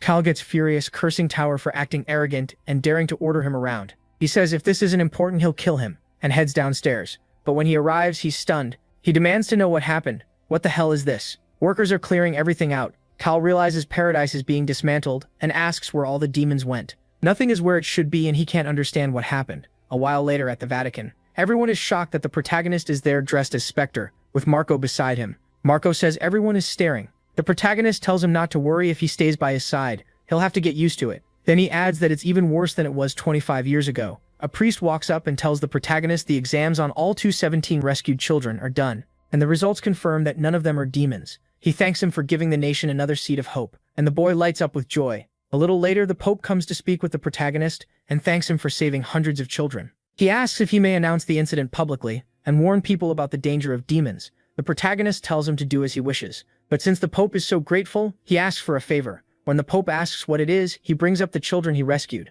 He says they're all orphans, and that's why they were targeted. This happened in the Holy City because the church failed to protect them. Does the Pope understand that? The Pope says he does, so the church will take responsibility and provide homes and schooling for every child involved. Marco asks if he's serious, nearly crying. The protagonist tells him he heard right. If he studies at the Holy Church, he won't need part-time jobs anymore, and the boy is stunned. Then the protagonist teases him, asking if he's crying again. Marco insists he's not. There's dust in his eye, and the tears are only because it burns. The two adults just watch their exchange, and Marco says from now on he'll work hard, become a capable player, and serve under him. He says he'll repay him, but the protagonist apologizes and says he doesn't want subordinates. The boy looks crushed, but the protagonist explains he doesn't accept subordinates, he accepts comrades. His standards are high, so if Marco wants to stand beside him, he has to work hard from now on. That gives Marco hope again, and he agrees right away. Soon the news reports that in Rome an orphanage was secretly being used to raise demons, and the victims from Paradise were rescued safely. It also says the people behind Paradise were wiped out by one of the 5 heroes, Spectre.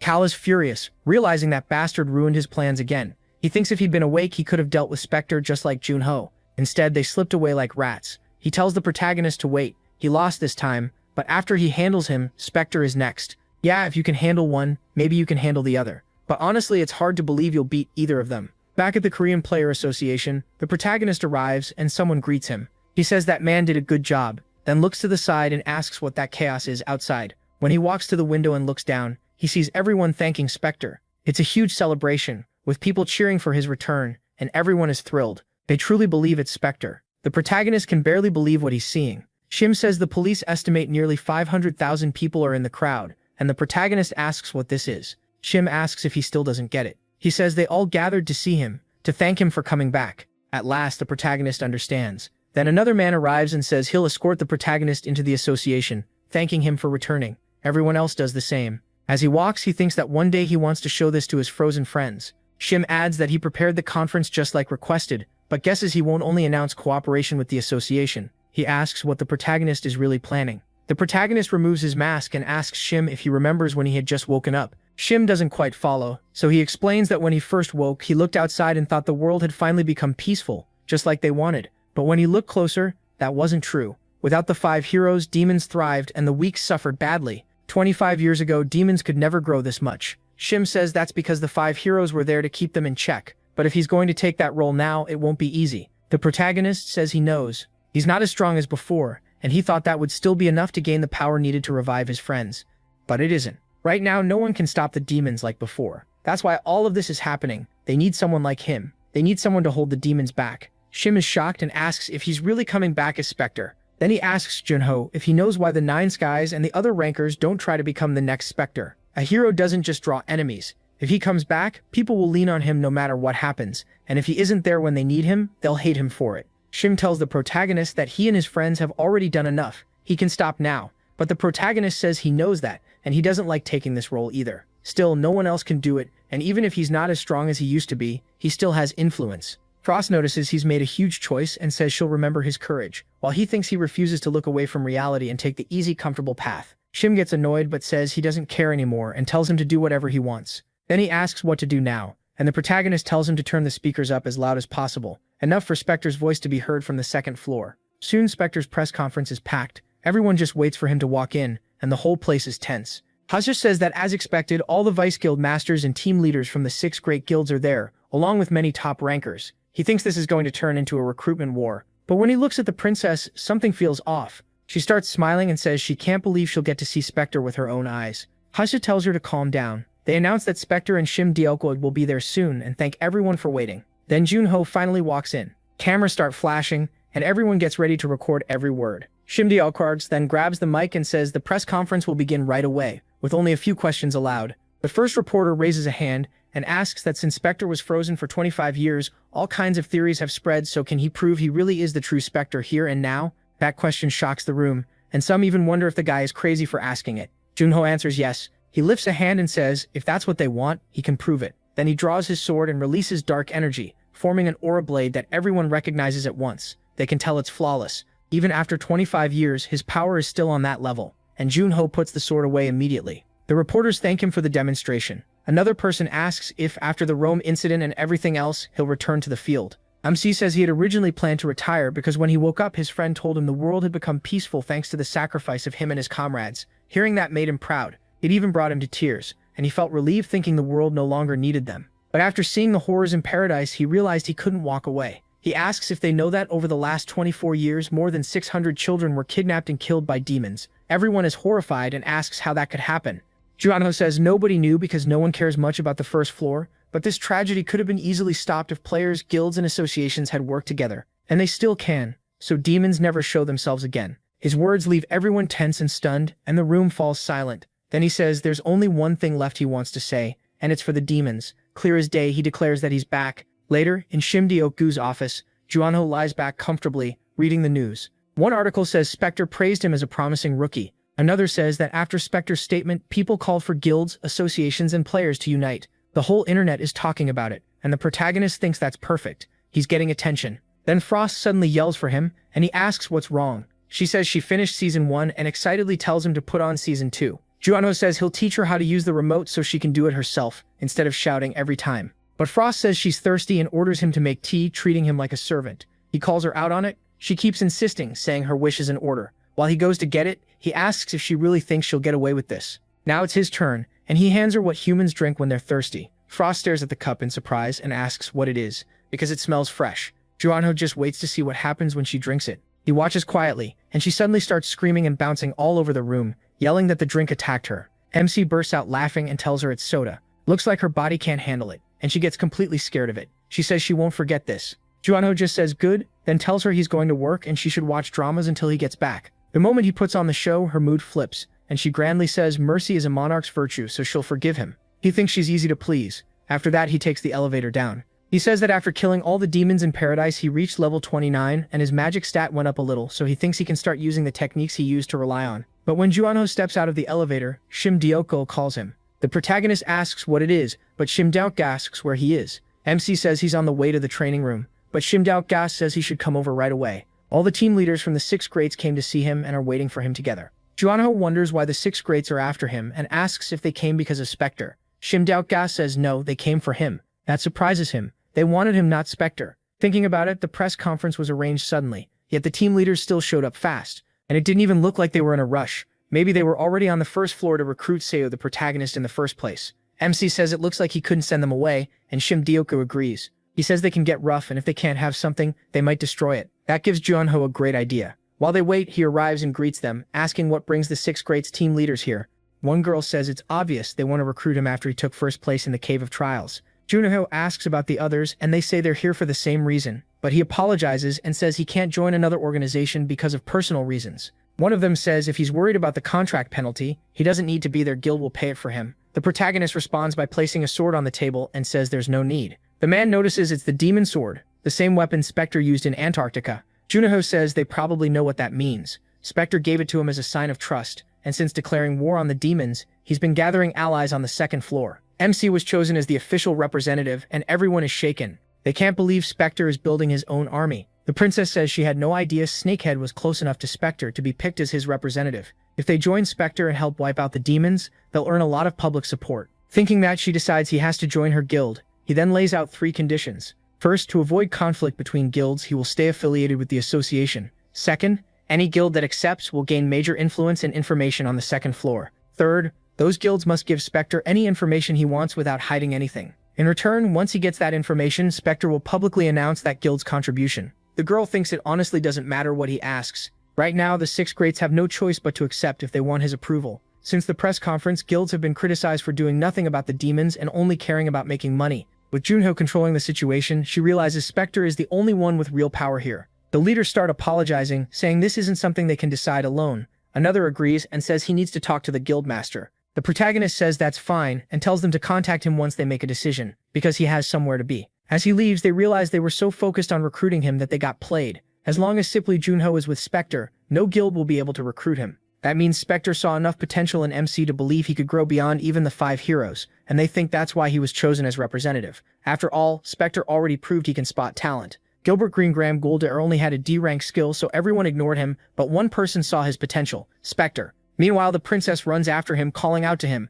When he looks back, he sees Gong there, and she says it's been a while. Junho remembers their last goodbye was pretty dramatic, and he didn't expect to meet again like this. She says he's right, they were supposed to meet on the second floor. But the protagonist quickly shuts her down, making it clear that if she expects special treatment just because they're friends, that's not happening. She says that's not it, and she doesn't want that anyway. She only wants to ask one thing, whether he's close to Spectre, sounding totally smitten. MC says sure, but it's a purely professional relationship. She asks if he's met Spectre before, and he says he saw him at yesterday's conference, but she means outside official business. Junho says yes, while Frost can tell he's lying way too much.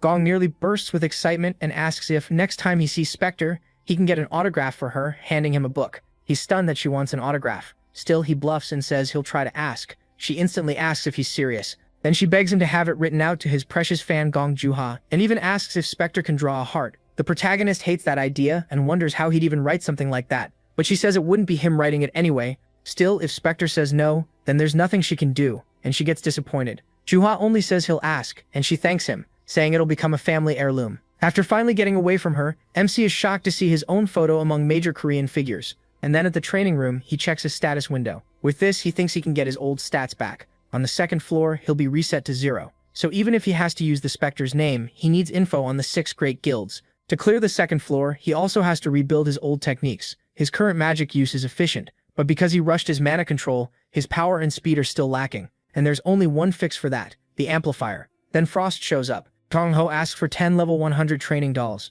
She asks what kind of training this is, and he says he needs to make sure he can use the same skills he had before going to the second floor. Those are the abilities he used in the past. The dolls start closing in around him, but he slips away fast. Then he strikes back and takes one down easily. Frost notices the attack was filled with magic. Tong-ho says it's strong, but it wastes too much mana, and he can't use it often because he doesn't have much. He's tried using magic only at the moment of attack, but that just makes him slower and weaker. So when Frost asks what he plans to do, he says he made a technique for this. It uses magic control, mental strength, and focus. He remembers when Skya helped him, warning that if even one piece is missing, the technique is useless. He has to remember the feeling of magic moving through his circuits. Junho focuses on that feeling, the flow of mana through his body, and then he finally recreates the amplifier. With one insane punch, he smashes the dummy in front of him, and Frost is shocked by how much damage that single hit caused. She calls him amazing and asks why he's just standing there. Junho looks like he's barely holding himself together. He says it's backlash. Just because his body improved doesn't mean his processing speed did.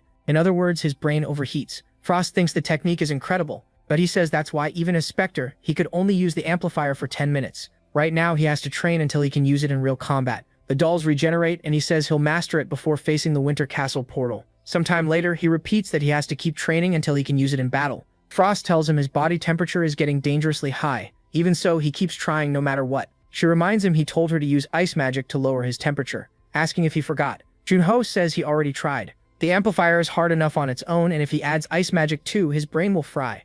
He gets frustrated that he's still winning with nothing but a punch, saying it's way too hard to control. In the end, he says he'll need at least a few months before he can use this in a real fight, but Frost asks if he's sure. He really doesn't like the sound of that. When he asks if she knows something, she says of course she does, but she won't tell him. As his contractor, she says he should be able to figure it out himself. He answers that he doesn't need her help. Even so, he decides he should be able to use it on the battlefield by now. So he calls Secretary Cham and says he needs a teleporter. She agrees and asks when and where. He says tomorrow, and he's going to Winter Castle in Antarctica. Once they arrive, the cold is brutal. Shim keeps sneezing all over the place, saying they've arrived. Junho asks what happened to his big talk, since he said Shim would need a winter jacket, but Shim says he only had to bring him here, so now he's heading back. He tells him he'll pray for his success, then goes back through the portal. After that, Frost appears and says he's a pretty weak man, calling this weather perfect for a picnic. The protagonist asks what nonsense she's talking about. He has some cold resistance, and he's still freezing. The weather keeps getting worse, and Junho gets ready to move. As he walks, he's surprised that this is the Winter Castle portal.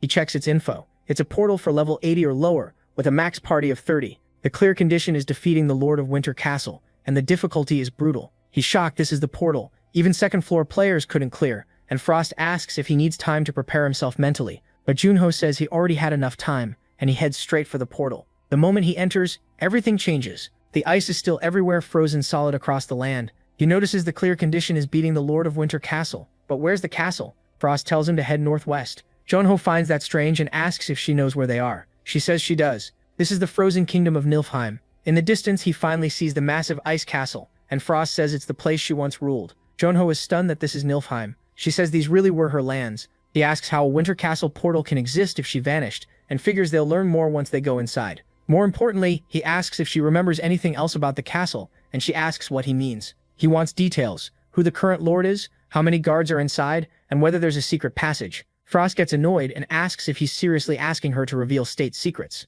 MC says it hurts when she puts it like that. Their fates are linked, remember? They'll be together forever. That leaves her stunned. She gives in and says fine, she'll talk, so he should stop that. Junho says that's why she should have told him earlier. Then she asks if he remembers the portal where she first appeared, and he says, of course, the Queen's Nest. He says he'll never forget it and asks why. Frost explains that the final dungeon there was where she planned to summon all her soldiers from. He asks if that means the soldiers they fought on the first floor weren't all of them. She says no, they were only a small fraction, and she failed to bring all of Nilfheim's forces.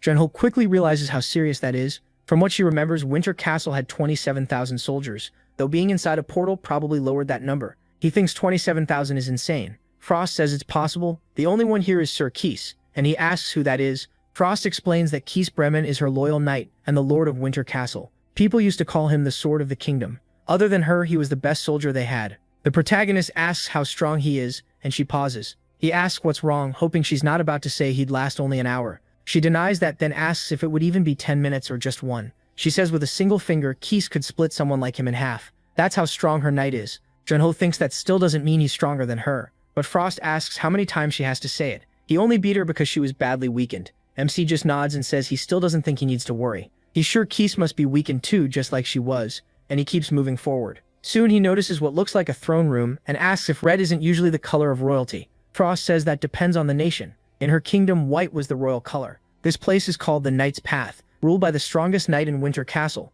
Sir Keese Bremen. The castle was considered sacred among knights. It was said that anyone who walked that red carpet would become a great knight. Those who wanted to prove themselves came to the Winter Palace, and Junho asks what kind of test that was. She says it was called the Trial of Chivalry. Behind that door is a long hall where 100 warriors wait. He'll have to duel each of them and prove his strength. He asks why she's only telling him this now, wondering if this is how he has to clear the portal. But Frost tells him to relax. He still has to go in first. He says again that she should have told him sooner. She replies that she doesn't even know how many knights are still inside, but during the trial, he'll fight them one at a time. They won't all attack together. That calms him down. There's no point panicking before he even starts. All he has to do is beat 100 knights. Frost says that's not quite right. After he beats the Knights of Winter Castle and their commander, what does he think will be left? Then he says the 101st enemy is probably Sir Uglyface himself, and he's ready to charge in. So he goes to the door and forces it open with all his strength. When he finally looks inside, he sees countless knights waiting for him. They stand beside the red carpet, all facing the door. Junho says they look frozen and asks Frost if she's sure they're alive. She says she isn't sure right now. She can't sense anything from them. Then the door behind him suddenly shuts, and the knights come to life, moving at once, and lowering their swords into Junho's path. He asks if this is starting right now. Then one knight steps forward alone. He heads up the stairs, then turns to look down at the protagonist. He announces that Orosimus of Winter Castle commands him to state his purpose. Junho starts to answer, not really sure what to say, but the queen cuts in and tells him to say he came for the trial of chivalry. He asks what she means, and she says he has nothing to lose, so she urges him to just say it, and he finally gets it. The knight asks again why he came there. This time he warns, no answer means Junho will be treated as an intruder. So MC says he came to prove his chivalry. The knight clearly doesn't like that answer, and sometime later, the castle is peaceful again. Junho is staying in a house inside a village, eating by himself and warming up by the fire. He says it's been 3 months since they entered the portal. That makes him remember the knights shouting, all of them taking position, while Junho wondered what was happening. The lead knight declared that 100 knights would test the pride of his blade, and the duels would continue until one side yielded. And he called the first fighter forward, Phil, the warrior of Nilfheim. Phil challenged him and threw his greatsword forward as if inviting him to begin. The protagonist found it kind of fun and asked if this was how knights did things. He liked how direct it was, so he drew his own sword too. Phil shouted for him to come and the duel began. Junho says none of those knights were weak. If they were players, they'd be at least level 100. They didn't have player powers, but their skill was almost flawless, and each one used a different weapon aura. That made him wonder if they might actually be more dangerous than players. As he eats, he says he never imagined there were so many kinds of aura, and the queen asks what he means. Junho explains that players usually use one kind of weapon aura, strong magic wrapped around a blade like fire. But the Winter Castle Knights use all kinds, spinning like drills, sharp like spears, and more. Then he asks if Nilfheim has a player system, and she says of course not. So he says they probably can't even see their own stats, and she tells him obviously. MC thinks that without player skills or stats, those knights still reach the player's castle through pure training of body and magic. They're unbelievably persistent. The queen asks if he learned anything about his weapon when he used sword aura. He asks if that even matters, saying aura just needs enough magic power and understanding. But she explains that knights aren't defined by the weapon they hold. What matters most is the pride in their hearts. Each knight found a weapon they truly mastered, and shaped an aura that fit both that weapon and their fighting style. That gets Junho thinking about finding something that truly suits him. Because of his weapon master skill, any weapon is easy for him to use. He only stuck with a sword because he was used to it, so he never had a reason to ask what fit him best. He thinks maybe it's impossible now since he already has a sword aura, but she says that's not true. She compares him to a cup full of clear water and asks what happens if you add something else. He says the color changes. She says exactly that means he can become whatever he wants. That's his current state. Junho says, all right then. That will be his goal in this portal, which she finds a little strange. He decides to learn more about weapons and create a new sword aura. After training for 3 months, he's ready to go back. The knights notice his return and tell everyone to get ready for battle. The first opponent steps up right away.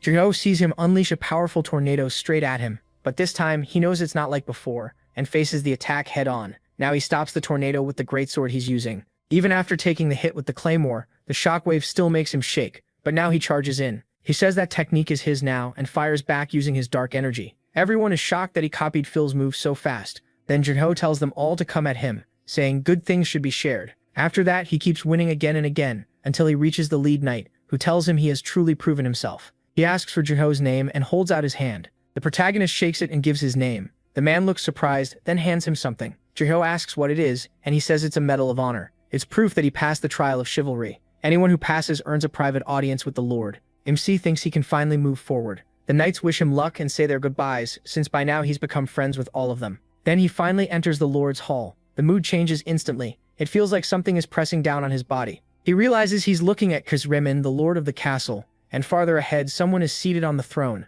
Frost immediately grows tense and mentions the strongest knight in Nilfheim who is staring at Junho. She remembers that he isn't just the strongest, he's her knight. When he stands face to face with him, the situation changes at once. Seeing what's in front of him, the protagonist admits the man really is as strong as she said. The moment the knight raises his sword, aura floods the whole room. Frost says Sirkis seems to know MC is a player, and MC agrees based on the pressure coming off him. Then he wonders if they should begin. He starts spinning a spear and points it at Kiss, who takes a defensive stance. Then the two start trading blows until he releases several attacks at Kiss, who blocks every one of them with his sword. Junho is shocked that he did it without even trying, so he activates the amplifier at the tip of his spear. Frost warns that opening with a move like that is too much, but the protagonist says he can't hold back against him, and asks how long he can use the amplifier. She says right now, about 1 minute and 2 seconds. So MC tells her to start counting as he rushes in again. Their weapons clash once more, in a pure contest of strength, but Junho's spear starts to break, and he's thrown back into the wall. Frost gets worried about him as he hangs there like a bug,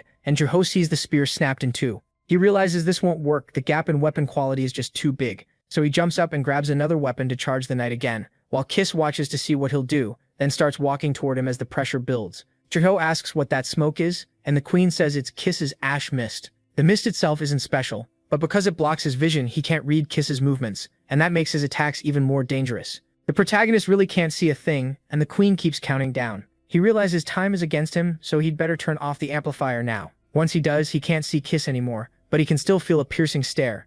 He wonders where he is, then Kiss appears right behind him and nearly lands a fatal hit. Jin-ho is caught off guard and jumps away to keep his head from getting cut off. He says he won't miss this time and charges again. The two trade more blows, but then the knight suddenly grabs him, locking a hand around Jin-ho's neck and nearly killing him, making him spit up blood. Kiss slams him into the wall and pulls back for another punch at MC's face, but MC shifts his head at the last second. The knight is surprised and Frost tries to save him with her ice, pushing Kiss back and dropping Jin-ho to the floor. As Kiss looks at him, he knows he can't let the knight keep attacking, so he gets back up and uses his shadow magic. The queen asks if he can't just ambush him, but Jin-ho says no, someone that strong is too hard to fool. He throws back some potion to heal and thinks this is the worst setup possible. He can't even think clearly because he overused the amplifier. That mist is a huge problem. Kiss not only has better stats, he also controls the battlefield. Still, the protagonist desperately tells himself it's time to turn this around. Kiss notices MC blending into the mist and finds it interesting. He says he's starting to feel Jin-ho's magic power and realizes he's close.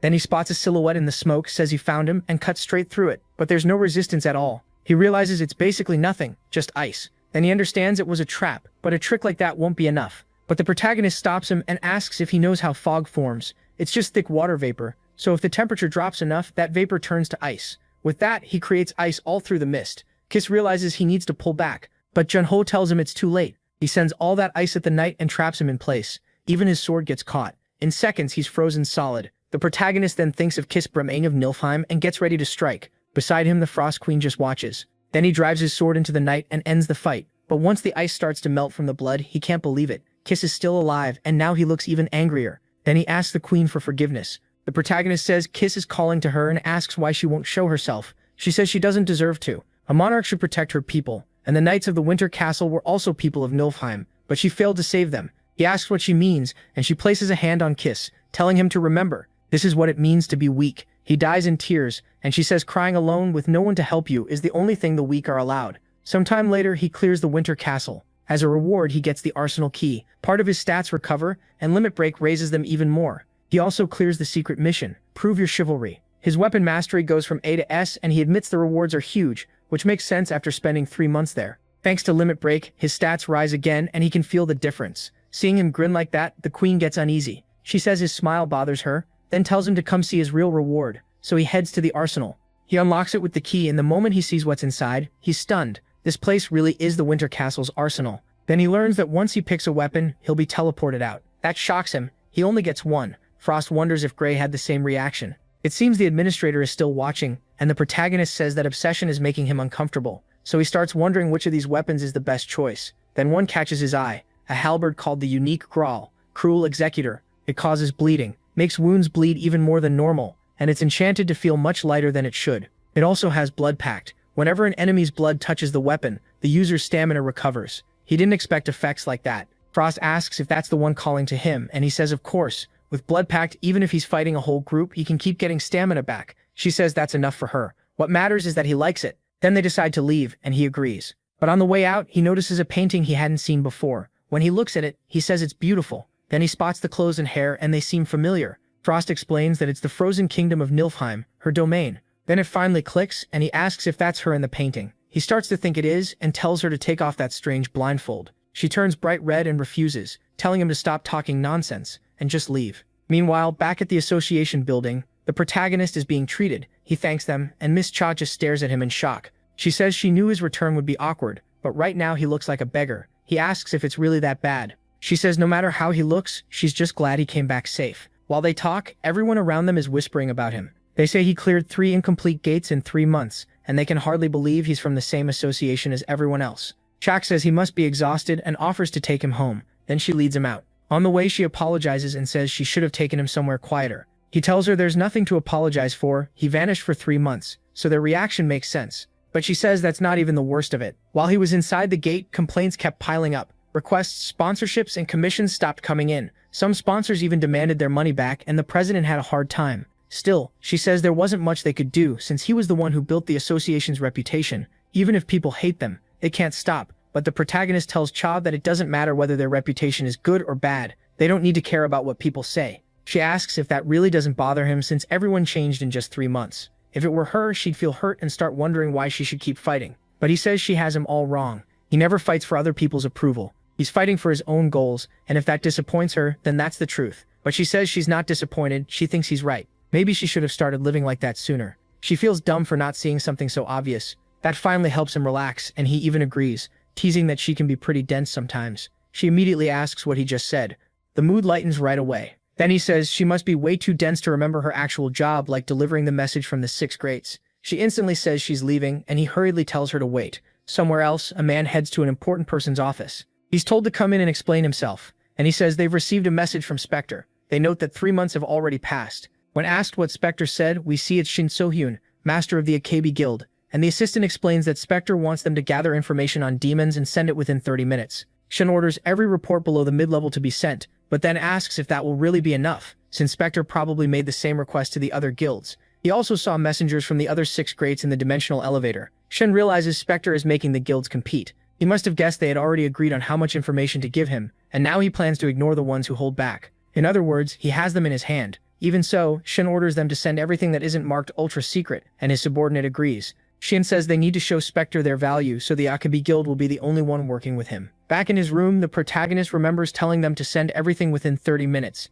He had already made a bet with the 6th grades, and now he's using the guild master's own tactics against them. Soon enough, he actually gets an email. Just as expected, big corporations are always on time. He says he didn't even need to wait the full 30 minutes. The message says all the major groups have replied to his offer. Then he says the problem with smart people is that they think too much. While he was in the Winter Castle for 3 months, the 6th grades must have agreed on how much information to share with him. They had plenty of time to plan, but if he pushes them into competing, they'll each try to offer better intel to win his favor. Because of that, he gets information money can't buy. Even the so-called 6th grades still have a lot to learn. Then he says he'll enter the 2nd floor of the frontier in 10 days. Before that, he and the Frost Queen need to prepare. First, he has to memorize all the information they sent, but he wonders why it feels like he's the only one working, while the Queen is just watching TV. She asks what his problem is, and he says she's having fun while he's stuck working like a slave. She claims she's studying culture, but he says she's obviously just playing around. He figures it'll take at least 4 days to memorize that whole stack of papers. He reads that the Great Ruben Empire is the only empire in the entire frontier.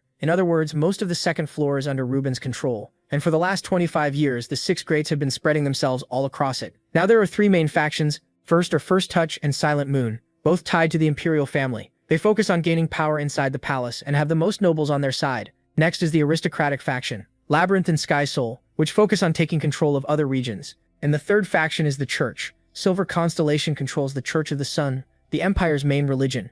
On top of that, Halley Guild found a new mercenary guild that's separate from all 3 factions, and right now they cover the largest area of activity. The frontier is a world he's never experienced before, and he starts wondering what kind of place it really is. Sometime later, someone goes to see Shim Deok-gu. When she walks in, he's surprised. Sujaya Cha came to speak with him, and he asks why she's there. She says she has something to tell him. Then she hands over a letter and says it's her resignation. He says she must have thought long and hard before deciding this, then asks if he can know why. She asks if he remembers the first time he came there, and he says of course. Years ago in Shulmer on the 2nd floor there was a gifted healer, people called a saint. She spent her whole life helping others, but when she fell into a crisis, no one helped her. No one except one person. She says she respects both him and the Spectre, because he was the only one who helped when she was suffering. She wanted to keep working there as long as she could, but after talking with Junho, she started to remember the passion that once drove her. So he congratulates her, saying she finally found her own path. She thanks him and asks if she can return the sealing ring on the day she leaves.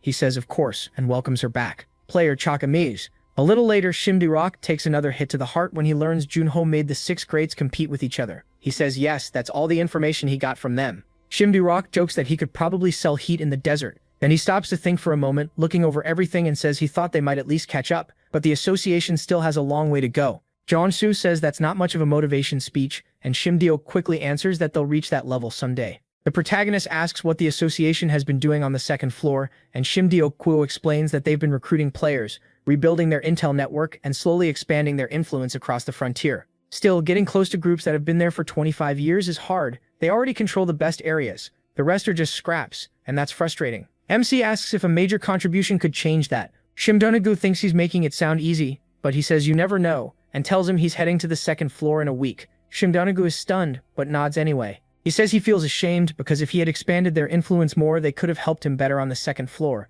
Junho tells him he's already done more than enough. Thanks to Shim Dioku, he already has a new identity, got his player license easily and received gear, a place to stay, and plenty more. He says he couldn't ask for anything else, and Shim Dioku gets emotional as the protagonist thanks him from the bottom of his heart. Honestly, their friendship is great, and now I really want to see how this auntie helps MC because he's finally got a healer on the team. Then at a zoo in India, everyone is having a good time. A little boy runs off yelling about a lion and his father warns Isha not to run or he'll trip. While the others enjoy themselves, one girl watches from a distance. The woman beside her, Nisha, asks why she won't come take a look. The girl says she's fine where she is, holding a necklace with a photo of her and her father. That leaves her looking down, and Nisha gently says her grandmother knows her father is always with them, even if they can't see him. The girl almost cries, and her grandmother says she knows he's watching her right now and that he wants her to be happy. Hearing that, the girl speaks up too, saying she thinks her dad would want that as well. That makes the grandmother remember her son's girl. She agrees with her, then invites her to go look together. Somewhere else, at the association building,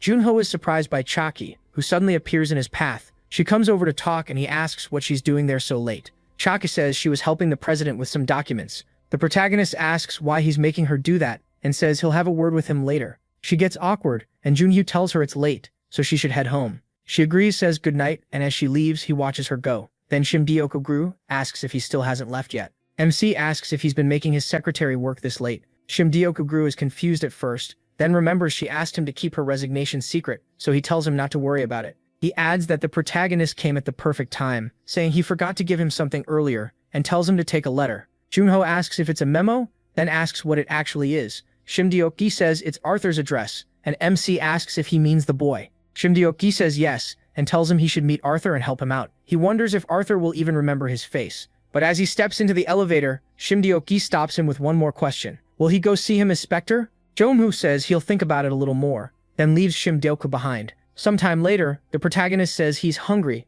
and that he should have stopped by a convenience store earlier. As he leaves the building, something is watching him from far away. It's that dangerous guy himself, thinking that Jomhu finally showed up. Then, after MC comes out of the convenience store, he notices something, a cat in front of him. He apologizes to it, saying he didn't buy anything. The cat instantly drops the cute act and bolts. Junho notices it's way too smart, but when he looks ahead, he spots a strange man standing in the shadows, watching him. He says he barely sensed his presence. He must be a very high-level player. Cal asks if they should move somewhere else, saying Junho probably doesn't want to fight in a place like this. The protagonist agrees. Then he brings up Final Horizon, saying he thought it was a weapon made for long-range precision shots. So if Cal is an archer, why step right in front of his target? MC asks if he's sure he isn't making a mistake, and apologizes to Cal, Signia. Cal is impressed that Junho knows who he is, and says that makes things easier. Still, he thinks about his point. Normally that would be true, but only if both sides were evenly matched. Then he raises his bow and prepares a shot. The protagonist immediately thinks of the people still inside the convenience store. Cal tells him to come along while he's still being nice, unless he wants to watch them all die. Junho has no choice, so the two head to a deserted place where they can settle things in peace. The weirdo starts by praising MC for following him instead of running. That took guts. Then he gives him two choices. Put on magic sealing handcuffs and come quietly, or hear the second option. Junho already says he doesn't like the first one and asks for the other. Cal answers that he'll cut off his legs and drag him like a dog, grinning like a madman. The protagonist says it's hard to believe Cal is putting out this much pressure just by releasing his magic. This is Cal Signia, a level 100 ranker. MC says he chooses a third option and Cal thinks he's insane. Junho says the mountain air is nice, so he figured this would be a good place to bury him. Cal snaps in rage and curses at him, then draws his bow and fires 3 arrows at once. He sends them straight at Junho, but he cuts down every one of them. Cal Signia is genuinely shocked. To him that should be impossible. How could a rookie who's been active for less than a year deflect every arrow from his demonic bow? The protagonist says he must be confused. A player who isn't even level 30 just knocked away a level 100 ranker's arrows. But plenty of things in this world make no sense, and he's one of them. Cal admits he made a mistake by underestimating someone who cleared a 1-star gate alone. Junho has already reached the point where no one on the first floor can match him, and Cal is sure he'll rise fast on the second floor too. If he's even more talented than expected, then before long MC might even be able to stand against the 9 heavens. Cal draws his bow again and says it's a real shame that a talent like this has to die here. Then he orders his hunting arrows to devour him and launches a whole barrage at Junho. Each arrow targets a different part of his body. He realizes Cal is changing their paths in mid-air and wonders if he's controlling every arrow with magic. Cal welcomes him to his hunting ground. The arrows explode near Junho with insane force, and he realizes even one arrow with that kind of power is dangerous. Cal isn't just steering the arrows, he's filled the whole area with his magic, making it hard to move. It feels like fighting underwater, and if Junho gets hit even once, he won't have a chance to win. So he uses enhancement while waiting for one arrow to come straight at him, and he deflects it. Cal's Signia is shaken again because his hunting arrows are getting knocked away by a rookie who's only around level 30. Now Cal gets it. His senses were wrong. While avoiding direct combat, Junho proved he isn't some lucky beginner. He's someone Cal has to fight with everything he has if he wants to win. So Cal gives a small smile saying he won't hold back anymore. He unleashes his full power and spreads his magic field. The protagonist is thrown off because Cal's energy had been wild like a storm, but now it's suddenly calm like he stepped into the eye of it. Cal Signia tells him to take it as an honor, because this really is goodbye, as he uses the violent dragon arrow, a single shot he aims at Junho. It flies out like a dragon with its jaws open, ready to swallow him whole. The boy faces the arrow head-on, then the blast hits him and the power is insane. Cal Signer waits to see what happened, but then he realizes something is wrong. Instead of the result he expected, freezing mist spreads out. He stares at it confused, wondering what kind of ice magic this is. Then the protagonist uses his cloak of darkness, filling the area with night magic. Seeing that, Cal is shocked. He has two attributes, so he'd been hiding his real power. He has darkness too. That can't be possible. It makes him just like Cal. The protagonist says he honestly only wanted to show his ice ability, but with things like this he has no other choice. He can't leave any witnesses alive. As his skill wraps around Cal, he thinks he has to kill him now. Cal says he really doesn't plan to reveal who he is, so he'll force it out of him. Right after that, he opens his inventory and pulls out a huge number of spears, saying one hit is all it will take. Those spears combine into a bow and aim at the protagonist. Sao Junho activates enhancement. He knows if this drags on, his brain will burn out before he wins. So the answer is simple: kill Cal before the arrows fire. He gets ready to charge, trying to force the fight into close range. Cal says he's rushing straight at death and unleashes a torrent of petals.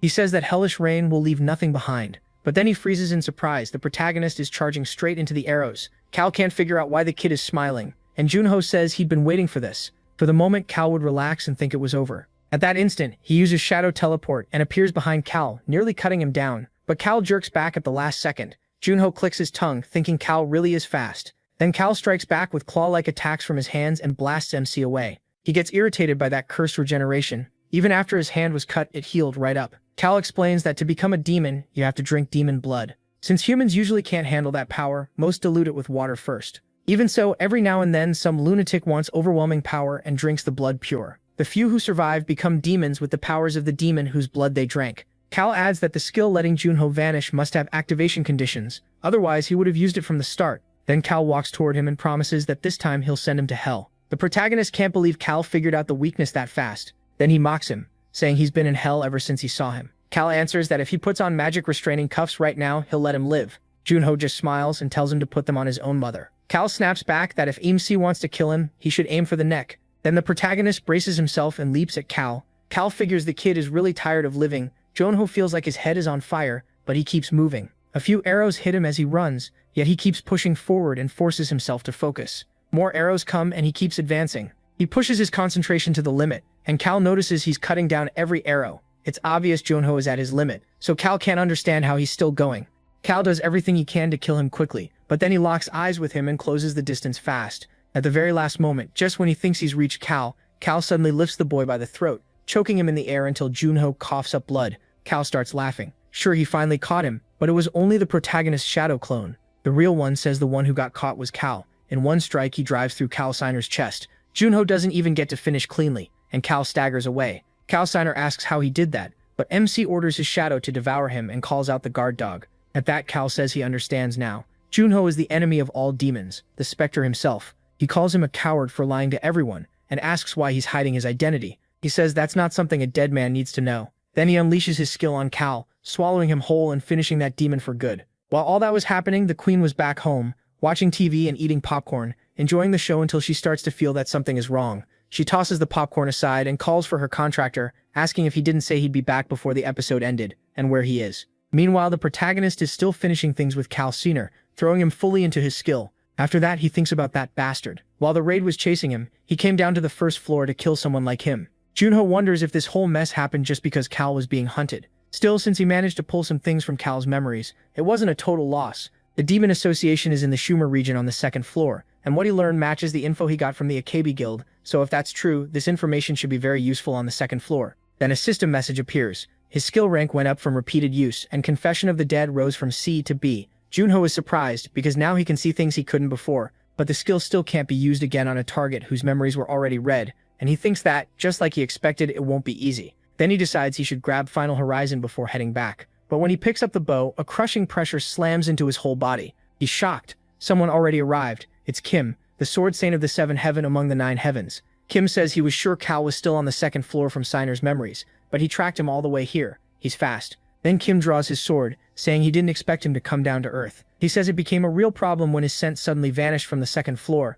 but the protagonist has no idea what he's talking about. Kim says the disgusting smell of demon coming off his body mixed with incense can never be erased and says he won't let him escape this time, thinking Junho is Cal Signer. The protagonist can't believe it. That thing in his hand is giving him away, and Kim is mistaking him for Cal Signer just because he's holding Final Horizon. MC tries to explain there's been a mistake, but while he's talking, that lunatic just pulls out his sword and attacks, saying he won't fall for tricks again.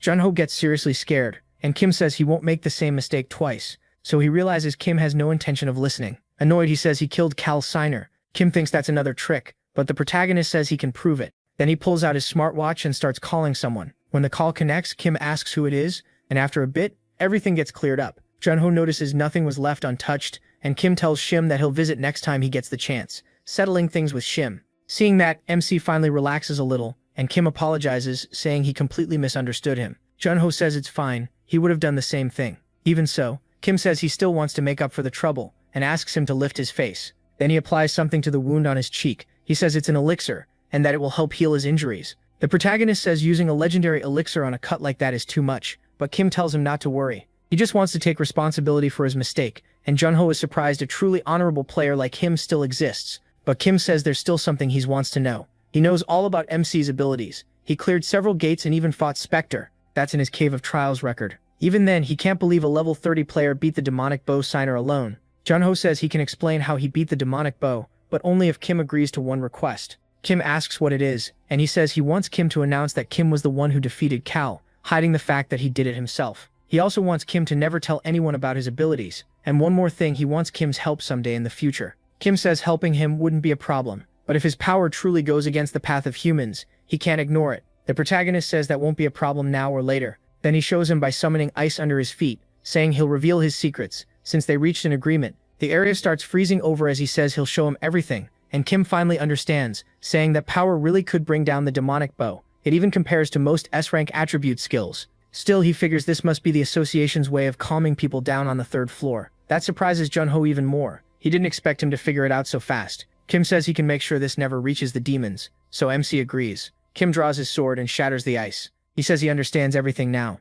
In just a moment, the whole frozen area is gone after a few swings. Kim tells him not to worry. He did kill Cal Signer here an hour ago after all. He says that sounds fair, but was Cal really that strong? Even at his peak, the protagonist doubts it would have been an easy fight. When he finally gets home, he says all he wants is a shower and bed. But the moment he arrives, the Ice Queen is already mad at her contractor. Junho says she scared him, and she asks if he even knows what time it is. He answers, 1 in the morning. She reminds him he said he'd only be gone for a minute to see a friend. He admits it but says things happened. She tells him to come back earlier next time, and he just agrees. As she starts to leave, she notices how filthy he is, and asks what happened. Junho says it was something big. She doesn't get it, so he tells her he dealt with Carl Signer today. Since she doesn't know the name, she asks who that is, and MC explains that he was a demon. Not just any demon, a lot stronger than the ones he fought before. That catches her off guard. She asks if he wasn't supposed to be meeting a friend, and he says he ran into Carl on the way back from the convenience store after that. Then Junho tells the Ice Queen the world is bigger than he thought. There are people far stronger than he ever imagined. After waking from the ice, he rushed to find his old companions. But only after meeting Kim and John did he truly realize how strong players had become over the last 25 years, especially the monsters on the 2nd floor. That's when he understood why the 9 heavens were compared to the heavens. Now that he's seen it with his own eyes, he even thinks Kim seems like a decent guy, but Junho is still shaken. So she asks why he suddenly stopped in the middle of the story, saying he's making her curious. He brushes it off. He just says he feels like he needs to work even harder. There are 8 people in this world on the same level as Kim and John, and one of them is clearly his enemy.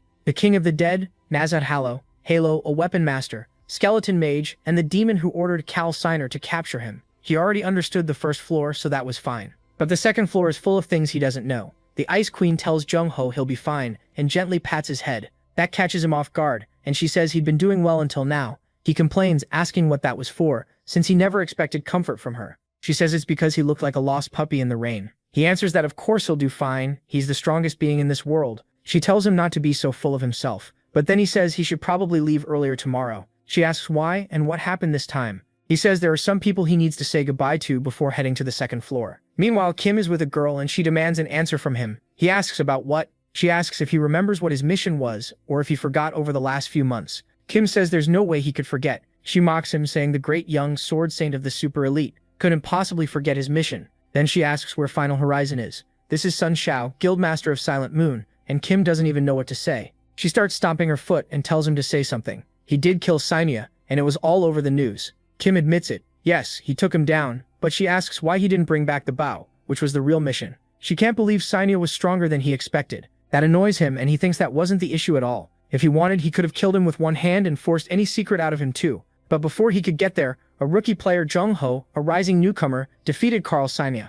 And since the protagonist beat Carl alone, it was only fair that he took the reward.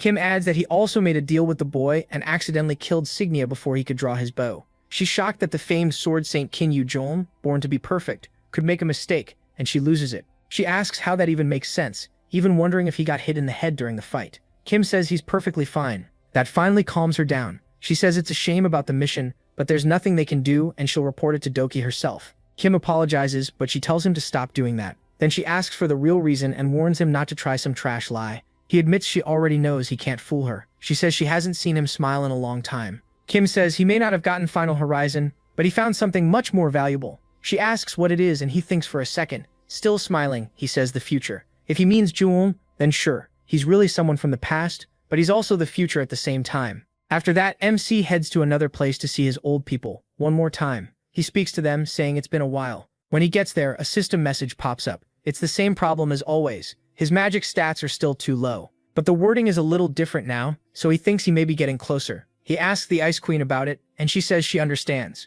Junho asks what she means, joking that he didn't leave Trisha behind or anything. He can't believe she's actually pitying him, and she gets annoyed. But he realizes she's softer than he thought and tells her to stop dancing around it. Just say whether they're alive or not. That's all she needs to answer. She says they are, but if he wants to break that seal, he'll need to become much stronger. Junho simply nods. Then he tells her it's time to go. She looks surprised and says he'll be leaving Earth soon, so wouldn't it be better to stay a little longer? He says it's fine and adds that he'll visit Shimdioku and Noya before going to the second floor. That's enough for him. He says it won't be too late to see those guys again once they can meet the right way. He won't be gone that long anyway. After leaving, Jung catches a flight to another place. He arrives at an artificial island in the Pacific Ocean. The protagonist says they almost missed the flight. He can't believe he made someone wait 7 hours, and Noya's energy feels strange. The old man tells him he'll be fine until Junho comes back, so there's no need to worry. He knows MC will do well no matter where he goes. While he gets nostalgic, the Ice Queen freaks out, asking if humans really built this place. He says yes, it's an artificial island made by people. She happily says Earthlings are amazing.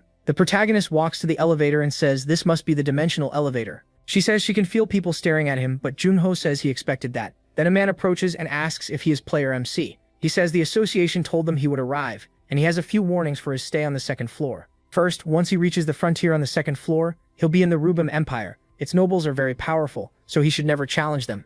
Second, he obviously needs to watch out for demons but also for other players. Outside the association's reach, plenty of people use that freedom to commit crimes, so he should stay on guard around everyone. Junho thanks him for the warning, and the man wishes him luck. The protagonist notices the elevator isn't as big as he expected. At most, it can hold around 12 people. He figures all he has to do is press the button for the second floor. The second he does, it shoots upward at insane speed. The Ice Queen panics even more than he does. He never told her the walls would turn transparent. Seeing her reaction, Junho can hardly believe it. He tells the Ice Queen to look and she asks why. He spots several other elevators nearby and she's shocked there are so many. MC realizes this must be how the demons reach the second floor without the association noticing. Then the elevator jolts so hard she almost rips his hair out. At last they arrive on the second floor. There he steps into the frontier and gets a notice. Bearer of Spring has activated, boosting all stats by 30. Junho realizes his title effect is now active all the time too. Then he sees the Rubim Empire and it's nothing like Earth. It feels like stepping into a fantasy game. On top of that, the air is packed with way more magic power than Earth. He's left amazed as he steps out, and everyone nearby stares at him like, what is this guy doing? From the way he acts, they figure he's a rookie who just reached the second floor, not someone worth recruiting. One guy wonders why Junho is talking to himself, and another walks up saying too much is going on. The guy in green notices his senpai is back. The other says yeah, but asks why Geralt's group is gathering there. He has no idea. Then one of them realizes who it is. It's Sekyo He, and he quickly sees everyone there belongs to a guild. Right away, he smacks the younger guy across the face. They need to recruit Junho to their guild right now. While they argue, Gong Joo-ho steps in first. She says she can't let him do that, because she's going to be the first one to approach that big-headed guy. If anyone is recruiting him, it'll be her. Meanwhile, Jonho is acting like a country kid, amazed by the magic in the air. The queen warns that people will think he's crazy, but he doesn't care. He's just trying to get used to this place. She begs him to stop embarrassing himself in public. But then the protagonist spots Gong Joo-ha and says he's seen her before. He calls out to team leader Gong, getting her attention. Once she finally sees him, he says he was waiting for her. She laughs and says that was close. If he'd been a few days later, she would have won the bet. Jonho apologizes, but says he doesn't like losing. Then she asks if he had any trouble with the language, saying Vita should be translating. He says no, she's the first person he's talked to. She tells him to come with her. There are a few things he should know, and she asks if he likes coffee. They head to a cafe, and she explains that only nobles are allowed in there, so it's a good place to talk in peace. Jonho asks if she's a noble. She says she's a baroness without land, but still a noble. He realizes he couldn't have entered without her. She says obviously, then asks what he thinks of the coffee. He says it's good, but asks if it's just an Americano. She explains they also have popular things from Earth here, but then she moves to something more important and asks for his first impression of the frontier. He says it feels completely new. He can tell they're not on Earth anymore. To him, it feels like a fantasy world, and he admits it'll take time to adjust. She asks if he's ever thought about this before. What would have happened if humanity hadn't stopped the gates 30 years ago, or if people had failed to fight the monsters that came through? Jinhyo says he doesn't know, but it probably wouldn't have ended well. Gong Joo-ha tells him that in the frontier that already happened. 100 years ago, this place was also full of gates, but they couldn't stop the monsters, and humanity was wiped out.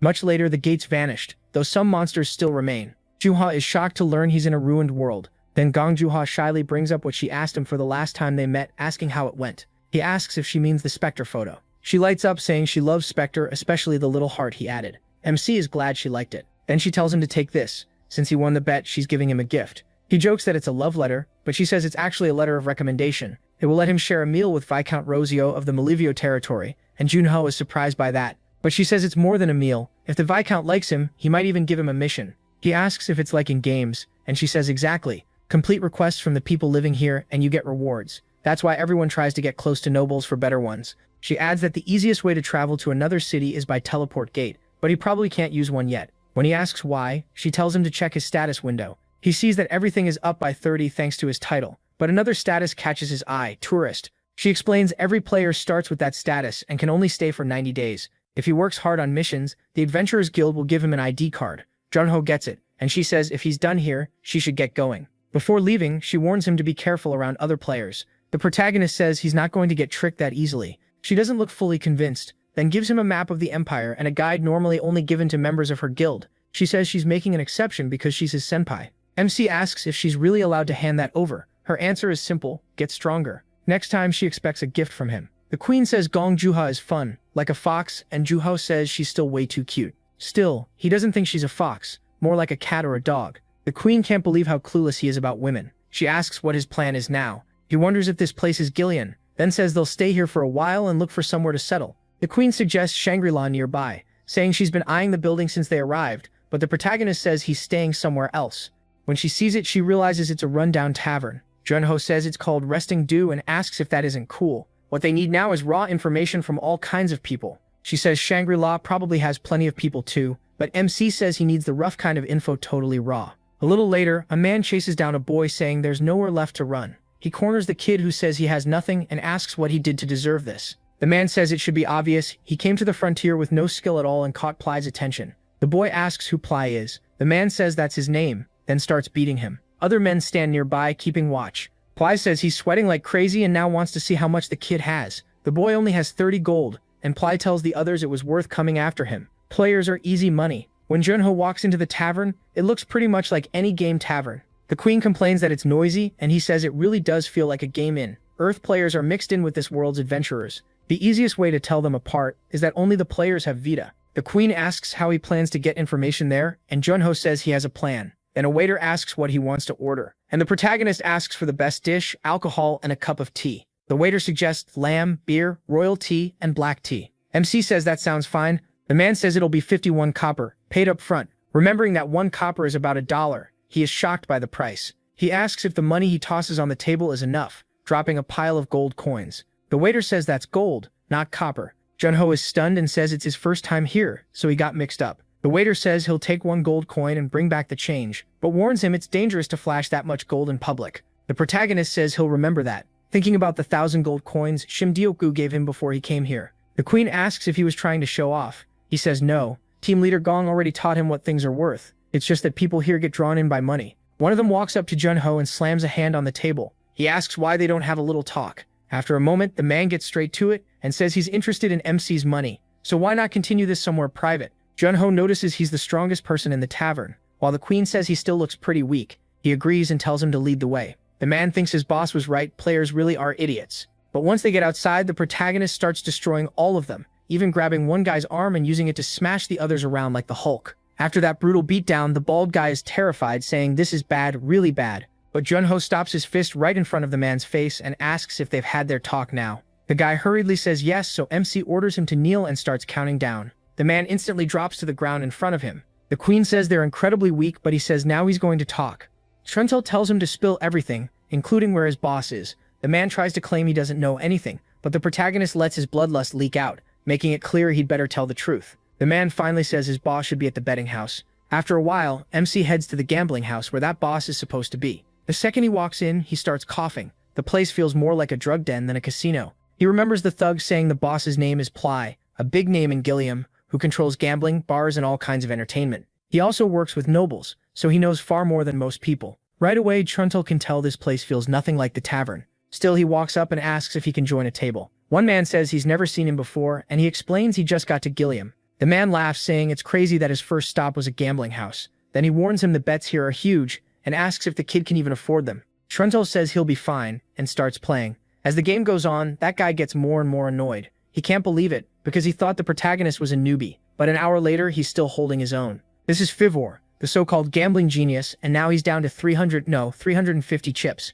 He starts wondering if Truntel is some pro gambler from somewhere else. Meanwhile, MC keeps cheating with Arma's help as she tells him the other man's cards, so he keeps raising the stakes and winning. Watching from nearby, the bald man can tell he is good. He wonders if this is just luck. It's his first time seeing Fivor lose like this. Now he wants to know who Truntel really is, because this kid looks too skilled to be normal. Another man isn't buying it, and asks if they're sure he's not cheating. Annoyed that someone is messing with his money, he orders his butler to bring the protagonist to him. By now, Fivor is getting desperate since he's about to leave with nothing he can do. He glances at an employee clearly setting something up, and Arma warns MC that the table is working against them. They're trying to cheat him now. Even the table is rigged. Truntel says he expected that. They lasted longer than he thought, but he's done here. Fivor asks if he's serious and tries to get him to keep playing. He says he's already won plenty, and if he stays, he might lose it all. Fivor keeps pushing, but a man walks over to the protagonist, and MC is surprised when the message is for him. The man says his host wants to share a drink and asks him to follow. Arma points out that this host must be that man's boss, so Truntel tells him to lead the way. When they arrive, the bald man says this is the VIP room, usually reserved for nobles. Arma notices how dark it is and tells him to be careful. The bald man welcomes him and says gamblers who come here often use special skills to cheat. Then he asks if the protagonist knows why he still lets them in. It's because he's confident he can always take his money back. He adds that MC is already well known here, and even recognizes him as MC. The MC is surprised the man knows who he is. Then the bald man sits with two others nearby and says he is a respected player among the people from Earth. He's famous, and the protagonist says it sounds like the man did his homework. The bald man says other players told him everything when he asked, which is exactly why Junho should have behaved himself. He repeats that players come in using skills to cheat, then asks again why he still allows it, because he's sure of his own power. He runs every kind of entertainment in the city, and of course has ties to the nobles. No matter how strong players are, they're still outsiders, and in the end, they won't fight the nobles. He asks if he's wrong, and MC says he's right. Then Junho makes an offer, tossing several chips onto the table. He'll give back everything he won if the man sells him information about the nobles. The bald man is confused, and asks if he seriously wants to buy intel with the money he stole. He says the kid clearly doesn't understand his position. Taking the money back by force is easy, and his men rush Junho. The protagonist says he was trying to handle this peacefully, but now it looks like that was a waste of time. As the men attack, he simply dodges, then suddenly charges in, grabs one by the face, and slams him into the floor. After that, everyone in the room gets wrecked, and Junho says they should have listened while he was being nice. The bald man curses and demands to know what his men are doing. MC bends down, picks up one of the chips, fills it with power, and flicks it into two men's faces, knocking them out with ease. He says people always need a beating before they listen, but the bald man tells him to calm down while aiming a huge revolver at him. Junho is surprised to see a gun. The bald man says it's a deadly weapon players love to use. He orders him to leave the chips and get out. If he does, he'll let him live. He asks again about the noble's information, but the bald man asks if he really thinks he's getting any. He tells the kid to leave while he's still being allowed to live, but Junho wraps the man's hand with shadow power and steals the gun before he even notices. The protagonist says that while he's being allowed to stay alive, the bald man better start talking. The man panics, wondering when that happened and if MC is really only level 30. Then he tells him to think carefully, starting to insult him before stopping himself. He calls him the protagonist and warns that pulling the trigger will bring huge trouble for both of them. Junho doesn't care at all. The bald man realizes he might really shoot. Is Ply actually going to die like this? MC says his nerve is stronger than he expected. At that, Ply quickly says he'll talk. He'll tell him everything, and begs Junho not to do it. But right after he fires, he stops the bullet just before it hits Ply's face, and says he should have said that from the start. Ply shakes all over and he asks why they don't talk now. After a long talk, the next day the protagonist says everyone worked hard this week, and thanks to them, he got a lot of information about the second floor. Then he says they can go now. Ply can't even tell if he's joking, but Junho tells him not to make him repeat himself, and they all run out fast. Arma thinks thank goodness they're finally gone. She was sick of them. MC then says it's time to use that information.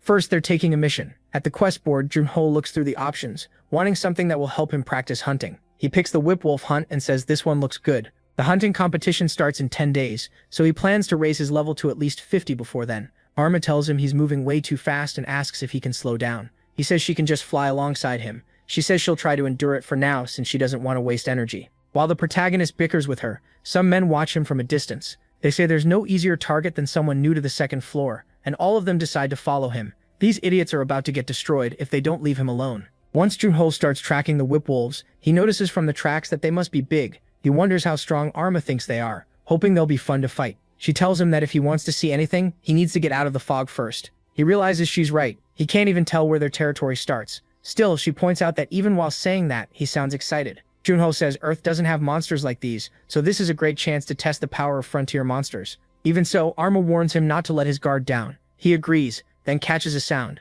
The whip wolves have finally appeared, and they're called the Cruel Executioner for a reason. MC studies them and sees their tails really do look like whips. Arma says they live up to their name. Junho rushes in to test them, but they strike back at once. He immediately understands why players avoid this mission. They're stronger than he expected. Even so, he decides to enjoy the fight, so he quickly changes his plan, goes on the attack, and starts having fun battling the monsters. He says they're the perfect opponents to help him get used to the stat changes from the Bearer of Spring. After a while, the men following him arrive and are shocked to see Junho fighting those beasts. One says there are 4 of them, so why hesitate? Another asks if he doesn't know who that is. He explains that many people here still don't know, but that guy is famous on the first floor as the Super Rookie, and they say his talent is on the same level as Chot. The others ask if he's really that amazing. The red-haired guy says he only recently reached the second floor and is level 30, while they're level 70. Then they say his weapon must be worth a pile of gold, and if they all attack together, they should be able to take it. One of them says he'll get close without looking suspicious, and after that the rest can move in. The others complain that he's taking the easy part. He says if that thing is really worth that much money,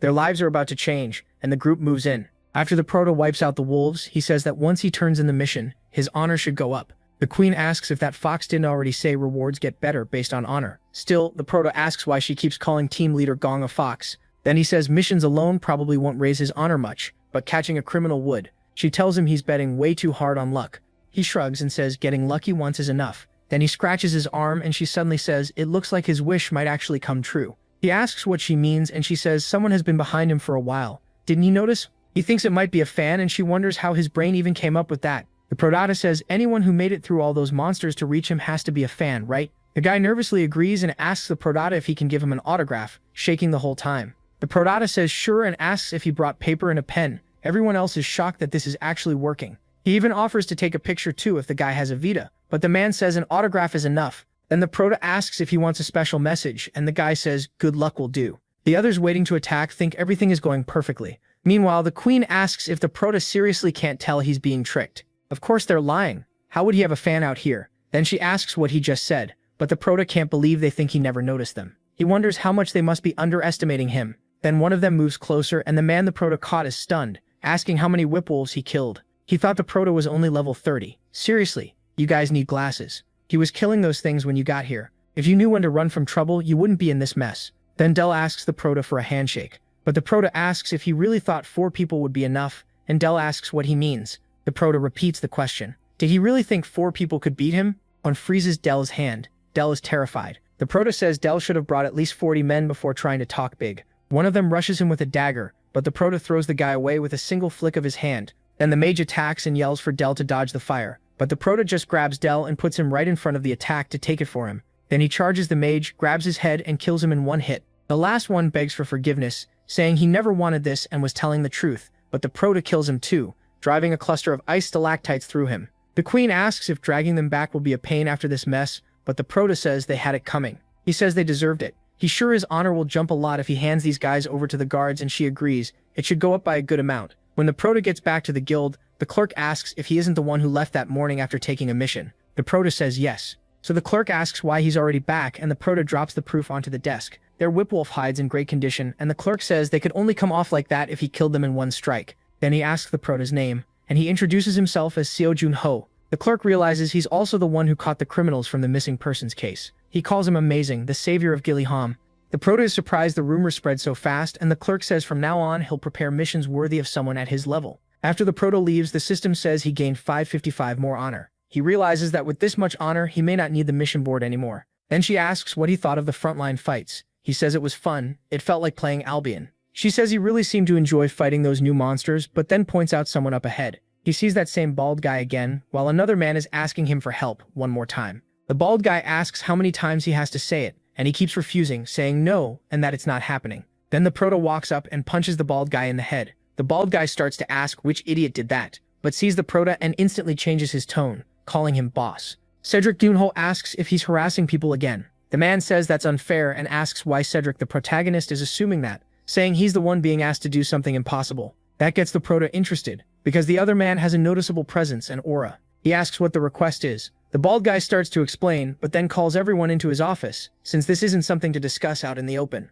Once they get there, he says the man's name is Rakan, and that he used to be a mercenary, though Rakan cuts in and says he's still active. When the bald guy introduces the Proto, he says that despite how he looks, he's very strong. Rakan asks if he's stronger than Pleashing, and the bald guy says the gap between them is about 3 sheets of paper. Then the Proto gets straight to it, and asks Rakan about the request. Rakan says yes, he needs help with something. The bald guy explains that Rakan is trying to enter a dungeon even though he's retired, and asked him to come along. He refused and asked why he'd do that. The Proto notices the dungeon materials are valuable, so he asks Rakan if he has any information on it. Rakan says it's the tomb of Sharafin, the phantom thief. He explains that 10 years ago, he and his wife were mercenaries and tried clearing a dungeon together. Inside, they found ancient writings. Those writings spoke of a 5-colored goddess statue that could keep its owner healthy. From that day on, they started searching for it, and planned one last adventure before retiring. But last year, his wife got sick. It turns out a tumor had been growing for years, and there was no way to treat it without surgery. Now that statue is something he has to find no matter what, even if he has to go alone. He says he later learned the statue might be in Sharafin's tomb, but when he tried going by himself, he couldn't handle the monsters. The bald guy gets uneasy, thinking it's a rough situation, and even he can't do it. Rakan agrees and says he can't force anyone into something this dangerous that he understands, but the Proto says he'll help. He says they'll leave at dawn. Rakan is shocked he agreed so fast. He says that means he just needs to find someone to watch his wife while he's gone, but Plee tells him not to worry, he'll find someone. The Proto thinks that honestly, honor matters more to him than dungeon rewards. Missions are worth a lot more than dungeon loot, but he still can't ignore this. So the next day, they stand in front of Sharafin's tomb, and he says the last time he came here, it was full of kobolds. The Proto is fully geared up to head inside. He asks what level they were, and Rakan says around 60. The deeper ones should be even higher, with blood-red fur and bodies twice the size of normal kobolds. The Proto realizes they're blood kobolds, and Rakan says they're the kind that charge in without caring about injuries. Then he tells the boy to stay quiet, sets down his lantern and fires at a kobold coming their way, hitting its chest and head. The monster freezes up and starts moving slowly, and the Proto notices how good his aim is. Rakan says of course it is. He's been doing this for 30 years. It's a good start, but they need to hurry because he can feel them. The Proto notices this isn't really a tomb, just a cave, and thinks it might be easier than he expected. But like always, that thought brings trouble. The whole place starts shaking, so Rakan looks shocked, and the Proto says he doesn't think it's an earthquake. It has to be them, and judging by the tremors, there are more than 10. The Proto says it doesn't matter how many there are, he'll handle them all, and calls his halberd. When the monsters leap in, they're surrounded. Rakan realizes there are at least 50, and asks if they were waiting for them.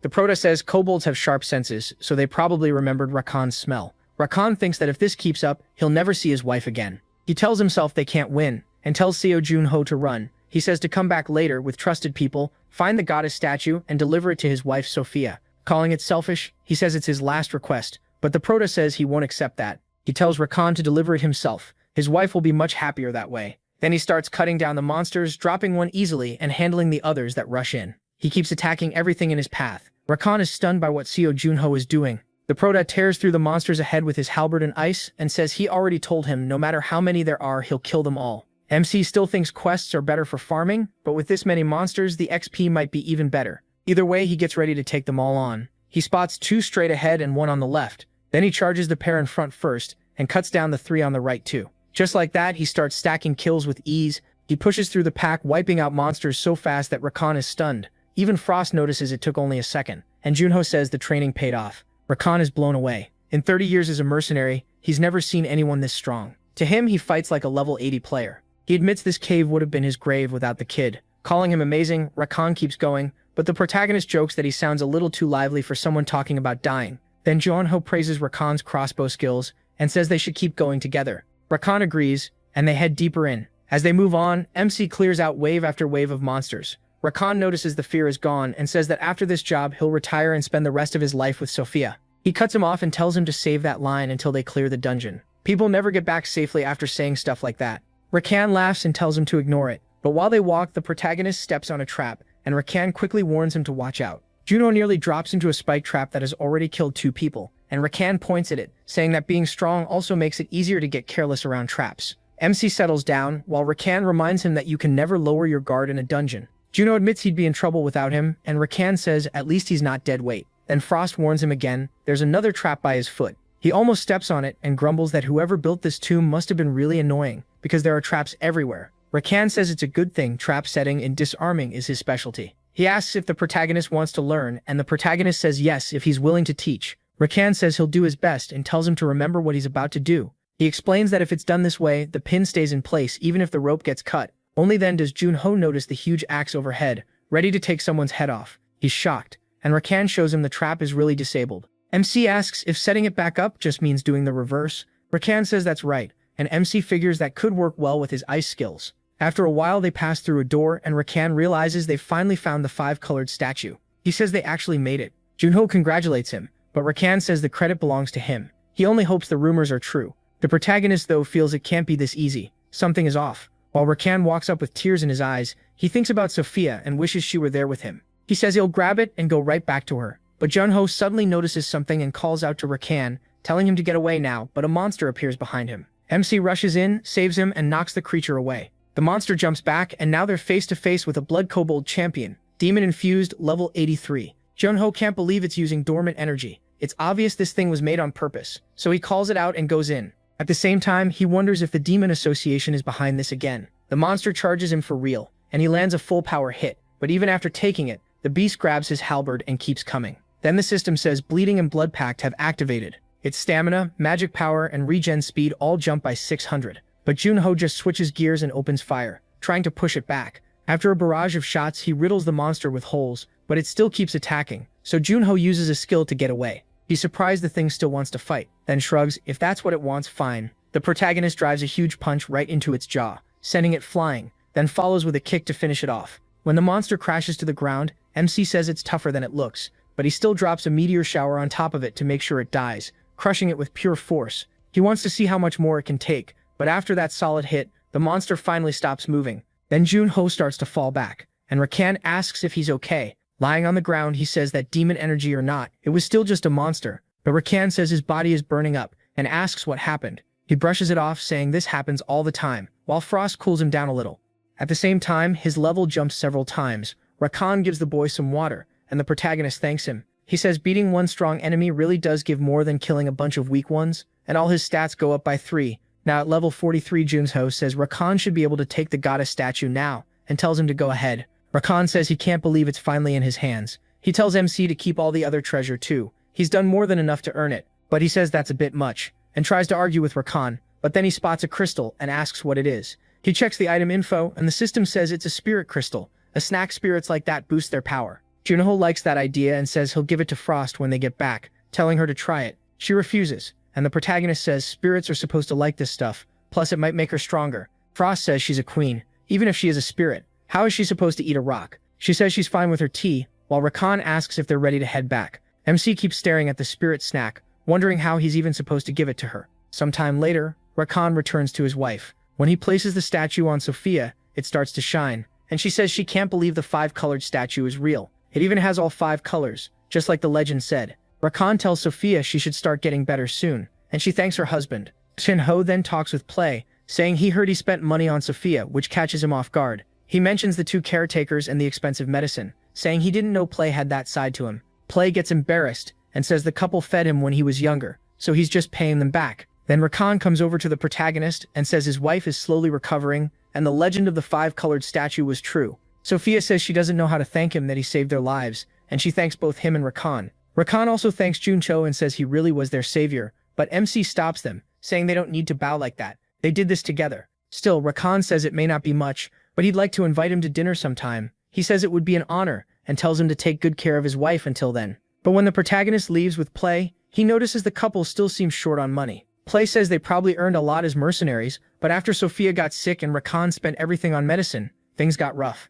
Junho then tells him to take a pile of money. Play asks if that's his share, but MC says no, use it to take care of her, and don't tell them it came from him. Play says he almost felt happy for a second, then asks why he's doing so much for them. He says there's no big reason. They seem like honest people, and he just wants things to work out. Then he adds that if he finds out Play steals it, things will get ugly. Play asks why he'd even worry about that, and says he's the most honest person there is when it comes to money. After that, Junho falls asleep and ends up oversleeping. When he wakes up, he's flooded with notifications. The people of Philion praise his great character and give him 10 honor. Captain Max regrets letting talent like him slip away, and gives another 10. Emily from the shop becomes his fan for 5 more, and Tesley from the guild adds even more. The protagonist just stares, wondering what's going on. His honor suddenly jumped to 1070 and he realizes it all went up because of what he did the day before. It rose by 100 overnight, and now he has the minimum honor needed to speak with the border nobles. After that, he goes to see Frost and brings her the spirit snack. She asks what that is and says things seem to be going well for him. Junho says they are now that honor farming is done, they can slowly focus on leveling up. Frost says he worked hard and thanks him for the food, but then she notices something. MC asks what's wrong. Does it taste bad? Instead, she lights up and says it's delicious, leaving him stunned. He relaxes, and she happily says the cake is soft and the strawberries are fresh too. He tells her to eat as much as she wants. He thinks this is the best way to give medicine to a kid, hide tiny crystal pieces in the cake. She says he finally seems generous, and he jokes that at least her stomach tells the truth. Then he starts thinking about finding monsters that use demonic energy. It would be nice if the community had a post about that, but both the info board and news board are locked. He figures that must be why he needs PJ to open them, and she asks what PJ is. He explains that PJ means player points, kind of like a special crypto used on the 2nd floor. You get them by being active in the community. She's shocked there's more than just honor to grind here. Still, he can't waste all his time farming points, so he decides to ask for help and makes a call. He calls Juha. She sounds surprised and asks what happened, while he apologizes for bothering her and says he has a question. She tells him to ask, and he says he needs some PJ and wants to know the best way to earn it. Juha says the video board would probably work best for him, and he asks what she means. She explains that KS Ride videos are always in demand. The more views he gets, the more PJ he earns. So yeah, he'd basically be a YouTuber. That surprises him since he could level up and earn PJ at the same time. Man, if I could go out hunt monsters, get stronger, and make videos for you guys, I'd be posting solo ride clears non-stop. And after I got that little system hack, actually, never mind. Then she asks if he had anything else to ask. He asks if she's ever heard of a monster using demonic energy. That catches her off guard, and she says it's her first time hearing about something like that. She asks why he brought it up out of nowhere, but he brushes it off as simple curiosity, thanks her, and hangs up. After the call, he realizes even the leader of Team Kong didn't seem to know. The queen warns that he's too trusting. What if she was only pretending? He says that possibility definitely crossed his mind. It's possible the Big Six already know and chose to hide it. But there's also a chance Dokkaebi and the other 5 really have no idea. The frontier has been open for 25 years, so if there's still no record of monsters using demonic energy, then they must have shown up only recently. He knows he can keep wasting time like this. She asks if he's going hunting, and he says yes, he needs to get stronger. So near the hunting grounds outside Gilliam, he tells her this hunt will focus on teamwork, and she says she's been looking forward to that. Then he asks what she thinks about handling the swamp slime quest by herself that night. She's surprised by the idea, and he says he's serious. He wants to see how strong she really is, and she admits it's not a bad plan. He asks if she needs anything, and she thinks for a moment. Since her powers depend on his mental strength, she tells him to keep his mind sharp. He says he can handle that, but she reminds him this will also be his first time watching how she hunts. He's welcome to enjoy the show because it'll be worth seeing. A little later, he's surrounded by wave after wave of slimes that rush straight at him. It's the first time he's ever been boxed in by slimes, and it feels weird enough to make him wonder if this is really fine. She tells him not to underestimate her, snaps her fingers and freezes everything around them. In one move, she wipes out every threat while calmly sitting cross-legged on his shoulder. Then she says that still isn't all. claps her hands, and fires a bunch of ice spears that finish off the rest. She asks what he thinks of her strength. He admits it looks cool, but it's a huge mess. The quest was to collect 100 slime cores, so if she keeps blowing them apart, what are they supposed to do? That's when she remembers the cores. So they move to the next area, and she says she'll do it properly this time. He warns her not to destroy the cores again. When they get there, the monsters start trailing after him in a long line. She tells him to come closer, then freezes the monsters, pulls out a few daggers, and pierces them one by one, taking out only the cores. She gathers them all, and he's shocked that she extracted the cores so cleanly. He says it's definitely fast, and even while making ice spears, her aim is amazing. Still, it's slower than her original form, and she says she can't help that. He tells her not to be upset. Being able to help at all is already huge. For now, he wants her as support, and then asks if she can try an ice golem. He was too busy last time to really check it out, and she says it's not bad. Then she summons a huge ice golem in front of him. He thinks it's pretty big and remembers how freely it moved before, so he asks if it has its own mind. She says yes, but they're pretty dumb, so it's better if she controls them herself in battle. He asks if she can support him and control golems at the same time, but she reminds him who she is, the frozen queen of Nilfheim, the one who froze the world. She may be a lesser spirit now, or a lesser arcane as she puts it, but that's no problem. So he tells her to prove it in a real fight, and they go looking for more slimes. As they keep moving through the area, they kill every monster that comes at them until they hit 100. She says she collected them all, and he tells her she did a good job. After that, he says the golems really are as dumb as she claimed. He expected at least child-level intelligence. Even so, he's happy with the results. Right now, she can support him while controlling 4 golems. He says he'll need to prepare a lot once they get back to town, but she's confused because she thought they were going to focus on leveling in the field. He says that was the original plan, but she's stronger than he expected, so they're changing course. Now his main goal is the kobold hunting tournament. At first, he only wanted enough points there to get the nobles' attention, but now he's starting to think these skills might let him win the whole thing. So for now, he needs to train the golems and reach level 50. Back at the lodging, the queen sees the donuts and lights up, saying they feel extra special because he worked hard for them. He tells her to eat for now because he has to meet someone. She doesn't like that much, but says goodbye and tells him to watch out for carriages. While she eats the donuts, she says they taste even better. Without knowing, he hid twice as many spirit crystals inside. Meanwhile, he walks through the street looking for someone. He's thinking about Sasha Alkin, one of the people who owes Ply money, and she works as an alchemist. Alchemy on the frontier is famous, and their medicine is so good that players even call them apothecaries.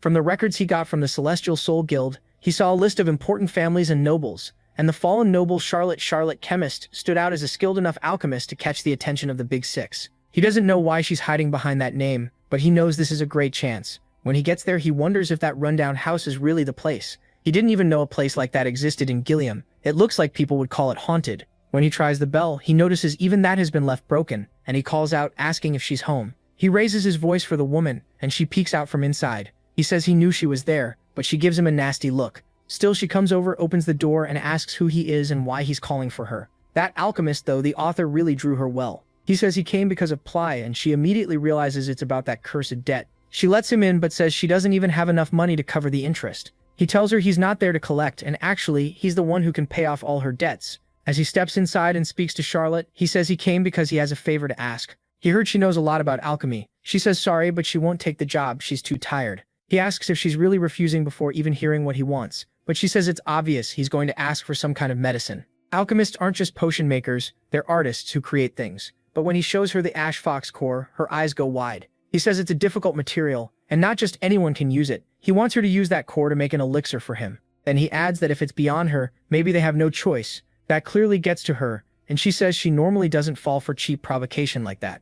Still, once she sees something like that, there's no way she can sit still. She asks what he wants her to do with it, and he says he wants an elixir, one that strengthens his mind. When he asks if it can be done, Charlotte answers that she never said it was impossible, but she warns him to bring plenty of money. It won't be cheap. He offers to pay off all her debt to Ply plus 50 extra gold coins, and she admits that's a pretty good deal. Taking the core, she tells him to come back in 5 days. Zhuangho is surprised. That's more than enough time for him to hit level 50. After leaving, he heads straight to the queen who's asleep in her room and tells her to get up. He yanks away her pillow and blanket, and she complains that she's exhausted. Junho teases her, saying she'll turn into a fat spirit if all she does is eat junk and sleep, but she tells him to quit bothering her. Then he says it's time to go hunting, and that catches her off guard. She asks what he plans to hunt this late at night, and he says it's obviously thunder bears, those monsters with electricity running through their fur. He tells her to listen closely because they have 3 goals to finish in the next few days. First, they need to reach level 50. Second, they have to get better at fighting together. So she asks about the last goal. Junho says they're going to record videos and earn PJ by building up their name in the community,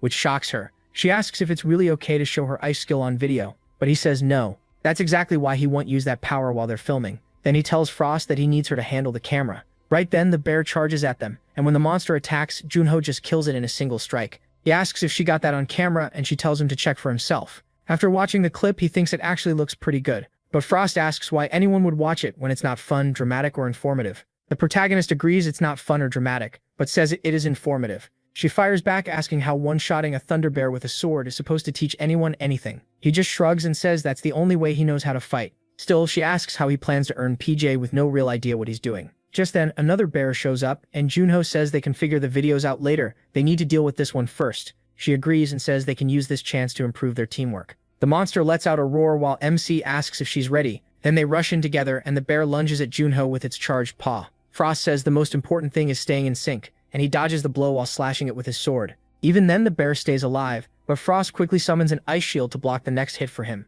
The impact still puts heavy pressure on her, and as the bear roars, she fires ice spears into it, killing it. The monster drops stiff to the ground, and she gets excited that it worked. They didn't even need magic power, and she says this is actually pretty fun. Junho says a stronger monster would make an even better video, but she asks how he can know that when he hasn't even watched other people's videos to learn from them. He realizes that's a great point, but just like he expected, all the boards are closed. Then the system tells him that as long as he's in the same field, he can connect to the regional channel. He notices the only places he can enter are the video board and that channel, and right then someone calls out asking if anyone is there. They're being chased by a group of thunder bears and need help. A flare goes up, and Junho spots it the moment he looks into the sky. He wonders if it's really a rescue request or a trap, but she says this is their big chance, sounding totally excited. Meanwhile, a group of adventurers is running from those electric bears, and they can tell the monsters are getting closer and refusing to give up. One of the men tells them to fire signal flares because they need help, but the girl asks if anyone would really come at a time like this. He says David's group planned to hunt all night, and they also left a help request in the regional channel, so all they can do is pray someone answers.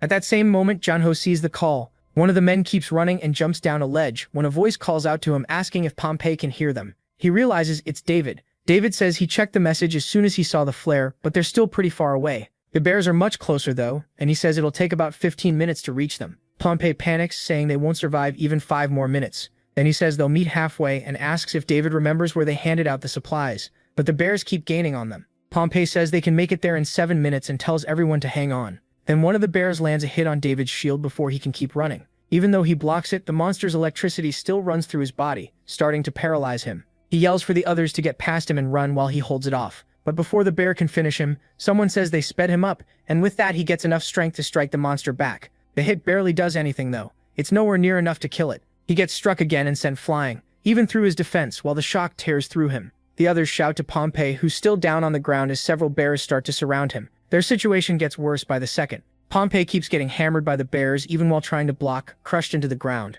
He says they should just run, but his teammates are ready to die with him. As one of the bears prepares its last attack, the finishing blow, Junho arrives saying he found some players where the flare landed, but they look like they were in trouble. Everyone is stunned when he shows up and drops one bear in a single hit. Even the monsters freeze for a second, and the protagonist says he'll help them first. The queen, who's recording everything, says that was one heck of an entrance. A little earlier, she told Junho they should save them if they rescue people in real danger. The video will get tons of views and bring in plenty of PJ. Still, MC wonders if someone really got in over their head while hunting at night, or if this could just be a setup by player hunters. She says that only makes it better, because if the distress call is fake, he can film himself taking down someone who hunts other players.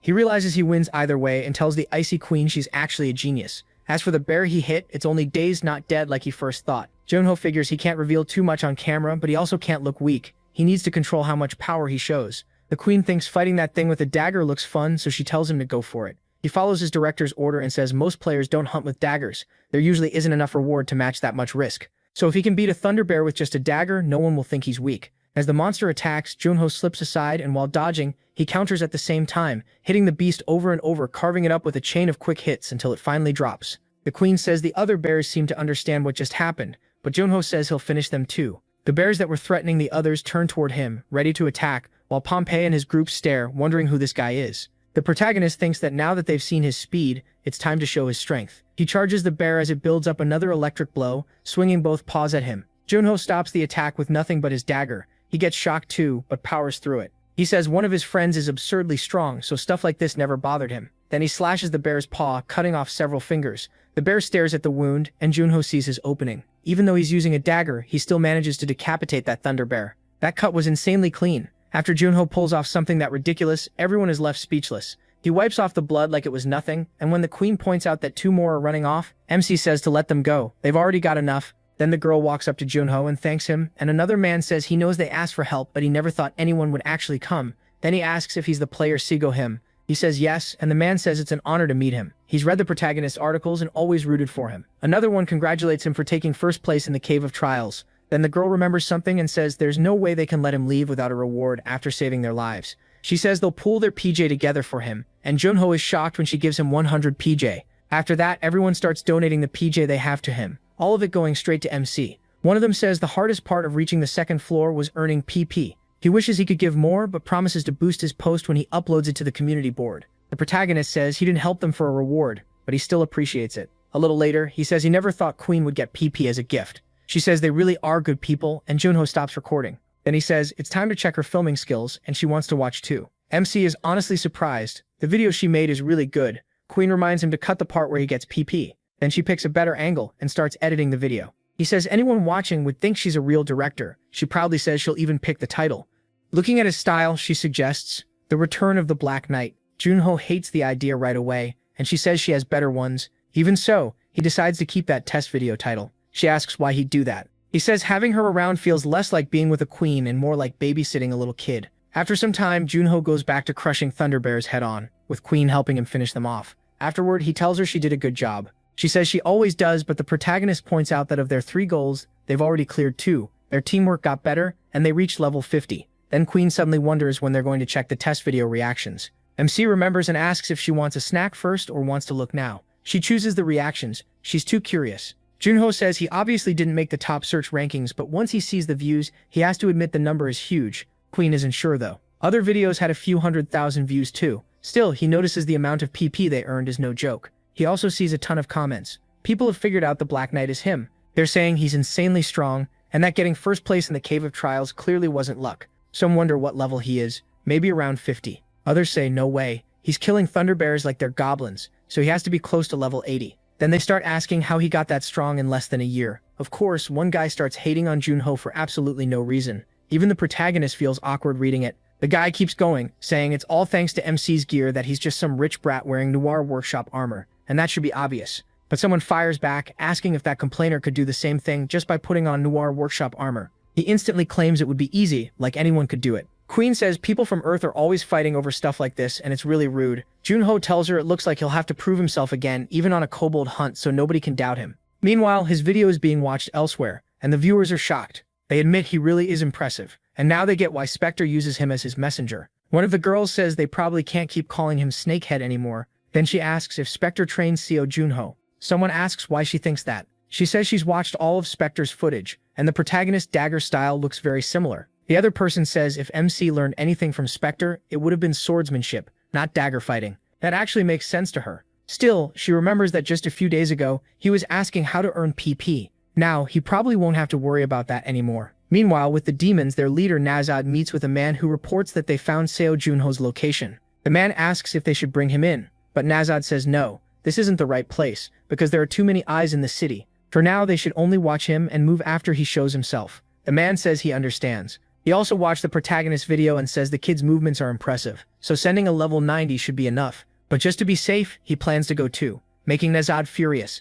Nazad orders him to take 2 more men. The guy is shocked that makes 4 in total, and Nazad gets even angrier. 3 times now Junho has survived disasters like this. One of the dead was even that man's superior, Cal, so he'd better make sure this revenge succeeds. The man quickly thanks him and leaves. Once he's gone, Nazad wonders if MC survives again, who should move next. His answer is simple, he'll handle it himself. Nazad really is sending high-level enemies straight to Junho. By the next morning, he looks at Queen and feels bad for her, because she's asleep wrapped up in toilet paper. He decides he needs to buy her a proper bed soon. Then after heading out, he goes to join the kobold hunt. When he arrives, the place is already packed. Someone recognizes him as the guy from the dagger video, the one who hit 3rd place in the trending search rankings. Soon everyone is staring, calling him the hottest rookie around. Junho realizes there are way too many people there, and it's not just players, there are adventurers too. As expected, the info boards must have blown up with updates about this hunt. There are 76 people waiting to apply. The protagonist figures one-on-one trades are still better for deep info, but the boards are definitely useful now for small things like mission details. As he walks, a man spots him and asks if he's Seom MC. MC says yes, and the man lights up right away. He introduces himself as Max, captain of the guard, and says the knights have told him a lot about him. Everyone nearby watches the whole thing. Max says the protagonist's skills will be a big help on this hunt, so he tells him to stop wasting time and come along. He'll personally recommend him to the subjugation team captain. That makes MC happy and pretty much everyone else jealous. So when Max leads the way, he follows him inside. There, an entrance test is already underway, and they're surprised it has already started. Max speaks to Commander Fiverr, saying he recently met a skilled player, then asks Seo Junho to introduce himself. The protagonist does, and Fiverr says the kid does look strong. Then he asks MC's level. MC says 50, but Fiverr doesn't sound too impressed. He explains that his lord wants to keep casualties as low as possible during this hunt, so checking every applicant's skill is necessary. Then he tells Junho to wait there and head to the training grounds when it's his turn. He is surprised to learn his opponents will be the Knights Skya and Killiland. They look seriously strong, and now he wants to see what they can really do. Then another applicant steps up. He's a regular adventurer from Melbourne territory, and he'll be facing the Knight Weaver. The man asks if a wooden sword is really enough for this test, and Weaver tells him to stop talking and come at him. The guy charges in, and even though he's using a real spear, Weaver dodges it and shuts him down, saying he's got spirit, but still disarms him and puts the wooden sword to his neck, declaring him failed. Everyone is stunned by how strict the standards are. Junho figures maybe only 1 in 30 will pass, and starts wondering if this is the level of Frontier's Knights. Then something catches his attention. Another player steps up. It's Baek Kyung-woo, and he stands across from Weaver. People are shocked that the old man is still alive. Weaver points out that Kyung-woo is empty-handed and asks if he's really okay with that. Kyung-woo says he's fine. Weaver tells him to come on, and Kyung-woo clenches his fists and rushes in with everything he has. Weaver blocks the punch with just the wooden sword, but Kyung-woo doesn't stop after one hit and keeps throwing punches. For a moment, Weaver actually gets pushed back, and people realize this is that famous man with no talent. They say he debuted as a player at 16, but even after another 16 years, he still hasn't grown at all. Apparently he went off somewhere to train, but his skills still look the same, and then Weaver starts beating him down. Kyung-woo can't land a hit and takes a knee to the stomach. The crowd says effort doesn't matter as much as talent. Just look at Junho, who exploded in growth right after debuting. Still, someone asks why Kyung-woo keeps training, and the answer is revenge. After Weaver humiliates him, Kyung-woo gets slammed to the ground while people whisper that spirits killed his family. Kyung-woo is desperate, and the protagonist starts thinking about those spirits, his revenge and his lack of talent, while Kyung-woo keeps attacking as Weaver gets ready to finish him. He smashes Kyung-woo in the nose and humiliates him. Another hit lands right after that. One more stomp drops him to the ground like he's finally done, but Kyung-woo still doesn't quit. He plants a hand on the floor, steadies himself, and fires off another kick at Weaver. Weaver dodges, but Kyung-woo still lands a punch as Weaver swings the wooden sword at his face. Before it goes any further, someone orders them to stop. They freeze at once, and Fever tells Kyung-woo he doesn't need to push this far. He reminds him it's only a skill test. The hunt will be far worse, and he could die out there. Kyung-woo says he doesn't care. This guy clearly has a big future ahead of him. Hearing that, Fever realizes he's even more stubborn than expected, and tells him to report to the block in front of City Hall before sunset in 3 days. Kyung-woo thanks him, and the Proto realizes why he was so worried about him. He reminds him of Gilbert. After losing his wife, Gilbert became a hunter to protect his only son. People looked down on him for being ranked D, but he still rose to become one of the 5 strongest players in the world. Even so, Gilbert had more talent than this guy. If talent were scored from 0 to 10, Gilbert would be a 2, and Kyung-woo would barely be a 0.5. Then they call the next person up. The Proto steps into the ring, and people start whispering that he's the guy from the Thunderbear video. Weaver greets him, and Junho does too. Then the test begins. Kyung-woo just watches from the side. The Proto walks forward straight toward Weaver, without any rush. Weaver goes for his head, but the Proto grabs him by the neck, starts choking him, and slams him to the ground. The second Weaver hits the floor, he stops. Fever quickly tells him that's enough. The boy passed. The Proto asks if he should report in 3 days too. Fever says yes, and tells him he'll see him there. Kyung-woo can't believe what he just saw. The Proto passes with ease and completely embarrasses the instructor. Back home, the queen is still sleeping way too much. When he comes back again, she's shocked it's already morning, and he asks what she thinks of the house. She says it's kind of depressing when the only furniture is a bed, but he points out it's still better than before. Then he checks the system and reads Kyung-woo's story, the only survivor of a tragedy where a demon killed his whole family, and a player who only recently awakened. He wonders why Kyung-woo keeps trying so hard when he's still the same as he was 16 years ago. She says she doesn't know him, but he's clearly walking a brutal path. The Proto explains that he saw him at the subjugation force test, and she says people like that are often mocked, even though it's cruel to laugh at someone who's fighting that hard. He agrees. He also figures his stats have gone up a lot after all that non-stop hunting. Once his magic reaches 200, he thinks he might finally be able to free his friends and bring them to Sasha. She's surprised he finally showed up. He asks if everything's okay since she looks worn out, and she says it was really tough, so he asks if she finished it. She says of course a genius alchemist handled it, and he can look forward to it. She explains that it boosts his magic, and she even managed to make it a unique rank potion. Still, the ingredients he gave her were so strong that the potion is hard to absorb, so if it feels like too much, he should spit it out. If something goes wrong, his brain could get fried. The prota chugs it anyway. It tastes awful, and he instantly starts feeling sick, dropping the bottle. Sasha asks if he's okay and wonders why he drank the whole thing at once. Then he collapses with a burning fever, and she snaps that she warned him it was dangerous. The moment she touches him, she realizes his body is way too hot, almost hot enough to burn her. The queen starts cooling him down and tells him to hold on a little longer, because she thinks he absorbed almost all of it. As he struggles inside his own body, she tells him he might calm it down by using magic. He tries it, and when his magic kicks in, his whole body starts glowing. That confirms it worked, and Sasha can hardly believe it. She asks how this is even possible, how the Protea managed to handle all that power. He thinks it's amazing, because everything feels clearer now. Then he gives her the 50 euros he promised and says he'll deal with her debt to the player himself, so she doesn't need to worry. He adds that he'll come back if he needs something else, and she quietly agrees. To herself, she thinks the potion worked even better than expected. His eyes look completely different from the first time she saw him. Sometime later, the Prota reaches the plaza. There, it's announced that all 671 members of the subjugation force have gathered,